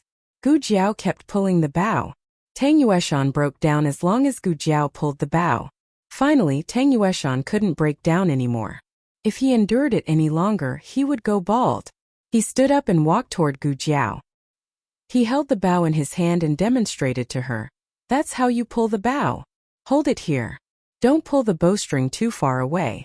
Stick close to your face. Don't pull it too tight. Like this." For the first time in his life, the marshal of the world's armed forces was a donkey. When he realized it, it was too late. Or rather, compared to enduring Gu Jiao pulling the wrong bow over and over again, being a donkey didn't seem so unacceptable. Gu Jiao learned quickly. Tang Yueshan only gave her a few pointers, and she basically grasped the essentials. Tang Yueshan looked at the quiver on the saddle and said, "Try an arrow." Gu Jiao went to get an arrow, put it on the bow, pulled the bowstring, aimed at the tree outside the cave and shot. The arrow hit the left side of the tree, but it was still some distance away from the center. Tang Yueshan was amazed that she could achieve this on her first night of learning. When Tang Ming first started learning archery, it took him a month to learn the posture of pulling the bow. Of course, it was because Tang Ming was too young, and his strength and comprehension were not as good as adults. However, Tang Yueshan still felt a sense of accomplishment for teaching this girl to such an extent in one night. Tang Yueshan cleared his throat and said, "Not bad. At least you hit the target." It was all because he taught her well. Even a pig could teach the best archer in the world. Gu Jiao blinked and pointed with her right hand. She said, "I was aiming at the tree next to it." Tang Yueshan was speechless. In Lingguan City, the man with the silver fox returned to the governor's office with his last few subordinates. "Sir." The soldiers on duty saluted him. The man with the silver fox was expressionless as he hurried into the mansion. He didn't go anywhere and went straight to his courtyard. "All of you are dismissed." He ordered the servants in the house. "Yes, sir." The servants retreated. "Come out," the man with the silver fox said. A man in black jumped down from the beam and saluted the man with the silver fox. "Master." The man with the silver fox clutched his waist. His expression changed and he fell onto the chair. The man in black was agitated. "Master." The man with the silver fox raised his hand and motioned him to calm down. I'm fine. I'm just a little injured. That brat's red tasseled spear didn't just cut his belt, it also scratched his waist. He didn't say anything because they were facing a great enemy. His every move would affect the morale of the soldiers. Who hurt Master? His master was highly skilled in martial arts. The man in black couldn't think of anyone who could hurt him. The man with the silver fox said thoughtfully, It's the assassin from that night. The man in black frowned. The two young men who saved the old Marquis Dingen? The younger one. The man with the silver fox recalled. This brat is very strange. He has the black gunpowder from the Yen Kingdom and the weapons from the Yen Kingdom. The man in black asked, Don't tell me. The Zhao Kingdom found the Yen Kingdom to back them up. The man with the silver fox squinted his eyes. If the Yen Kingdom really backed them up, they would have sent troops to suppress us. Do you think the millions of soldiers in the Yen Kingdom are a joke? Chapter 494. The novel is updated faster. In the next few days, snow fell from the sky and they were all trapped in the cave. Gu Jiao practiced archery in the cave when she had nothing to do. Tang Yueshan regretted teaching Gu Jiao a thing or two last night when he woke up. This girl was the enemy of the Tang family. He should have taught anyone but her. Coincidentally, Gu Chengfeng knew how to shoot arrows. He saw Gu Jiao drawing her bow in the cave and walked over to give her some pointers. He did not hold back from Gu Jiao. As long as he knew how to do something, he would not be stingy. He even used a shield and dry wood to make a simple target, and hung it on the rock wall for Gu Jiao to shoot. Gu Chengfeng's archery skills were not bad. After all, he was the son of the Marquis. Even Gu Changlin, the weakest among them, knew how to shoot on horseback since childhood. However, Gu Chengfeng's skills were only at the top level among ordinary people. Compared to the Tang family's archers, he was not good enough. It was not that Tang Yueshan was boasting, but any soldier from the Tang family's archers could easily outshine Gu Chengfeng's archery skills. Even the worst archers in the Tang family were required to be able to shoot a willow leaf from 100 paces away. Tang Yueshan couldn't stand the way Gu Chengfeng taught Gu Jiao. You can't go wrong if you listen to me, Gu Chengfeng said to Gu Jiao. Tang Yueshan rolled his eyes in disgust. You can't go wrong, you're wrong everywhere. Can a bow be pulled that way? Can an arrow be aimed that way? This was even more unbearable than Gu Jiao pulling the wrong bow. Then Tang Yueshan played the donkey again. Tang Yueshan played the donkey every day. He played the donkey until the snow stopped. The old Marquis's postoperative infection disappeared. He was older, but because of his years of martial arts, his body was not inferior to the young men. His wounds healed well. Tang Yueshan's was even better. Gu Jiao removed the stitches from the 2 wounds on Tang Yueshan's thigh. They passed through the forest and came to a small village on the edge of Lingguan City. Gu Jiao asked the villagers to buy an ox cart. She exchanged the ox for her 2 horses and gave the other horse to Tang Yueshan. Tang Yueshan mounted his horse and said to the 2 of them, Follow this road and you will reach Ancient Moon City. Gu Chengfeng held the reins of his horse. After a moment of hesitation, he looked at Tang Yueshan and said, You really want to go to Yi City alone? Why don't we? He wanted to say, Why don't you come back to Ancient Moon City with us first?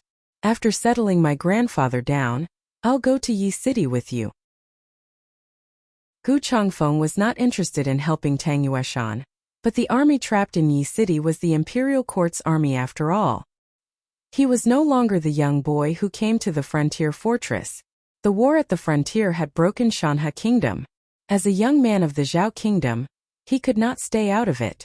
Gu Chengfeng did not say these words, but Tang Yueshan knew what he wanted to say. Tang Yueshan said, If we can solve it with fewer people, I can solve it myself. If we can't solve it with fewer people, the 2 of you won't help. You'd better not go to your deaths.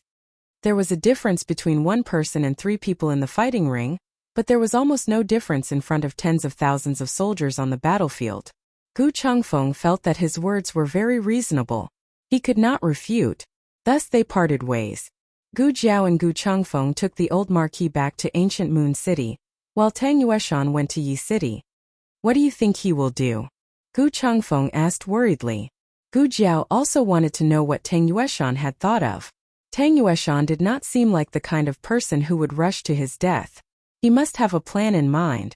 Gu Jiao and Gu Chengfeng returned to Ancient Moon City. The situation in Ancient Moon City was more tense than before they left. Almost all the shops on the street were closed, and the pedestrians on the road were gone. It was as if a storm was coming. It's going to be like this when the war is coming, right? Gu Chengfeng said with mixed feelings. Gu Jiao nodded in a low voice.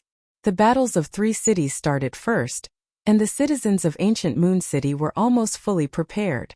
However, even so, it did not change the fact that it eventually became a purgatory on Earth. It was the most miserable of all the cities in the frontier fortress. The Chun Kingdom's army massacred the city here. Men, women, children, and the weak were not spared. Even the livestock were not spared. The carriage arrived at the governor's office. The person who came out to greet them was still Teacher Hu. They had not seen each other for a few days. Teacher Hu looked more haggard than before. He held his official hat and rushed out. He said excitedly and in surprise, "Oh, the 2 of you are finally back. The 2 of you left without saying goodbye that night. You scared me. I thought something happened to the 2 of you." Gu Chengfeng frowned impatiently. "That's enough. Let's go in quickly." The wind was strong outside. They had been blown all the way here. They were almost frozen to death. Yes, yes, yes. Teacher Hu hurriedly agreed and led the way. Inadvertently, he saw a person lying on the handcart that had been set up at the last minute. When the old Marquis came to the frontier fortress, he had stayed in the governor's office with Tang Yueshan. Teacher Hu had received them before. Teacher Hu quickly recognized the old Marquis. He could not help but be shocked. "Marquis Gu, you went to Yi City to save someone?" Everyone thought that the old Marquis was imprisoned in Yi City. Gu Jiao and Gu Chengfeng had disappeared after staying for a night. Teacher Hu and the governor had suspected their identities. They guessed that the 2 of them were not sent by the imperial court, but 2 impostors who had come to the governor's office to gather information. Now that they had brought the old Marquis back, their previous suspicions were overturned.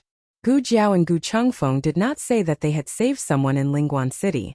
However, from Teacher Hu's reaction, it was clear that the governor's office had not colluded with the Chun army and the remnants of the previous dynasty.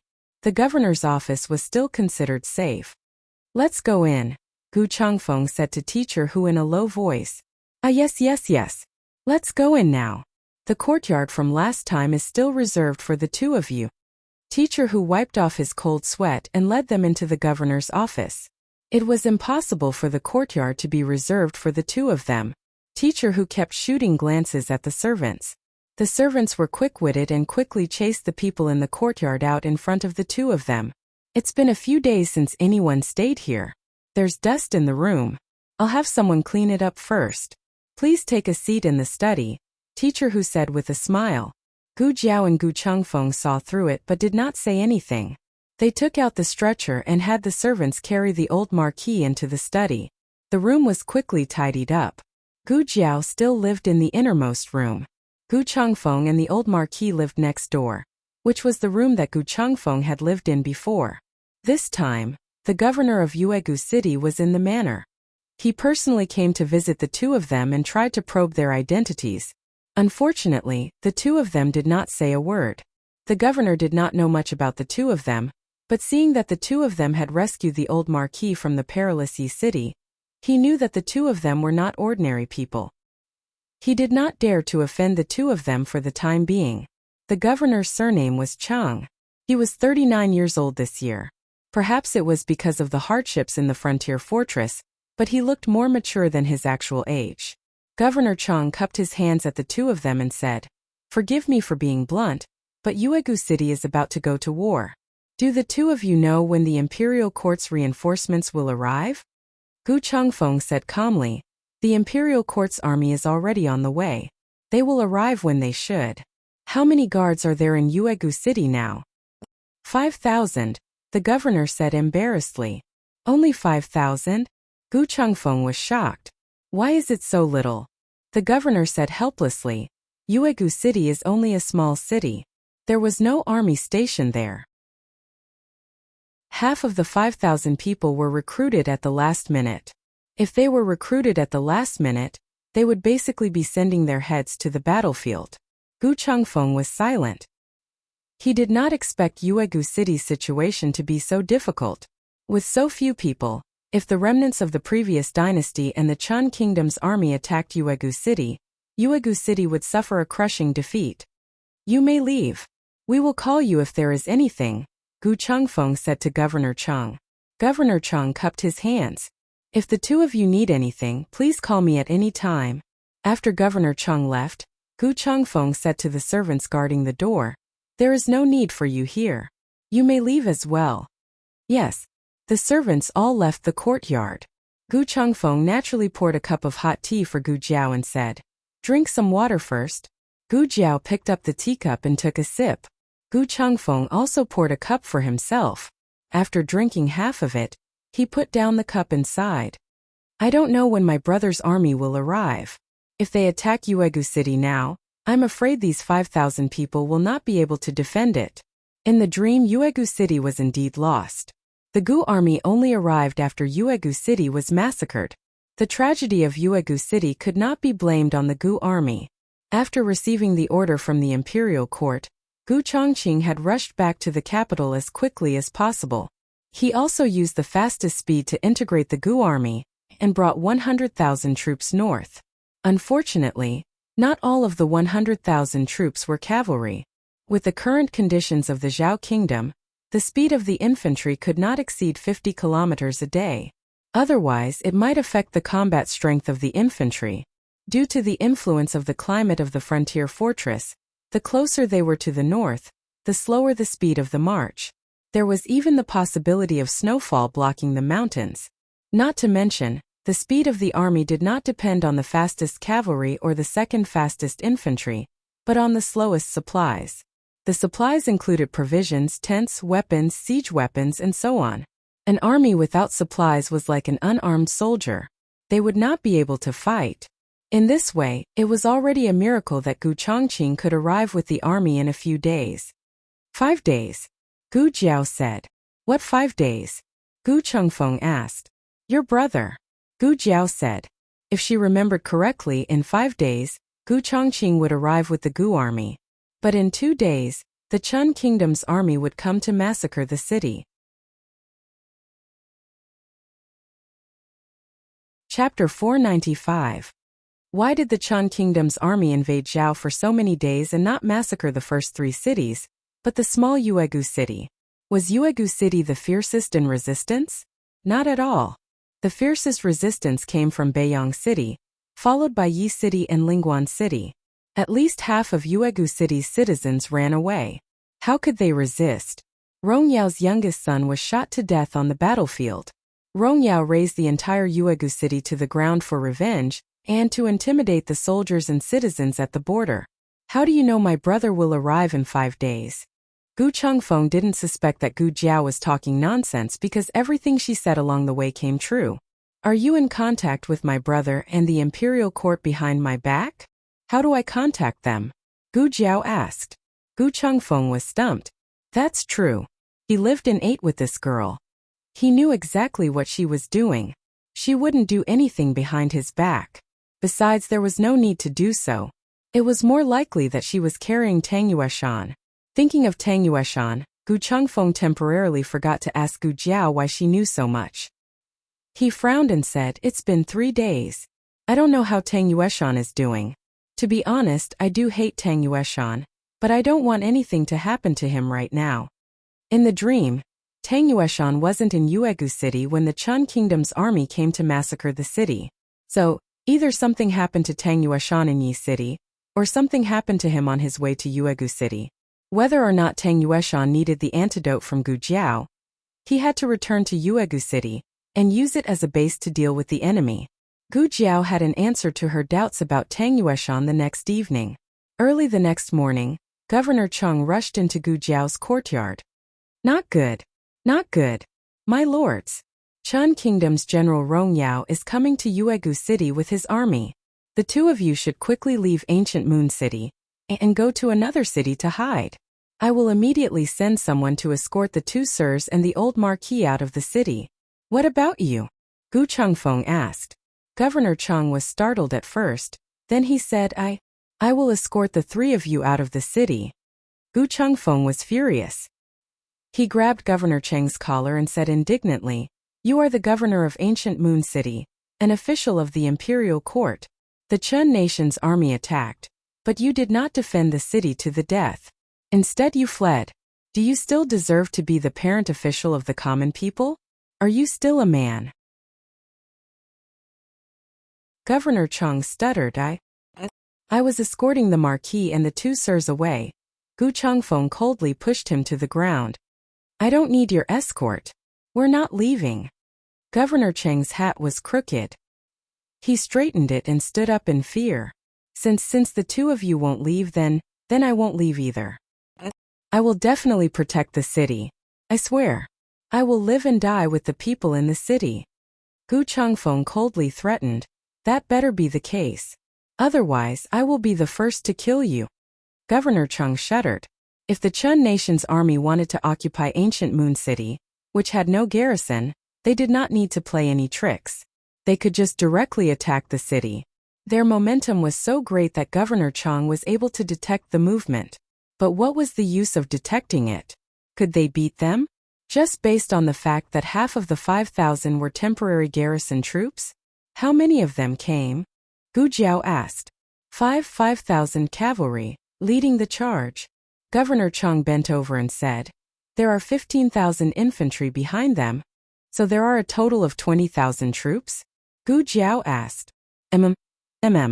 After Governor Chang responded, he realized that the young man with the disfigured face in front of him had actually spoken. Moreover, it sounded like a woman's voice. With ancient Moon City's current military strength, 20,000 soldiers from the state of Chun could directly kneel. Report. While they were talking, a guard's anxious voice came from outside the door. Let him in. Gu Chengfeng said harshly. Governor Chang hurriedly had a servant bring the guard in. The guard was a scout from ancient Moon City. He was the one who found out that the Chun nation's army was approaching ancient Moon City. Governor Chang ordered him to continue watching the Chun nation's army. It was obvious that he had obtained new information. Reporting to Lord Chang, the Chun state's army and the imperial court's army have started fighting. Governor Chang was pleasantly surprised. Gigi imperial court's army? The imperial court's reinforcements have arrived.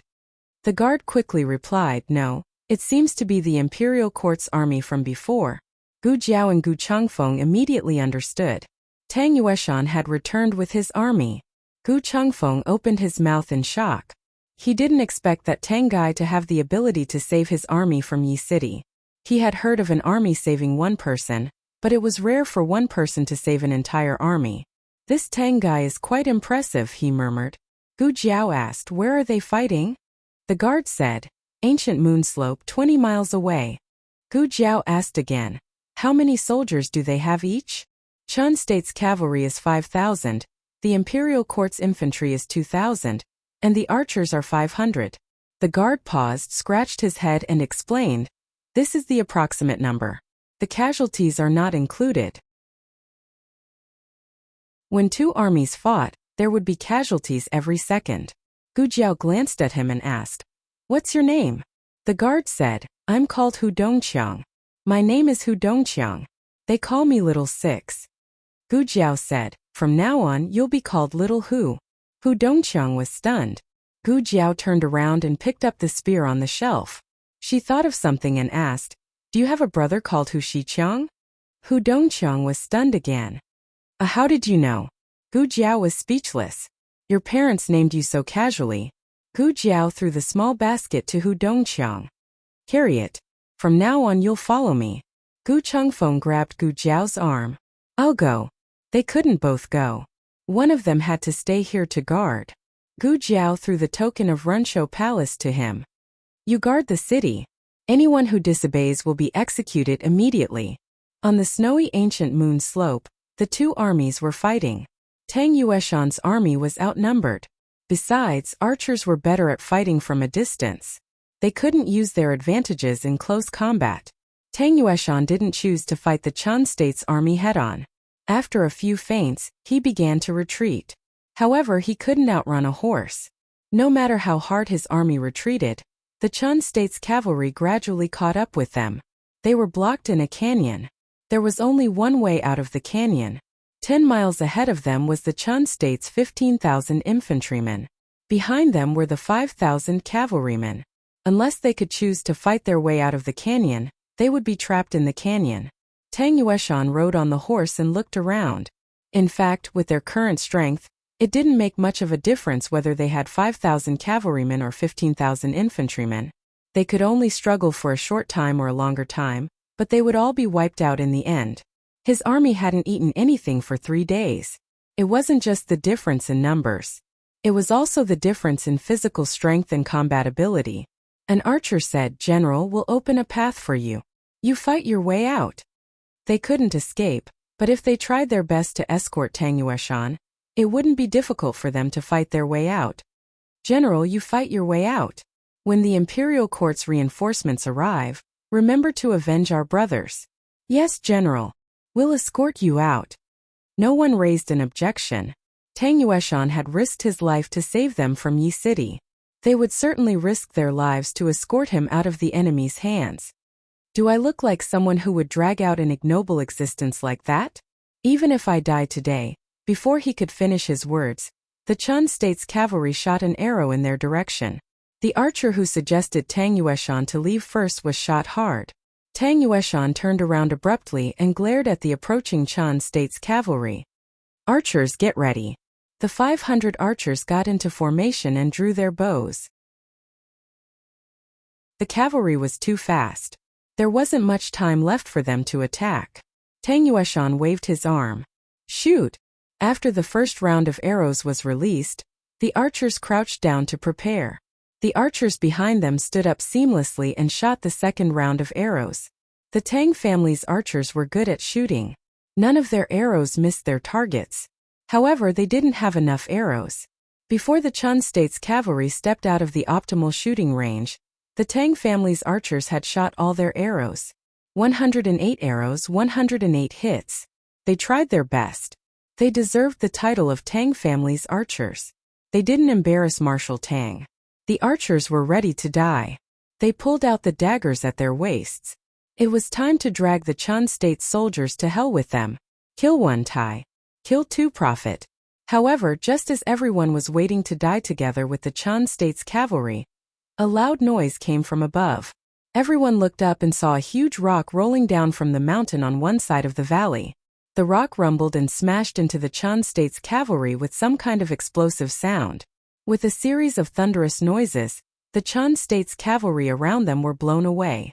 Tang Yueshan also looked up. He saw a young man in green holding a red tasseled spear on the top of the mountain under the sky. He stepped on the rock with one foot domineeringly and looked down at the Chun State's cavalry who were blown into chaos. On top of the huge mountain range, her figure was very small. However, her aura was so strong that for a moment, Tang Yueshan felt like he was looking at the god of death on the battlefield.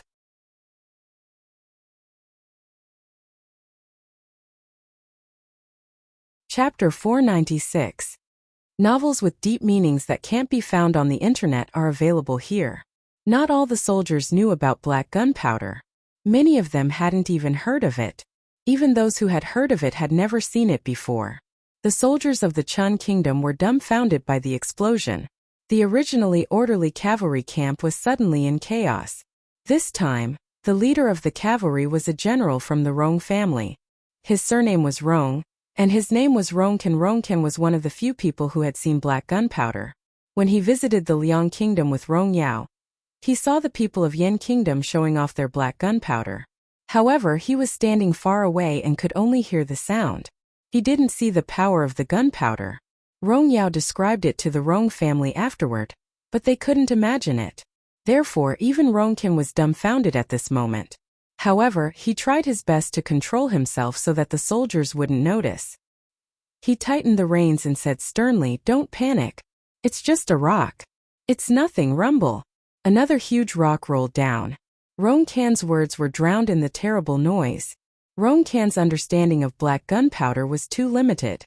Of course, it was also possible that it was his first time seeing such a powerful attack. He didn't know what to think. To prove to the soldiers that the gunpowder wasn't terrible, he decisively pulled out the sword at his waist and slashed at the rolling rock. With a loud bang, Ronkin was blown away. In order to achieve enough deterrence, Gu Jiao used all the black fire pearls she had. In fact, it was impossible for her to use it a third time. This mixture of black gunpowder was powerful enough, but it was still inferior to the explosives in her previous life. To put it bluntly, its lethality was secondary. The main thing was deterrence. To be honest, Tang Yueshan and his army were also a little confused. What the hell was this? Firecrackers? It didn't look like one. Tang Yueshan was the first to react. The situation on the battlefield was changing rapidly. Sometimes the low or high morale could happen in a flash.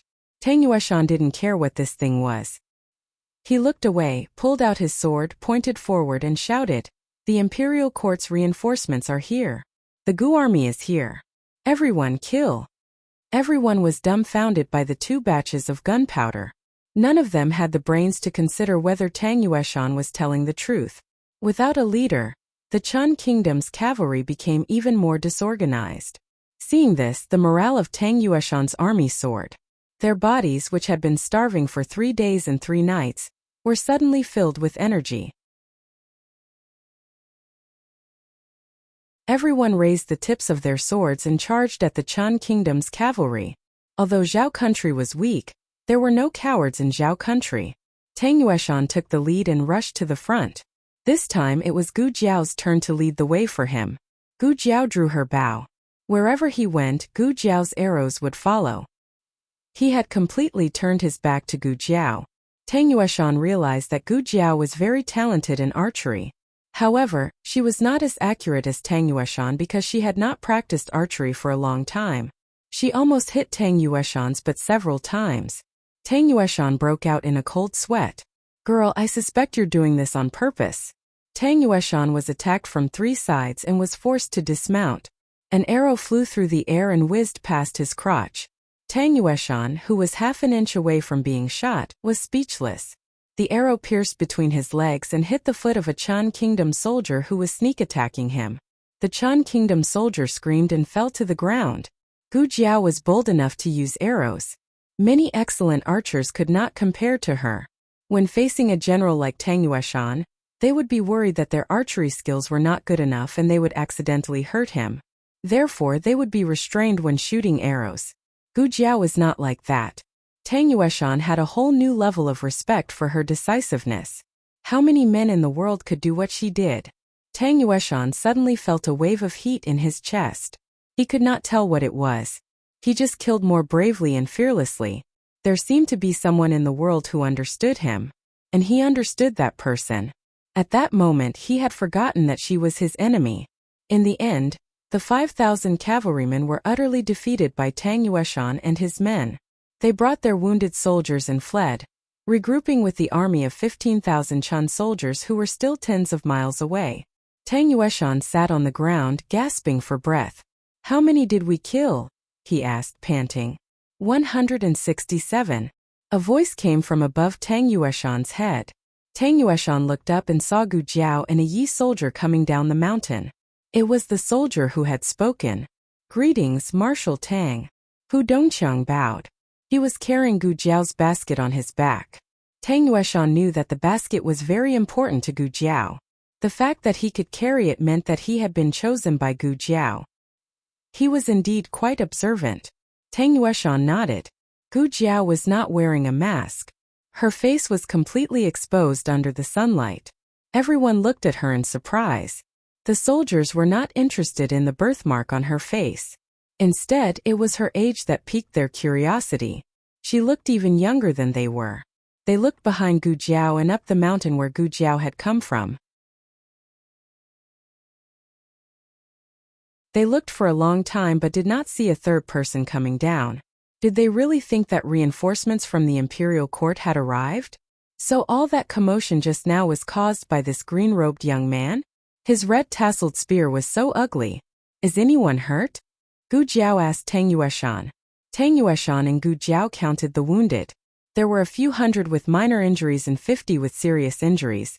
Among them, 23 needed immediate medical attention, and 3 were critically injured. Gu Jiao said to Tang Yueshan. Those who are not injured, take the minor ones back first. 50 of you stay here and carry the seriously injured and critically injured back. Tang Yueshan nodded. He took one of the 50 spots. General, we're not leaving. An archer said. Tang Yueshan said seriously. This is a military order. The archer gritted his teeth. Yes, sir. 2 of Tang Yueshan's deputies had died in the line of duty. He picked Deputy General Li from the archers and Deputy General Tsin from the infantry. They led the army forward. Of course, they did not forget to clean up the battlefield and take away the food, weapons and horses left behind by the Chan soldiers. Take off their armors too. We can melt them and make new ones, Gu Jiao said. Tang Yueshan looked at Gu Jiao deeply. He wanted to say something but stopped on second thought. Xiao Hu climbed to the top of the mountain along the rope, keeping an eye on the Chan army. I need stretchers, Gu Jiao said to Tang Yueshan. How many? Tang Yueshan asked. 10, Gu Jiao said. Also, I need strips of cloth to take off the belts of the Chan soldiers. Tang Yueshan and his men went around looking for wooden boards and sticks for Gu Jiao. Gu Jiao began to resuscitate 3 critically ill patients. One of the wounded soldiers' heart had stopped beating. Gu Jiao took out epinephrine and injected him with 2 injections. His heartbeat recovered. Tang Yueshan was dumbfounded when he saw the strange syringes. Not all the soldiers who died on the battlefield died on the spot.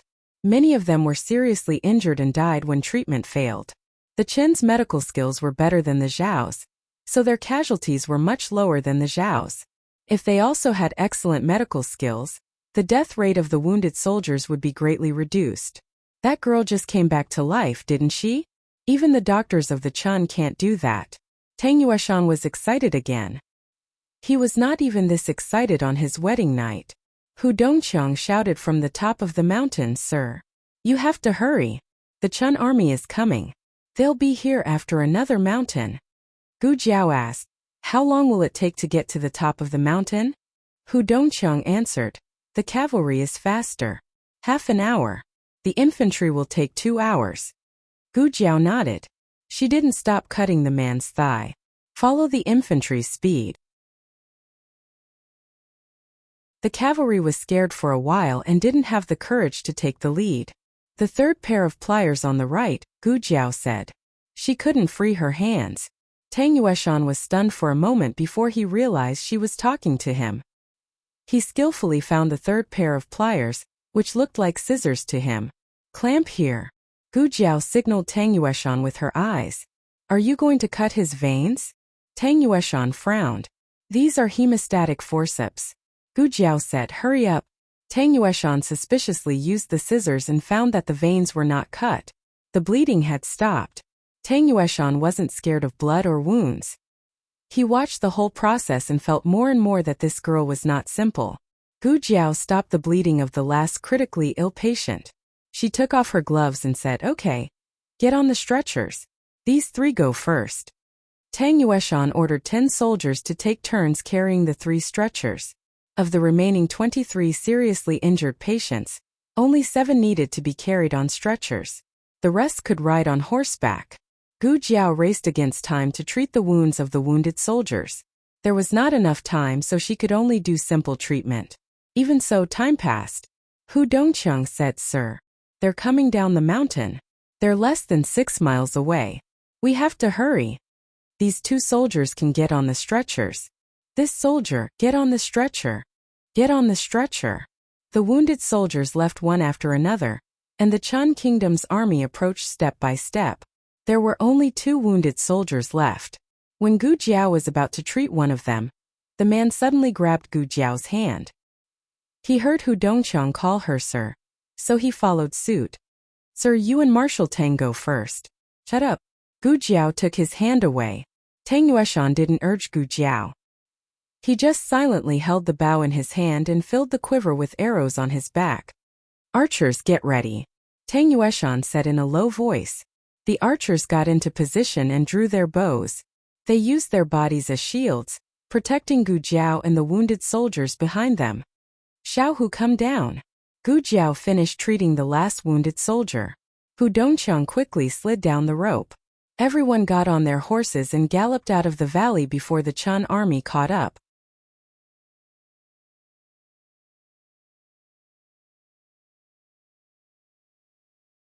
Chapter 497. The news that the Chun army was about to invade Yuegu City had already spread. Everyone closed their doors and windows. Gu Chengfeng stood on the city gate tower, pacing back and forth anxiously. Finally, he saw a large group of soldiers swarming toward Yuegu City. However, Tang Yueshan and Gu Jiao were not among them. "There are still people behind," a soldier said. Gu Chengfeng told them to hurry into the city. Wave after wave of injured soldiers came, but Gu Jiao was nowhere to be seen. Gu Chengfeng's brows gradually formed a layer of frost. After spending so much time with Gu Jiao, how could he not guess what Gu Jiao was doing? According to convention, if there were really injured soldiers, they would be brought back to the city for treatment. However, if they died halfway or were permanently disabled, there was nothing they could do. However, Gu Jiao would not do that. "You little girl." Gu Chengfeng clenched his fists. Gu Chengfeng clenched his fists.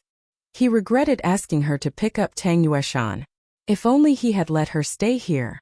No, if she stayed here, there would be many more casualties. Just as Gu Chengfeng was feeling extremely anxious, a soldier beside him suddenly said, "Sir, look." Gu Chengfeng looked up. Gu Jiao was back. She was riding the fastest horse, carrying the longest and heaviest spear, rushing all the way here.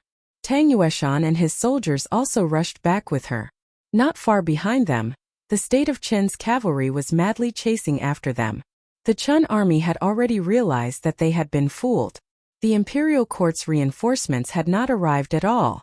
Everything was just a few soldiers deliberately mystifying and deceiving them. In order to get back at Gu Jiao, Tang Yueshan, and the others, more than 4,000 cavalrymen of the Chun kingdom carried out a frenzied pursuit. On the city gate tower, Governor Chang saw this soul-stirring scene. He was so scared that his legs turned to jelly, and his body swayed, almost hitting the wall. He turned pale with fright and said, "Oh, the Chun army is here. Close the gate. Close the city gates. Don't turn it off." Gu Chengfeng shouted. Governor Chang tried his best to persuade him. "My lord, if he didn't, it would be too late. Even if you don't think for yourself, you have to think for the people in the city. I know that Grand Marshal Tang and another lord are outside, but to sacrifice the lives of all the people in the city for the sake of a dozen of their lives." He couldn't finish his sentence. Regardless of whether he was truly thinking for the sake of the people in the city or if he was afraid of death, there was one thing that Gu Chengfeng had to admit.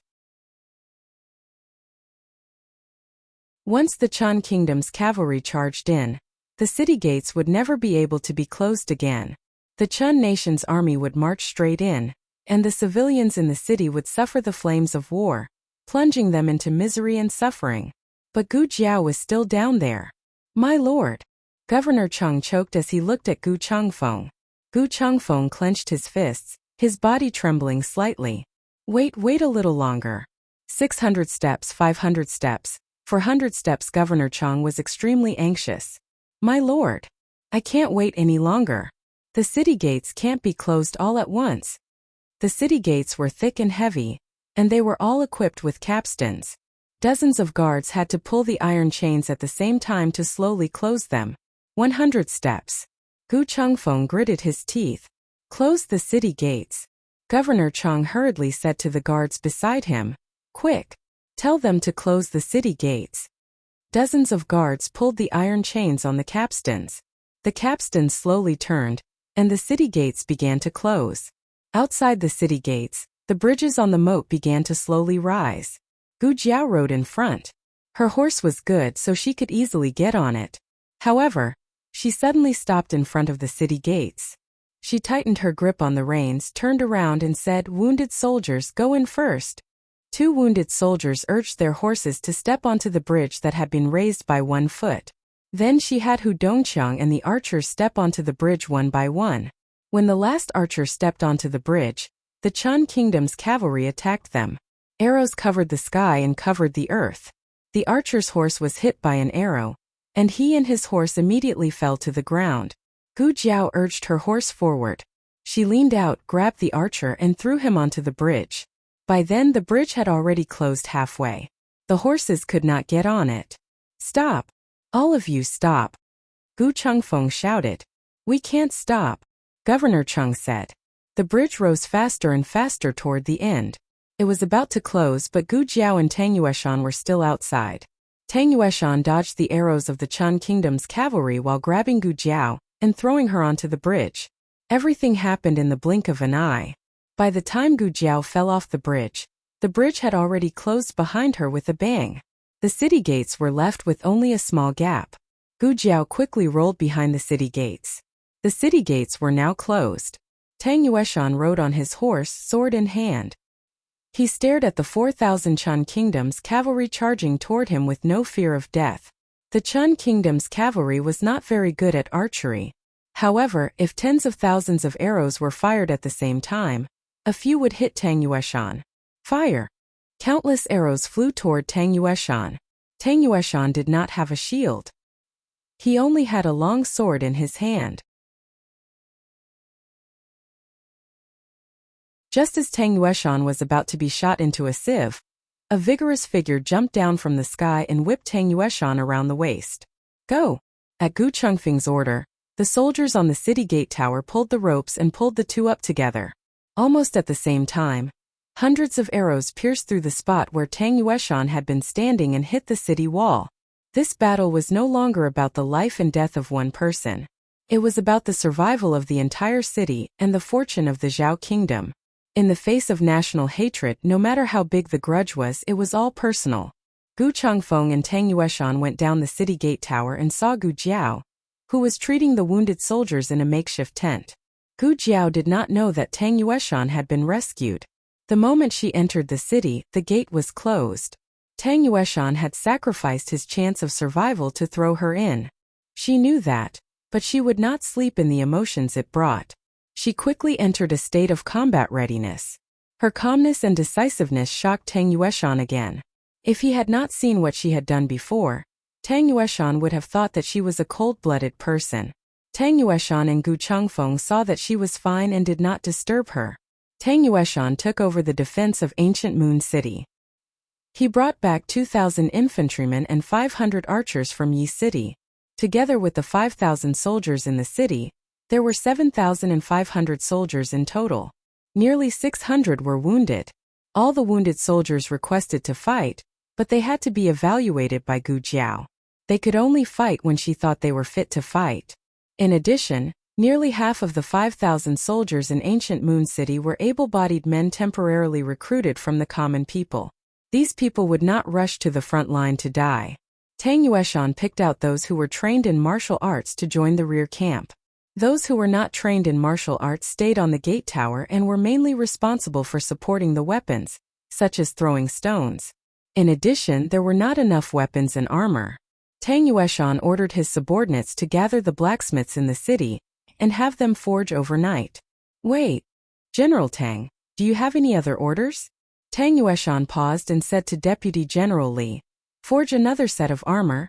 Nearly 20,000 soldiers from the state of Chun arrived at the city. They were like a giant beast that could swallow ancient Moon City at any time. The common people in the city closed their doors and windows. Everyone was in danger.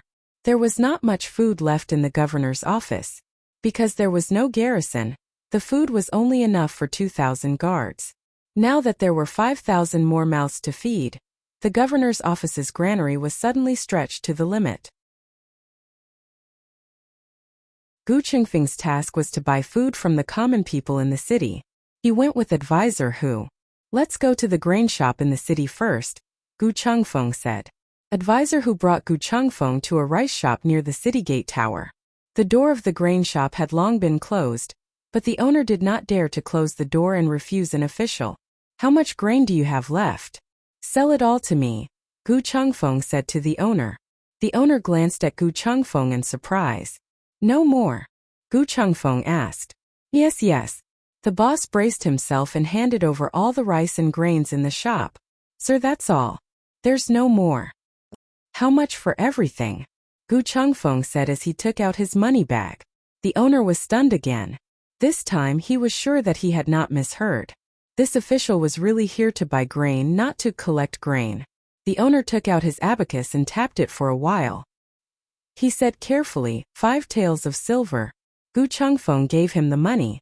The boss held the silver in his hand and was dumbstruck for a long time, unable to recover from his shock.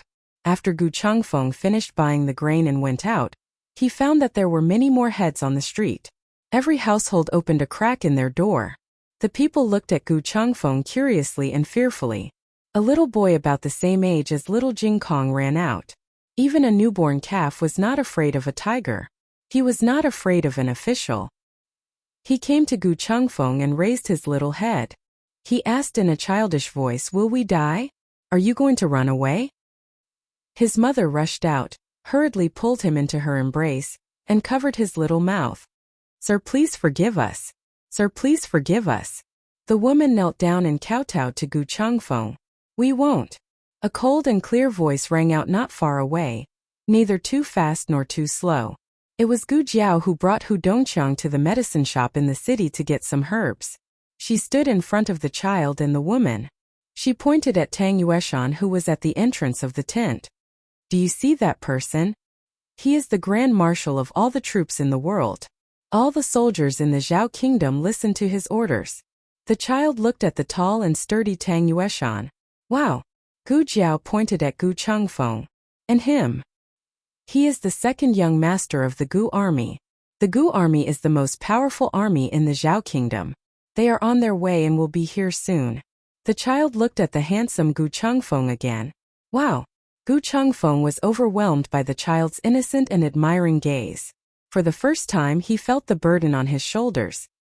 He took a deep breath and spoke as if he was speaking to the child, but also as if he was speaking to all the people on the street. "That's right. My eldest brother will be here soon. He brought 100,000 Gu army soldiers. Everyone, don't worry. Ancient Moon City will be saved. Even if we have to fight to the last man, we will definitely defend this city."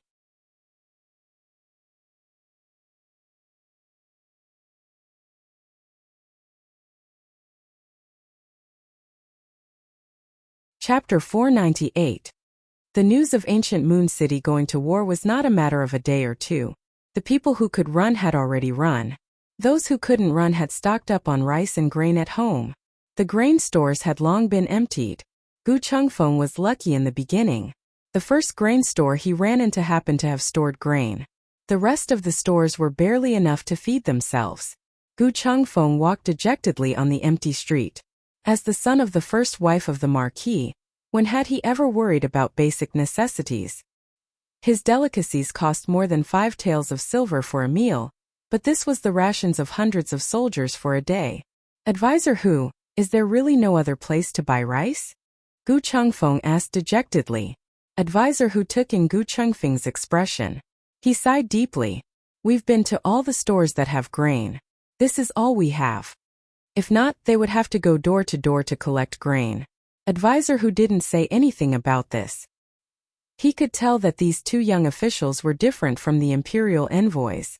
They wouldn't forcibly collect things from the people. "How long can our grain last?" Gu Chengfeng asked. This advisor Hu calculated silently in his heart. "If we reduce it by 1 meal a day, it can last for 2 days. Gu Chengfeng muttered. "But my eldest brother won't be here for another 4 days. Moreover, they couldn't reduce it. They were soldiers who protected their country. How could they be allowed to fight on an empty stomach? Not to mention that the Chan army wouldn't attack the city in the next few days. They were already at the city gates.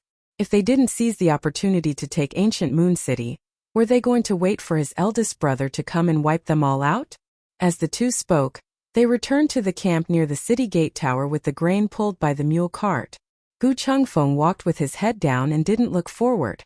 Advisor Hu did the same. All of a sudden, one of the accompanying soldiers shouted, "Sir! Advisor! Look!" Gu Chengfeng and Advisor Hu looked in the direction of the soldier's finger. It was the kitchen near the camp. Strange bundles were placed on the ground in front of the kitchen door. Some of the bundles were tightly wrapped so they couldn't see what was inside. Some of the bundles were loose and they could vaguely see rice or steamed buns. There were even corn cobs, vegetables, sorghum bread, pancakes, bacon, eggs and so on, which were placed in sieves and dustpans. Just as Gu Chengfeng was wondering what was going on, he saw a few commoners carrying a few small bags of flour and corn flour over.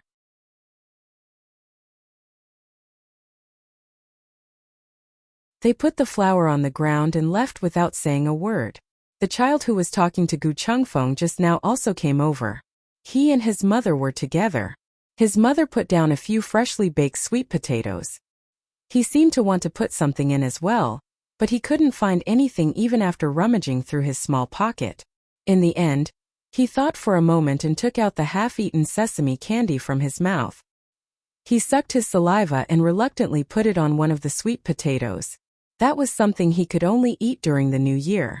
But because there was going to be a war and he didn't know if he could survive, his parents gave it to him in advance. That was the best thing he could give them. Gu Chengfeng's eyes suddenly felt hot. They were the people of the kingdom of Zhao that his grandfather and brother had sworn to protect. But it wasn't just the soldiers who protected the people. The people were also protecting them in their own ways. They were protecting an army and a city. Outside the city walls, the army of the kingdom of Chun had already started to prepare the battering rams and scaling ladders needed to attack the city.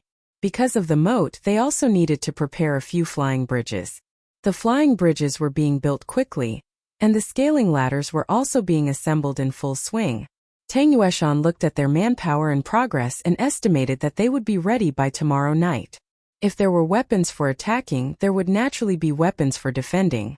Not only were the blacksmiths in the city recruited to forge armor and weapons, but Tang Yueshan also recruited carpenters to lead the soldiers to build battering rams, stones, and rolling logs. The battering rams were weapons used to deal with scaling ladders.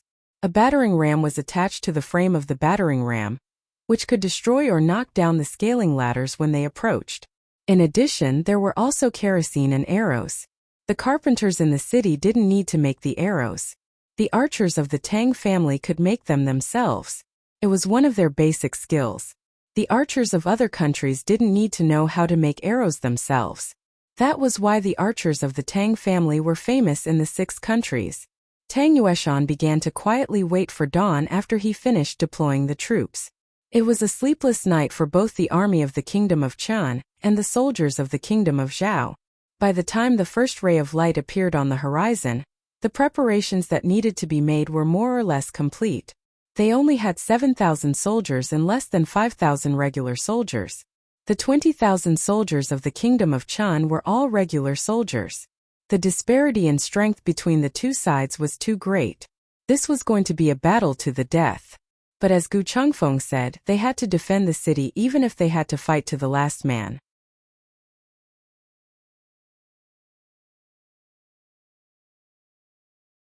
The price might be the lives of these 7,000 soldiers, including Tang Yueshan's own. Grand Marshal Tang. Dazzling sunlight seeped in through the gaps in the curtains. 2 of Tang Yueshan's newly appointed lieutenants entered the tent. Both of them had come to report on their orders. Is everything done? Tang Yueshan asked. Lieutenant Sun cupped his hands and said, Sir, the battering rams, boulders, and rolling logs are all done. They've been moved to the tower. Good. Tang Yueshan nodded and looked at Lieutenant Li. Lieutenant Li cupped his hands and said, The weapons and armor are also completed. Let the soldiers rest, Tang Yueshan said. He paused and said, Let's have a good meal and get ready for the battle tonight.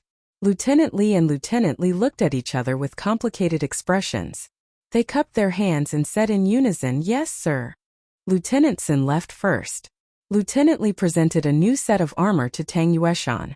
This is the armor you asked for. Tang Yueshan's eyes fell on the new set of armor. He raised his hand and touched it gently. Good. Gu Jiao was busy the entire night in the tent where the injured soldiers were treated. When the doctors in the city heard that there was a shortage of manpower here, they all spontaneously came over. Like Gu Jiao, their feet did not touch the ground and they did not sleep the entire night. By the time they finished treating the last batch of wounded soldiers, they were all exhausted. They did not even bother to go home to rest. They all fell asleep on the table. Gu Jiao sat on the ground with her red-tasseled spear in her arms. She leaned against the pillar supporting the tent and soon fell asleep as well. She was awakened by the heat. When she opened her eyes, she saw a thick robe on her. It was Gu Chengfeng's. She removed the robe and stretched her legs. She sat up straight and rubbed her sore neck and lower back. When she rubbed the back of her waist, her fingertips inadvertently touched something cold. She blinked strangely and turned her head to look, only to see that there was a set of armor beside her. She muttered, "Whose armor is this?" Hu Dongqiang walked into the tent with a bowl of boiled medicine. When he saw Gu Jiao, his eyes lit up. "Milord, you're awake. Just in time. I've prepared the medicine you asked me to prepare. Should I wake the patient up and feed him?" "Yes, feed him," Gu Jiao said. "Okay." Hu Dongqiang went to wake up the soldier who needed the medicine. "Whose armor is this?" Gu Jiao asked him. "Yours, right?" Hu Dongqiang said. "Mine." Gu Jiao blinked. Hu Dongqiang guessed. Last night, the blacksmiths in the city repaired and forged armor for the soldiers. "They might have made one for you, milord." Gu Jiao nodded and stood up to try it on. It fit her well. She put on the helmet and went to the water tank to look at it. It looks good." Gu Jiao shook her head. Ancient Moon City's terrain was steep and steep.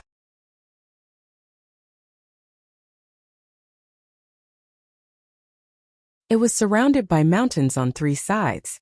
In a situation where one didn't have to worry about strength, attacking the city from the front was the easiest. The Chun army of 20,000 naturally didn't fear the few thousand soldiers in Ancient Moon City. It was a one-sided battle. The highest-ranking general leading the army was Rong Yao's youngest son, Rong Fu. Governor Chang heard that Rong Yao was personally leading the army, but in reality, Rong Yao only sent the army out of Yi City. The real commander was his youngest son, Rong Fu. In the dream, Rong Yao rushed over to massacre the city after Rong Fu was shot to death. The one who shot Rong Fu wasn't an archer from the Tang family. It was just an ordinary guard. That guard was never accurate. When he shot Rong Fu, he was stunned. Rong Fu was even more stunned. Rong Fu was as famous as Gu Chongqing. They were both young and famous generals. The two of them were about the same age. This battle was of utmost importance to Rong Fu, and he was determined to win it. Gu Jiao wasn't sure if Rong Fu would still be shot to death. After all, many things had changed. Tang Yueshan's army entered the city. She and Gu Chengfeng also entered the city. The guard who shot Rong Fu to death might have been sent to another post by Tang Yueshan. The Chun army's attack and defense were also different from the one in the dream. In the evening, Rong Fu gave the order to attack the city.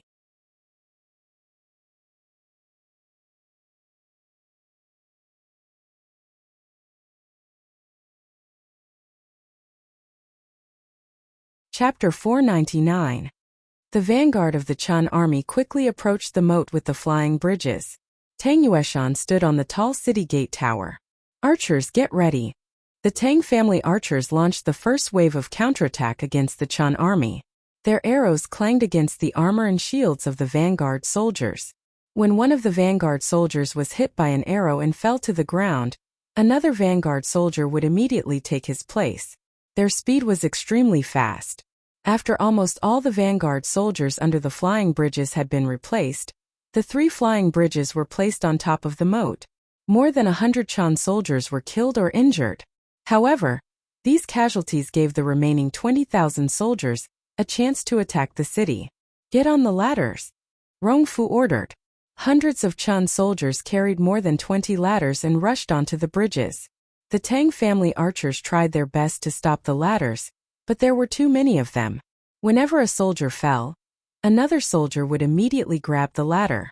At the same time, the Chun army's catapults launched a terrifying long-range attack against the archers on the city wall. Stones covered in oil smashed onto the city wall. The archers couldn't dodge in time and were knocked to the ground. "Oh no! The rolling logs are on fire!" a soldier shouted. The rolling logs were used to deal with the Chun army's ladders. Now that they were on fire, how were they supposed to hold them? With the help of the catapults, the ladders were placed on the city wall one after another. Tang Yueshan ordered ram. The ram stepped out of the formation. The rolling logs on the carriage smashed into the Chun army's ladders. Boom! A loud noise came from below the city gate tower. Deputy General Tsin, who was attacking the ladders, was shocked. Oh no! It's the Chun army's ram. They're attacking the city gate.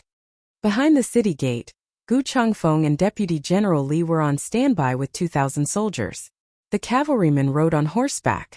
The infantrymen were behind them and on both sides. Everyone looked serious. Have the wounded been evacuated? Gu Changfeng asked. Yes, Deputy General Li said. Dr. Gu took them away. What about the people nearby? Gu Changfeng asked. They've also been relocated. Deputy General Li continued. The flying bridge had been modified and reinforced with iron chains and iron plates. It was several times harder than ordinary flying bridges. However, the Chun nation's siege chariots were also very sturdy. With every collision, the entire city gate tower seemed to tremble 3 times.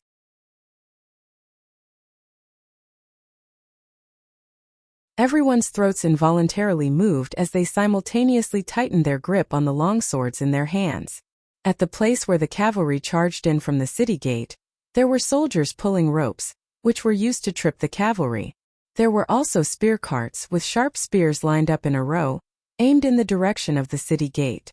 Even so, everyone knew that these things could not completely stop the Chun State's army's attack. A bloody battle was unavoidable. Bang! Bang! Bang! Bang! The gigantic battering ram caused the flying bridge to tremble, and the dust on the city walls began to rustle down. With a deafening crash, the flying bridge was destroyed by the Chun State's assault vehicle. The Chun State's chariots planned to further attack ancient Moon City's gates. But at this moment, an unexpected situation happened. Suddenly, several barrels of kerosene fell from the city gate. The ropes of kerosene were tied to the flying bridge. As long as the flying bridge was not broken, the ropes would not break. However, the flying bridge was broken. The kerosene splashed onto the Chun State soldiers and siege chariots. When the kerosene was finished, the fire extinguishers and hats hanging from the barrels were pulled apart by the thin wires on both ends, and they fell to the ground with a thud. Not good. Run! A Chun State soldier shouted. Unfortunately, it was too late. The kerosene was ignited, and the flames rose 3 feet high. The siege chariots quickly caught fire, and the Chun State soldiers were so burned that they covered their heads and fled.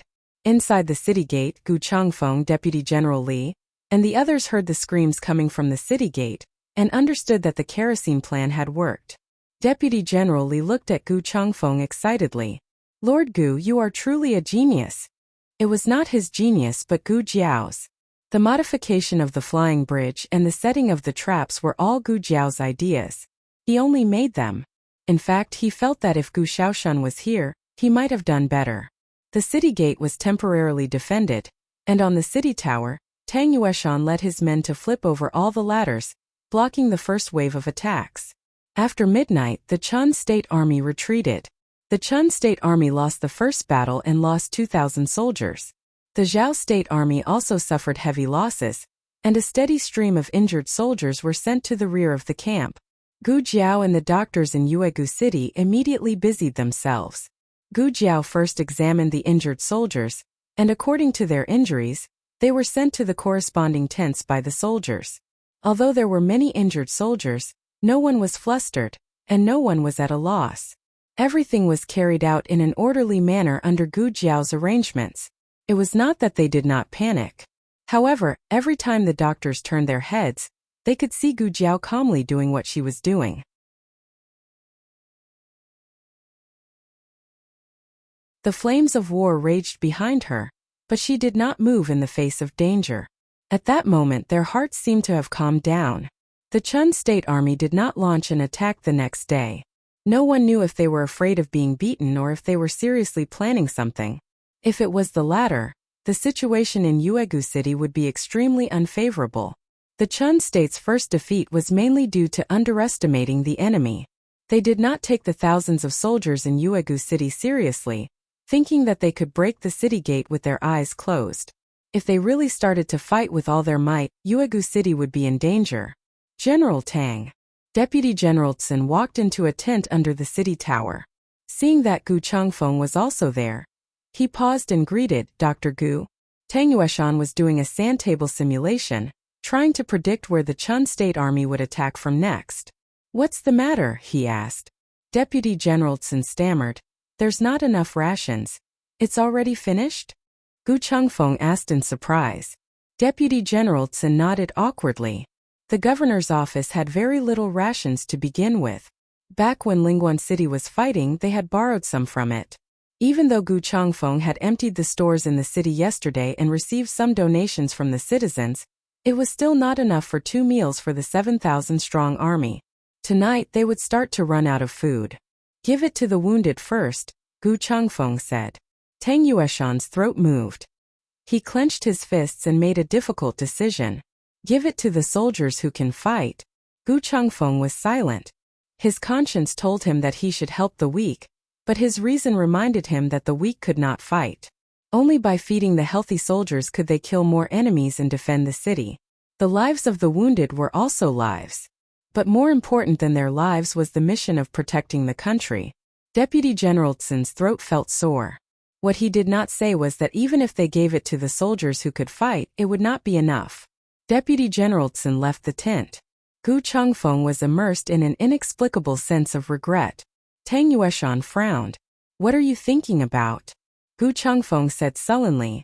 "I'm thinking about why I wasted so much food in the past." He never knew that the soldiers at the border had to suffer so much, let alone that the war was so tragic. After a while, Deputy General Tsin brought in a few steamed buns and 2 bowls of rice soup. He said to Tang Yueshan and Gu Chengfeng, "Grand Marshal Tang, Lord Gu, you should eat some too." Tang Yueshan said, "I don't need it." He knew his own condition. He could handle it. Gu Chengfeng said, "I don't want it either. Take it and share it with the soldiers. I ate a lot of oil along the way. It's okay to starve for a few days."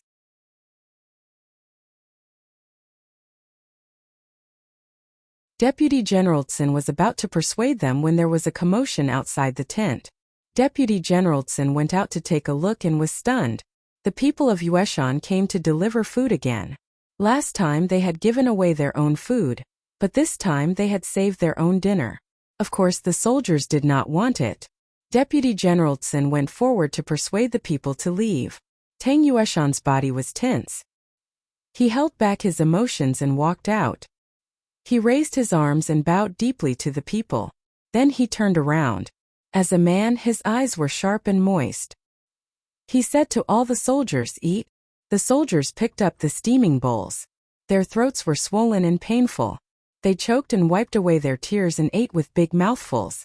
In the next 3 days, the Chun army launched 3 small attacks on Yueshan and 1 big attack. Although the Chun soldiers suffered heavy casualties, the soldiers of Yueshan also suffered heavy losses. By the time of the last attack, Yueshan had less than 2,000 soldiers left. The Chun army's scaling ladders were firmly placed on the city wall. Countless Chun soldiers rushed up the city wall. The city gate below the city tower was also breached by the siege vehicles. This time they did not use men to deal with the oil. Instead they used strongbulls. The moment the city gate was breached, countless Chun cavalry poured into the city like a tide. Gu Qingfeng's eyes were bloodshot. On the city wall, Tang Yueshan's right arm was stabbed. He did not hesitate, as if he had forgotten the pain. He continued to kill in the sea of blood.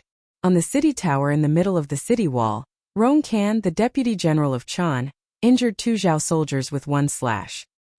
He flew up to the roof, held a long sword with both hands, and cut the Zhao flag in half. He threw the Zhao flag into the sea of fire. The Chun soldiers' morale soared, and they shouted proudly. Rong Can picked up the Chun flag and stuck it on the city tower of Yueshan.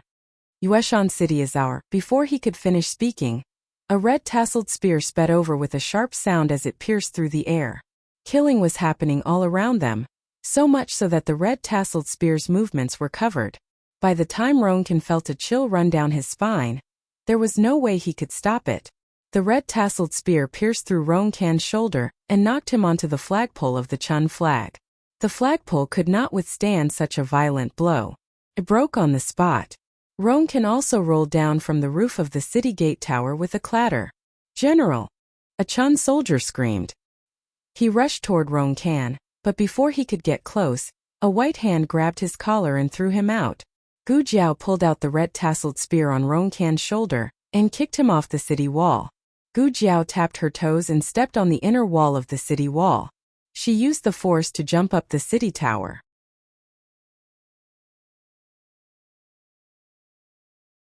She held the red tasseled spear with one hand and raised the Zhao flag with the other. She firmly stuck it on the city tower. The fighting lasted for an entire night. On the city walls of Yueshan City, flames filled the sky. Under the vast sky, the city was burning. In a tent 100 miles away, a scout quickly came down from the mountain and reported to the man in the tent, "General Gu, the city ahead seems to be on fire." On fire? Gu Chongqing looked at the hourglass beside his feet. At this time? Which city? Yueshan City, the scout said. Gu Chongqing had already memorized the map of the frontier fortress along the way. Of course, he understood the strategic importance of Yueshan City. If the Chun army and the remnants of the previous dynasty wanted to continue invading the territory of the Zhao kingdom, their next target would be Yueshan City. Gu Chongqing stood up.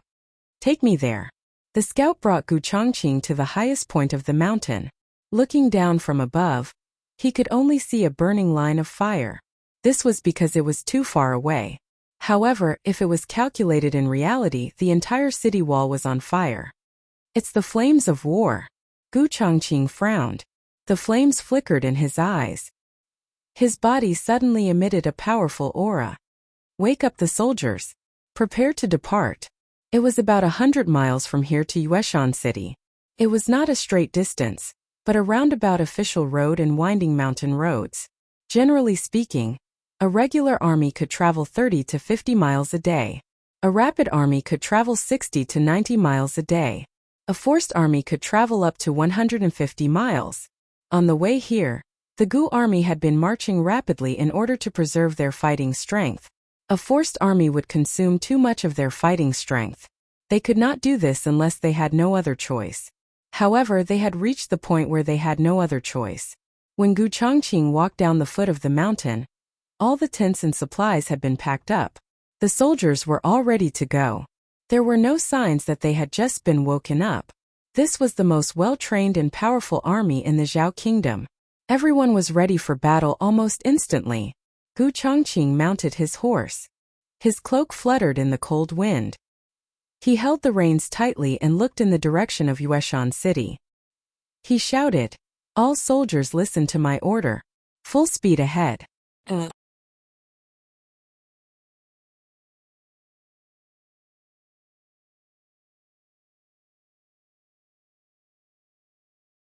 Chapter 500. In the Battle of Ancient Moon City, both sides had lost a lot of soldiers. The Chun Kingdom's army had lost even more soldiers. However, they had more people so they could replenish their soldiers in time. Perhaps it was because the first 3 cities had been too easy to take down, so when Rongfu led 20,000 soldiers to attack Ancient Moon City, he thought there were too many soldiers. He was very clear about the military deployment in Ancient Moon City. There were only about 2,000 guards and constables in the city. Including the able-bodied men that were temporarily recruited, there were less than 5,000 people. In addition to the 2,500 people that Tang Yueshan rescued from Yi City, there were more than 7,000 soldiers in total. Rongfu did some careful calculations among these 7,000 men. 2,500 soldiers of the imperial court had been starved for 3 days and 3 nights when they were captured. Their stamina was severely depleted, and they had also been forced to march for several dozen li. Their battle prowess had plummeted. In addition, the 2,000 or so able-bodied men that had been recruited at the last minute did not have the martial arts or quality of soldiers. They were basically sending themselves to death on the battlefield. It was no exaggeration to say that compared to the strong and healthy Chun Kingdom army, these thousands of people were simply old, weak, sick, and disabled. However, this group of wounded and disabled soldiers had blocked the attacks of the Chun Kingdom's 20,000 soldiers for 3 days and 4 nights. Where did these guys get their strength? It was not that they were not afraid of death, but that they had a strong and unshakable belief in their hearts. It was as if even if they turned into corpses, they would block the city gate and the city wall to stop the invading Chun Kingdom army. As the commander of this battle, Rongfu had been watching the siege from the war horse below the city gate tower. The city gate had been broken long ago. Their army had marched straight in. The Zhao Kingdom army would not be able to hold on for long. On the other hand, the city gate tower was a bit tricky. He had always known that Tang Yueshan had some ability, but he did not expect him to be so capable. Among the three famous generals of the Zhao Kingdom, the one who was the best at war was the old Marquis of Ding and Gu Chao.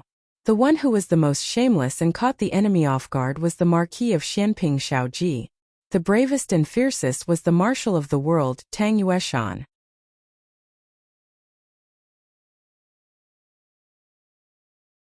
To be honest, both Rongfu and his father, Rongyao, were surprised when they heard that he had become the Grand Marshal of the armed forces of the world. Being the bravest and the most ferocious was not a good compliment. To put it bluntly, this person was brave but not astute, which was a taboo to use troops. But a few days ago, Tang Yueshan used a trick to lure the tiger away from the mountain. He released the news that the imperial court's provisions had arrived on the official road in Huaqing, which made them send a large number of troops to rob the provisions. As a result, Tang Yueshan took the opportunity to sneak into the military camp and killed his way out with 2,000 men. It seemed like a simple plan, but in fact every step had to be calculated perfectly. If they didn't go, or if they didn't bring enough troops with them, then even if Tang Yueshan sneaked into their camp, he wouldn't be able to kill his way out. Tang Yueshan and the others had chosen their escape route carefully, which resulted in their cavalry not being able to catch up with the infantry. Just tell me if you're angry. It was also because of this incident that the Rong family realized that Tang Yueshan was not a fool. He was just too brave that others had overlooked his intelligence. However, so what if he was brave? He was made of flesh and blood, and there would be a time when he ran out of strength.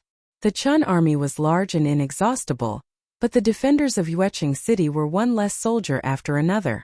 Tang Yueshan was probably at his limit. Rongfu was right. Tang Yueshan was indeed at his limit, but it wasn't because he was exhausted. It was because his leg was injured. The wound was where the emperor's son-in-law's arrow had pierced through his leg. Blood gushed out and dyed his feet red. General Tang. Deputy General Tsun walked toward Tang Yueshan, covered in blood. He was also injured, but not all the blood on his body was his own. Don't worry about me. Tang Yueshan stood up with the help of a broken carriage behind him. There was a piercing pain in his leg.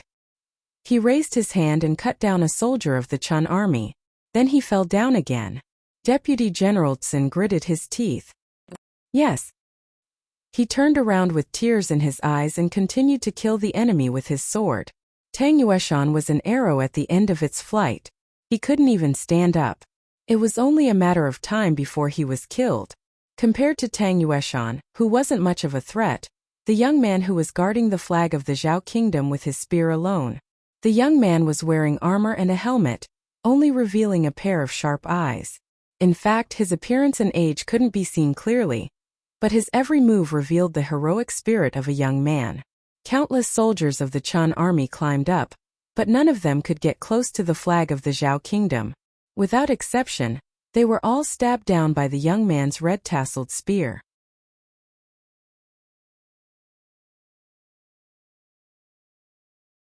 Blood dyed his armor and the rubble under his feet red, but the flag he was guarding didn't get a single drop of blood. He was the god of death. He was guarding the soul of the Zhao Kingdom. When did such a troublesome person appear in Yueqing City? Rongfu frowned. If he went to Lingguan City, he would hear about this person from the emperor's son-in-law.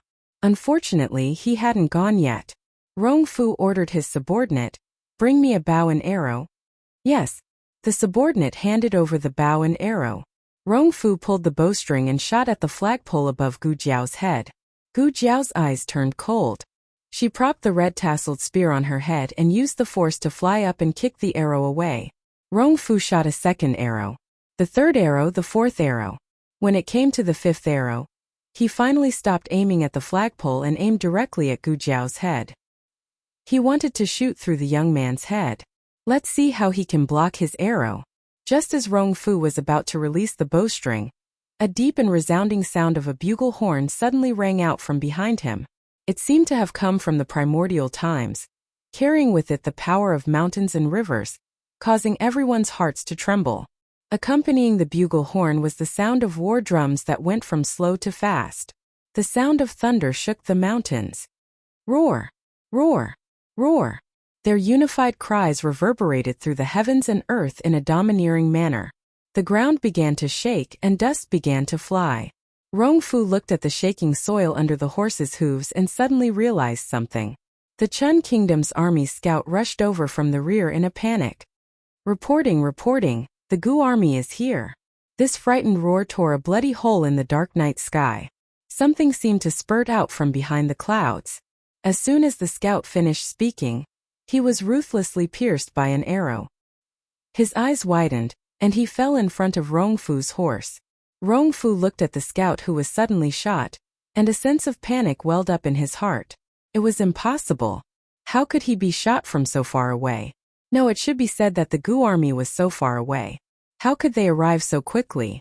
If he was not sure that the Gu army would not arrive so quickly, how could he dare to lead an army of 20,000 to attack the city? His older brothers had all achieved military merits, but he had not. He was here. He was here for the military merits. If he took Yuegu City and killed Gu Chao and Tang Yueshan, he would be conferred the title of Marquis and King like his older brother. His luck would not be so bad. This must be Tang Yueshan's evil plan. There were not even a few hundred defenders left in the Zhao Kingdom. Victory was right in front of them. It would be their biggest mistake to retreat now. Rongfu pulled out the sword at his waist and solemnly shouted, "The news is wrong. It's not the Gu army."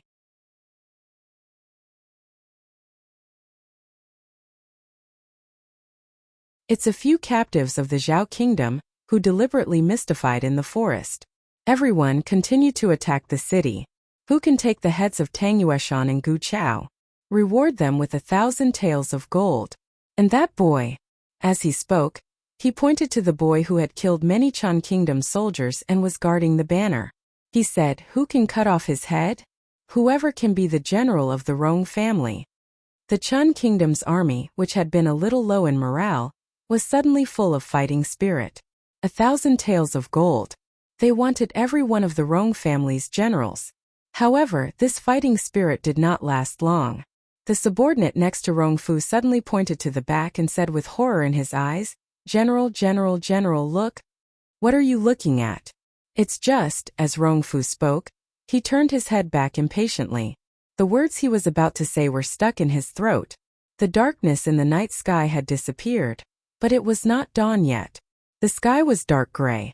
Under this boundless sky, tens of thousands of cavalrymen galloped over, each of them wearing ice-cold silver armor. Even their war horses were covered in silver armor. With an order from the commander, all the cavalrymen took out black cloth and covered the eyes of their horses. Yes, the subordinate could not come out anymore. This scene was too shocking. This was a real cavalryman. Gu Chongqing galloped through the flying snow. The white cloak behind his silver armor fluttered in the wind, like the purest snow between heaven and earth. He carried an extremely cold, murderous aura. Rongfu's breathing stopped. Wherever the Gu army went, the Chun Kingdom soldiers were defeated. Gu Chongqing did not go anywhere else. He went straight to Rongfu. The light of dawn chased after him. The sky gradually opened. Rongfu raised his sword to meet him. However, before he could make a move, Gu Chongqing chopped off his head.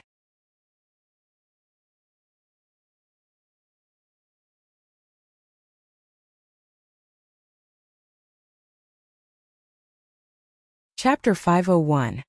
Novels with connotations that cannot be found online can be found here. Many people's fates changed, such as the people in the city.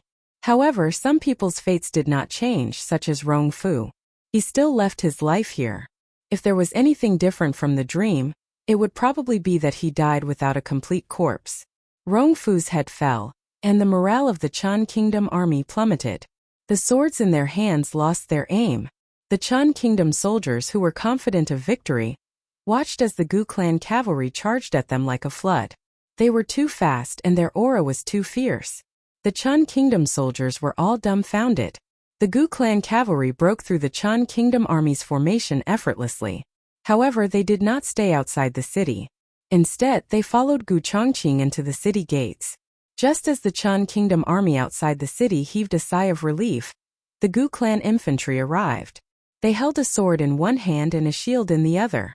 They charged at the Chan Kingdom soldiers with great momentum. This was a crushing defeat without any suspense. Gu Changfeng, who had fought with the Chan Kingdom soldiers in the city for an entire night, had long become numb to the killing. He had almost forgotten who he was and where he was. He only remembered that as long as he had a breath left, he had to keep fighting. Be careful. Lord Gu, Deputy General Li, who was dozens of steps away, had just raised his hand to block the attack of a Chan Kingdom soldier, when he saw that Gu Changfeng was being attacked from 3 sides. One of the Chan Kingdom soldiers slashed at Deputy General Li's back with a sword.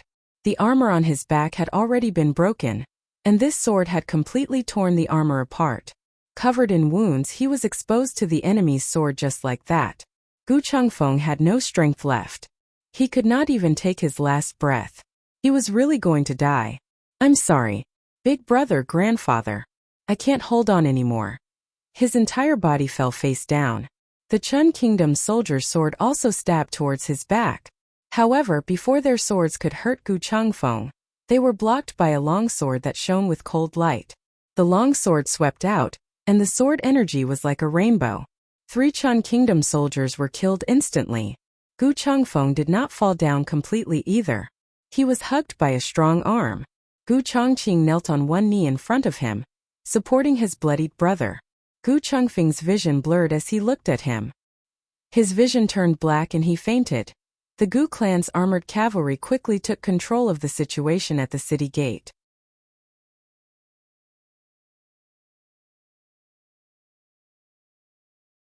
The left commander led 5,000 armored cavalry and charged straight in, chasing after the Chun nation soldiers who were burning, killing, and looting. Gu Changqing handed his younger brother to a deputy general, while he himself led 2,000 infantrymen and charged up the city gate tower. There was no need for so many people to deal with the Chun nation soldiers, who were already scared out of their wits.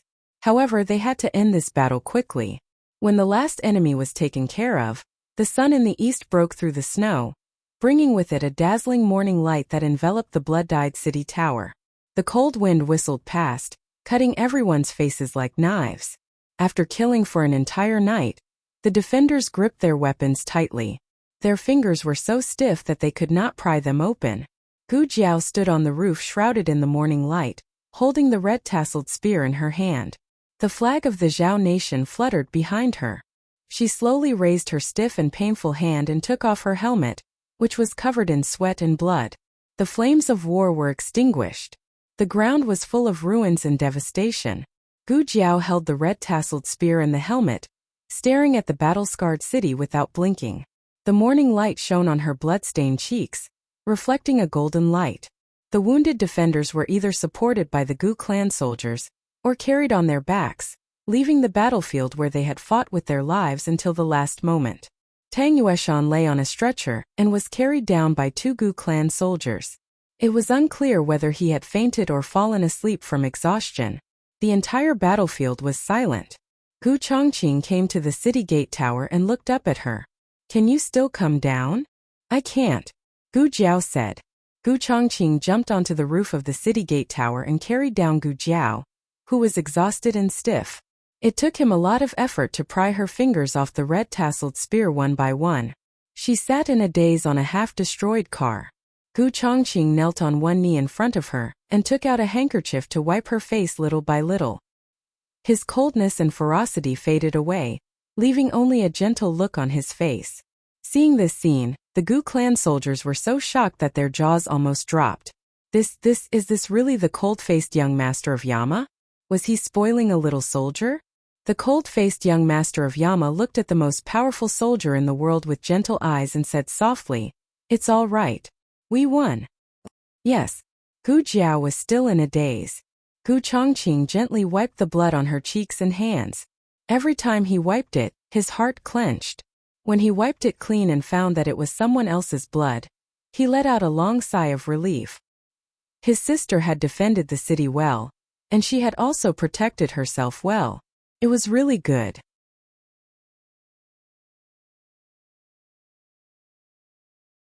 No one knew how relieved Gu Changqing felt at this moment.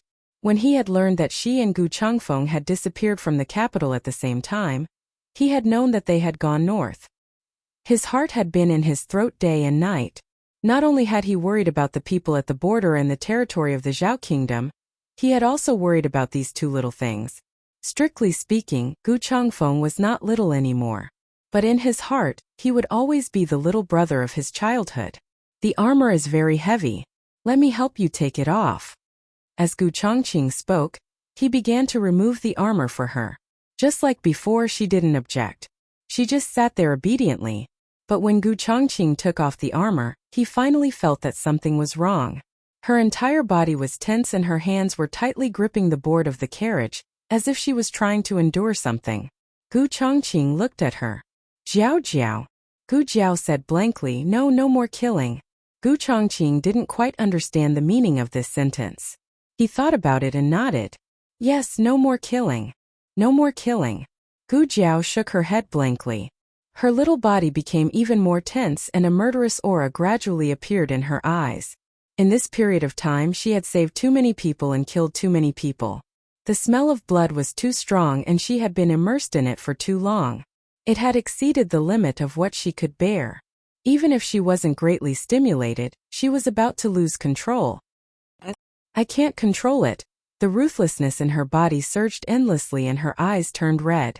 Gu Changqing's eyes flashed with a strong sense of astonishment. He put down the handkerchief and held her face with both hands. Jiao Jiao Jiao Jiao, look at me. Gu Jiao pushed him away. The red-tasseled spear was right next to her. She reached out to grab the red-tasseled spear. She didn't grab the spear shaft, but the sharp spear head. Gu Changqing's expression suddenly changed. Was she using pain to wake herself up? Because she couldn't kill, she hurt herself first? Gu Changqing quickly stood up and grabbed the spearhead before she did. Her hand grabbed the back of his hand. At almost the same time, Gu Changqing reached out with his other hand and hit her sleep acupuncture point. Her eyes closed and she fell into his arms. When Gu Jiao woke up, she was lying in an unfamiliar tent. She blinked and stood in a daze for a while before turning her head to look around. You're awake. Gu Changqing put down the half-read letter in his hand and stood up from the stool. He walked over to the bed covered with a thick mattress and tiger pelt and sat down. He reached out and touched her forehead. This is my tent, Gu Changqing said. How do you feel? Gu Jiao seriously felt it and said, very good. The pelt is very warm. She also wanted one later. Gu Changqing. I'm asking about your body.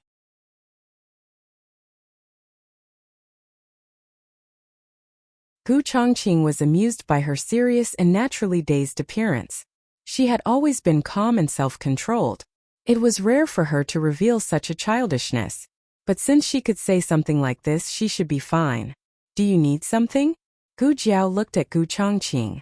Gu Changqing shook his head and smiled. I'm fine. Gu Jiao, oh, you? Gu Changqing was about to ask her what had just happened, but he swallowed his words and changed his tone. Have you been like this before? Gu Jiao thought about it and finally nodded without denying it. Gu Changqing. Often.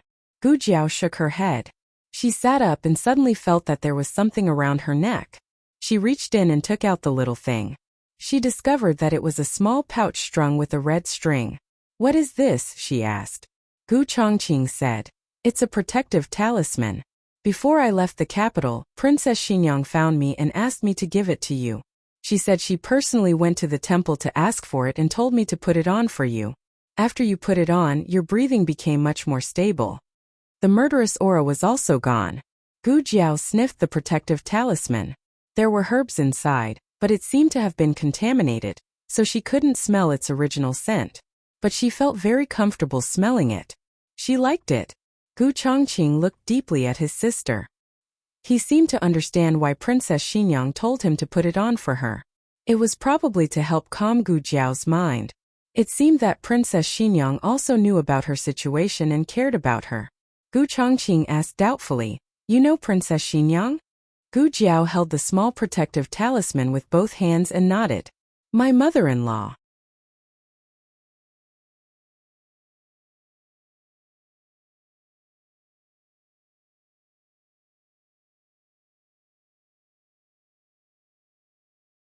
Chapter 502. Her mother-in-law? How could Princess Xinyang be her mother-in-law? Xiao Lulang wasn't Princess Xinyang's son. Princess Xinyang only had one son, Xiao Heng. Xiao Heng was already dead. Wait a minute. Could it be that Princess Xinyang took Xiao Lulang as her adopted son? Rather than believing that Xiao Lulang was the dead Xiao Heng, Gu Chongqing's first thought was to take him in as her adopted son. Gu Chongqing couldn't be blamed for thinking this way. There was a rumor in the capital that Xiao Lulang and Xiao Heng looked very similar. Because of this, Marquis Xianping also cared a lot about Xiao Lulang. Could it be that Princess Xinyang saw her son's shadow in Xiao Lulang and decided to take him in as her adopted son to comfort her missing her son? Anyone who knew Princess Xinyang well enough would know that she wouldn't easily take an unrelated person as a substitute for her dead son. However, Gu Chongqing and Princess Xinyang weren't even acquaintances. The only time they spoke was when Princess Xinyang waited at the city gates for Gu Chongqing to give her the protective talisman. It's good to have a princess mother-in-law. It's good to have a husband. Husband, that's right.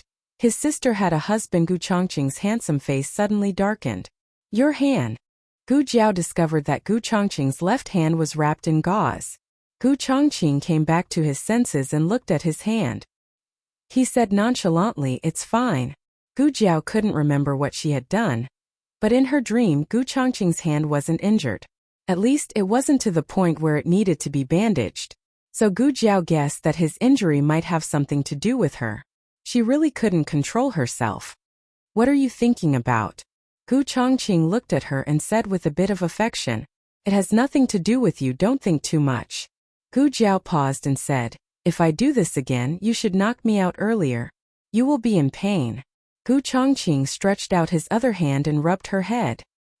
He pointed at the talisman in her hand and said, "Don't you already have this?" Gu Jiao thought for a moment and said, "That's true." Gu Chongqing looked at her deeply, wondering what she had experienced in the past to end up in such a state. In Jianghu there was a saying called Qigong deviation. This was a rather exaggerated saying. In fact, it was a physical or mental problem caused by excessive practice of martial arts. Most of them were men of sacrifice. He felt that Gu Jiao was not like that. She seemed to have suddenly lost control and then returned to normal. But it didn't matter. He would find a way to cure her.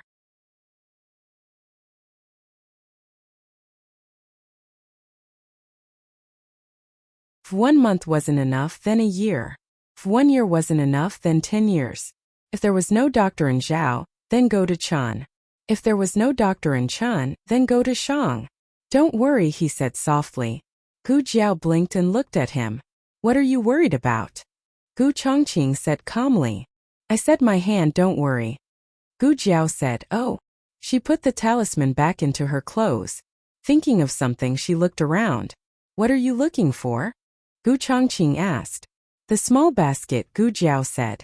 Her small medicine box was inside. It's in the hands of a soldier called Hu Dongqiang. I said I was your older brother and asked him to give me your things, but he wouldn't. As Gu Chongqing spoke, he sighed helplessly. I told him that I was the young master of the Gu family army, and that I was personally appointed by His Majesty as a general and commander. He didn't listen to me, so I killed him. Gu Jiao said. He only listens to me. Gu Chongqing laughed in spite of himself.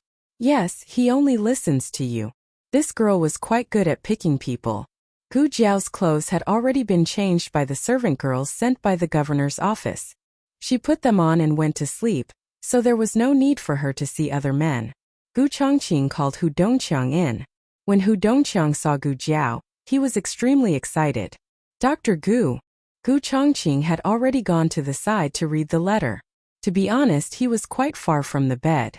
However, his presence was too strong. Hu Dongqiang almost threw himself at Gu Jiao, but he felt a chill on his back and retreated. He stood 3 steps away from the bed and cleared his throat. Dr. Gu, are you all right? Gu Jiao said, I'm fine. What about you? Hu Dongqiang held the small basket with one hand and patted his chest with the other. I'm fine too. It was all thanks to the timely arrival of the Gu army that the Chun army didn't manage to reach the casualty barracks. Dr. Gu, this is what you gave me. I've been holding it the entire time and haven't let a second person get close.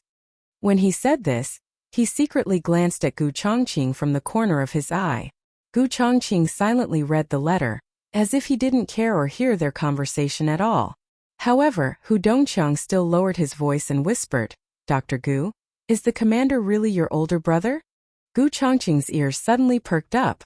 Gu Jiao nodded. Yes, he is.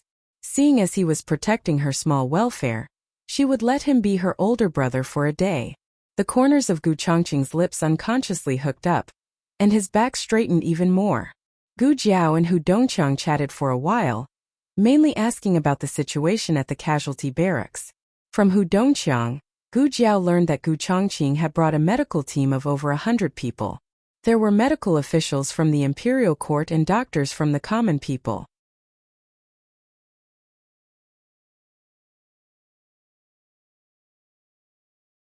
Dr. Song and Dr. Liu from the Miracle Hands Hall also came. The doctors from the common people were all assigned and managed by Dr. Song. Dr. Song does things just like you, especially well. Hu Dongqiang couldn't hide his pride as he spoke. These words seemed to be praising Dr. Song, but they were actually praising Gu Jiao. He was now Dr. Gu's subordinate. Dr. Gu was amazing, so he was proud. It was just that he hadn't studied much, so other than saying good, he couldn't find any other words to praise. Dr. Song, or to be exact, all the doctors in the Miracle Hands Hall had inherited Gu Jiao's style of doing things. They handled things in an orderly manner. There were a lot of wounded soldiers, so even with the addition of this medical team, it was still not enough. But at the same time, there was no panic or chaos. The patient's emotions were very well pacified. Of course, there was the quality of a soldier, but there was also the efforts of Dr. Song and the entire medical team. After Hu Dongqiang left, Gu Jiao looked at Gu Chongqing with appreciation. How did you think of forming such a large medical team? It wasn't my idea, Gu Chongqing said. The battlefield was a very dangerous place. The imperial court's medical officials were duty-bound, but the common people's doctors were the common people. Gu Chongqing wouldn't easily recruit them. However, the second boss found Gu Chongqing and said that their medical hall was willing to send a few doctors to go north with him. The medical hall would take care of the medicine and travel expenses. This news somehow spread like wildfire. When the country was in danger, the common people were brave and chivalrous. Gradually, many medical halls came to the imperial court. The Emperor and Empress Dowager Zhuang both felt that this was feasible, so they selected a group of strong doctors from the common people who could withstand the long journey and the bitter cold of the frontier. There is one more thing, Gu Chongqing said. What? Gu Jiao asked. Yuzhou's Lin family donated 100,000 gold taels to fight the enemy at the frontier. Gu Chongqing said. It was Lin Qingye's home.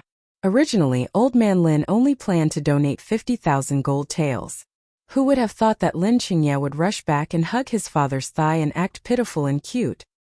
He also said that if the imperial court didn't have money to fight the war, his little teacher's wife would starve to death at the frontier. It was unknown whether Old Man Lin was moved by his son, or by the future potential of Gu Jiao and Xiao Lulang. In short, after donating a tower to the Imperial College, he also generously paid for the frontier. As the two talked, Gu Jiao's stomach growled. Gu Chongqing hurriedly said, "Wait a moment. I'll get you something to eat." Gu Chongqing left the tent. When the cold wind blew, he vaguely felt that he had forgotten something, but he couldn't remember it for a while.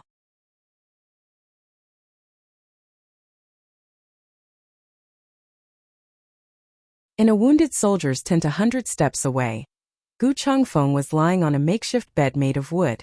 He was bored to death. All the patients in this tent were transferred from the critical camp.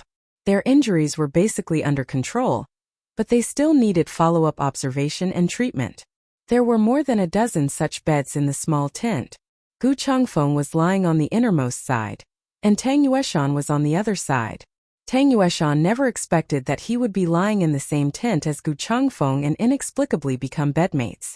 One of them had his arm and the other had his leg in a sling. It was very miserable. Soon it was time to eat. The soldiers brought porridge and steamed buns. Tang Yueshan's mouth was almost empty. He frowned and said, "Didn't you order pickled vegetables?" He knew that Gu Chongqing brought provisions to the north. He didn't dare to say whether there would be meat or not, but there would definitely be pickled vegetables.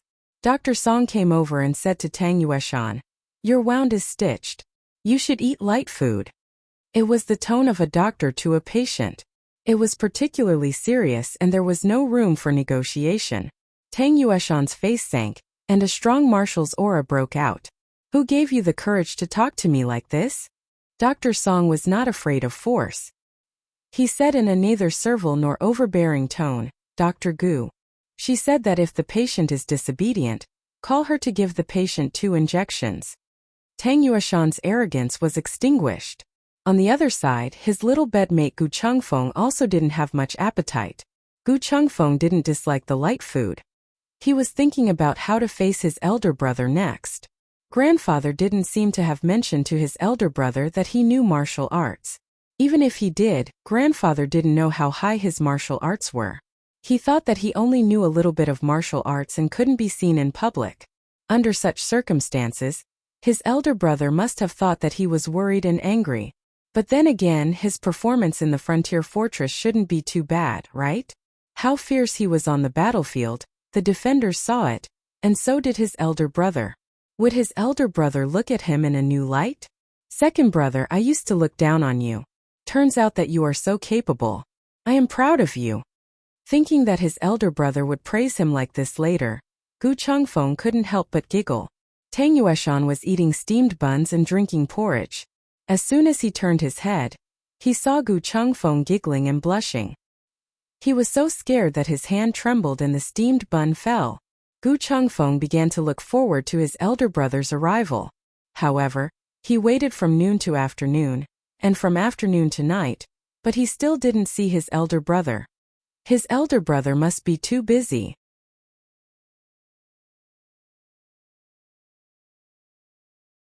Ancient Moon City had just experienced a war, so there must be a lot of things to do. His elder brother must be so busy that his feet didn't touch the ground, so he didn't have time to come here to see him. His elder brother, who was so busy that his feet didn't touch the ground, had already assigned the tasks in an orderly manner. At this time, he was sitting quietly in the tent, listening to his subordinates report on the movements of the Chan army, while repairing the broken small flowers on Gu Jiao's red-tasseled spear.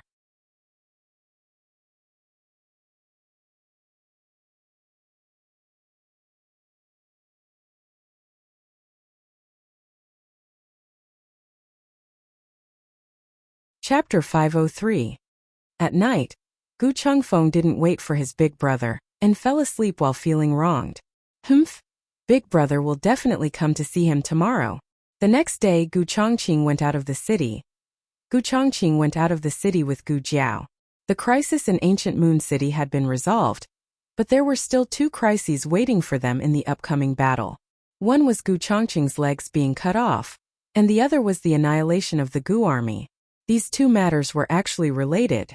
The cause was Lingguan City, which was guarded by the remnants of the previous dynasty. In order to deal with the Gu family army, the remnants of the previous dynasty did everything they could to deal with them.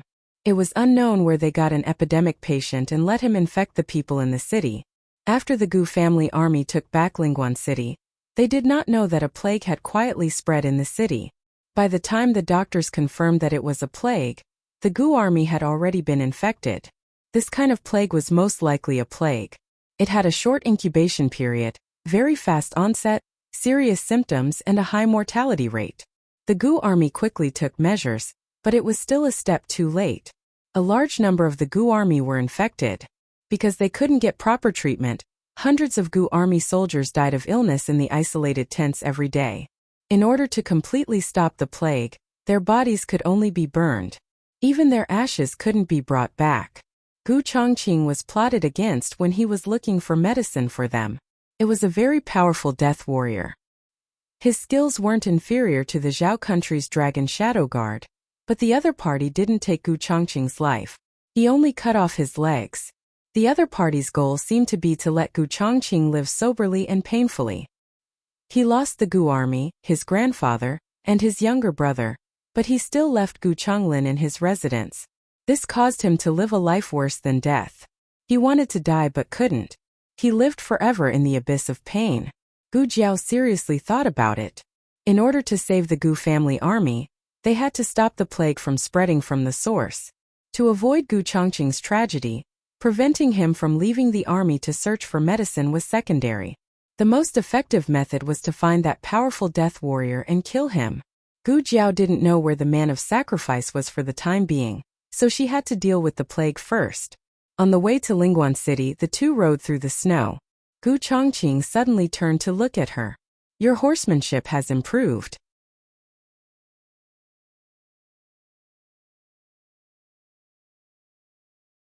In the capital, Gu Jiao didn't know how to ride a horse. Gu Jiao said, "We rode horses all the way from the capital to here, so I learned how to do it." To be honest, her equestrian skills were not that good, but the horse was good. She did not need to use too much skill to control the horse, and the horse ran quite happily on its own. But his younger sister's improvement, no matter how small, was still big. Gu Chongqing was very gratified. He looked at Gu Jiao with shining eyes. "That's right." Thinking of the purpose of going to Lingguan City, he asked again, "How do you know that there are plague victims in Lingguan City?" Gu Jiao's expression didn't change as she said, "I went to Lingguan City last time, and also went to the previous dynasty's headquarters, but I know that this information has nothing to do with me going to Lingguan City." Gu Jiao added in her heart. Gu Chongqing naturally filled in the information that she didn't say. Gu Jiao went to the governor's office and eavesdropped on the plans of the previous dynasty's remnants. It had to be said that the Gu father and son were very good at filling in the blanks. News of the Gu family army wiping out the Chun country's 20,000 soldiers spread like wildfire. Lingguan City's defenses were tighter than before. However, the border cities were not like the capital, which was surrounded by city walls. Lingguan City only had a few checkpoints on the roads that had to be passed through. Passing through these checkpoints wasn't difficult for the two of them.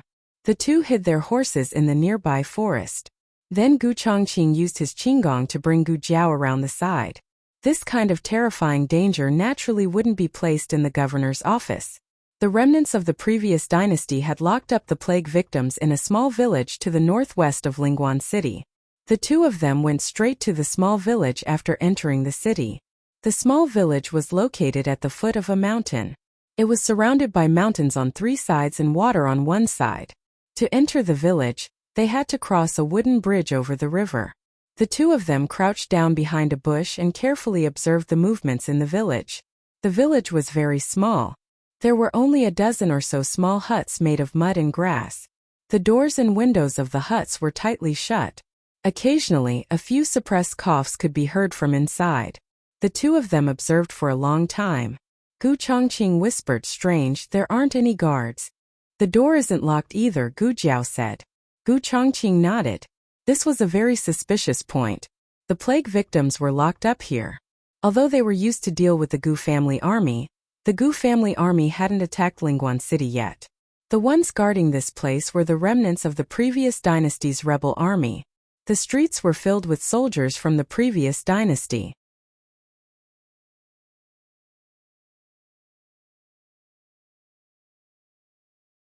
Weren't they afraid that these patients would accidentally infect their own people if they ran out? Gu Jiao also felt this was very strange. In the dream, she only saw the result and not the process. That was why Shi Yi couldn't figure out what kind of medicine the remnants of the previous dynasty were selling before releasing these patients. But since they were here, they could at least figure it out. "Someone's coming." Gu Chongqing used his hand to protect Gu Jiao's head and pressed down with her into the bush. The ones who came were two soldiers from the previous dynasty. The two of them each carried a large box of food as they walked through the crunching snow. When Gu Chongqing brought Gu Jiao over, he had used his qinggong, so they didn't leave any footprints in the snow. The soldiers walked past Gu Chongqing and Gu Jiao. The two soldiers came to the village and placed the food boxes in the open space in front of them before leaving. "Are they delivering food?" Gu Jiao asked. "It looks like it. It's time for lunch now. Are you hungry?" Gu Chongqing's main point suddenly went off track. Gu Jiao was about to say that she wasn't hungry when she saw Gu Chongqing take out something wrapped in craft paper. After opening it, it was actually a bag of dried meat. Gu Jiao. Before Gu Jiao could eat, there was movement in one of the small wooden huts in the village. With a creak, the wooden door was pulled open from the inside. A tall and burly man slowly walked out. He was wrapped in a thick blanket and held an empty bowl. His steps were heavy and sonorous. Gu Jiao felt that his aura was familiar. Gu Jiao used her index finger to write 2 words in the snow. Kamikaze soldier. Gu Chongqing frowned. He took her cold fingertips and warmed them in his hands. The two of them continued to observe the situation in the house. This kamikaze soldier's complexion and condition were not right. It was obvious that he was also a victim of the plague. He came to the open space in the village and opened the food box on the left. He slowly took out a biscuit and a steamed bun. He then opened the food box on the right and scooped out a bowl of black medicine. After doing all this, he turned and went back into the hut. He walked with some difficulty. It was obvious that the disease had taken root and sprouted in his body. After he closed the doors of the other huts began to open one after another. The villagers who came out after him were all villagers who did not know martial arts. They were between 20 and 40 years old and belonged to the age when their bodies were in better condition. They seemed to have been carefully selected. Gu Chongqing's heart sank. There were 2 villagers in each hut. There were a total of 14 people. Like the kamikaze soldier, these people had also taken out dry food and medicine. Can you smell what medicine it is? Gu Chongqing took out a dagger and wrote a line of words in the snow with the scabbard.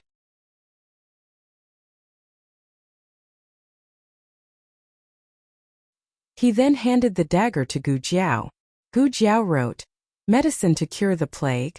Can it be cured?" Gu Chongqing took the dagger and wrote. Gu Jiao shook her head. Could not be cured. If this was really the plague, they would have to use streptomycin, tetracycline, chloramphenicol, or sulfonamides. This kind of medicine could only alleviate the symptoms to a certain extent and allow the patient to live for a few more days. In the end, they would still lose their lives. Gu Chongqing fell into deep thought. The 2 of them crouched behind the bushes for a while. Suddenly, the door of the easternmost hut opened. A young man in his early 20s sneaked out. Gu Jiao had noticed him when he was getting his meal. Gu Jiao was a doctor and could tell whose symptoms were the most severe. However, this young man's symptoms were the least severe. Gu Jiao thus paid more attention to him. The young man probably wanted to escape. He crept across the clearing and walked towards the wooden bridge. However, before he could put one foot on the bridge, he was thrown to the ground by a strong force. He fell into the snow and immediately had a nosebleed. If there's a next time, I'll chop you into pieces and feed you to the dogs. It was the kamikaze soldier's voice. At this point, Gu Jiao and Gu Chongqing finally understood why there was no one guarding this place. With that powerful kamikaze soldier here, none of the villagers here could escape. Moreover, it could reduce the risk of the soldiers being infected. The young man covered his bleeding nose and resigned himself to his fate as he crawled back to his hut. Gu Chongqing's eyes suddenly turned cold. He understood what the remnants of the previous dynasty were planning. Lingguan City would eventually have a battle. If the Gu army lost, Lingguan City would still be the remnants of the previous dynasty. Then these plague patients would be executed on the spot. And if the Gu army won, these plague patients would be released to infect the citizens in the Gu army. This was the so-called if you can't get it, destroy it. As for why they didn't directly drive this group of patients to Yuegu City, it was because they were sick and couldn't walk that far. Secondly, it was easy for accidents to happen on the way. If one of them ran away, or accidentally came into contact with the soldiers, the consequences would be unimaginable. Gu Chongqing's eyes were cold to the freezing point. He didn't even use his dagger. He stood up and said, "I'll go kill that kamikaze soldier." Gu Jiao held his hand. "I'll go kill him."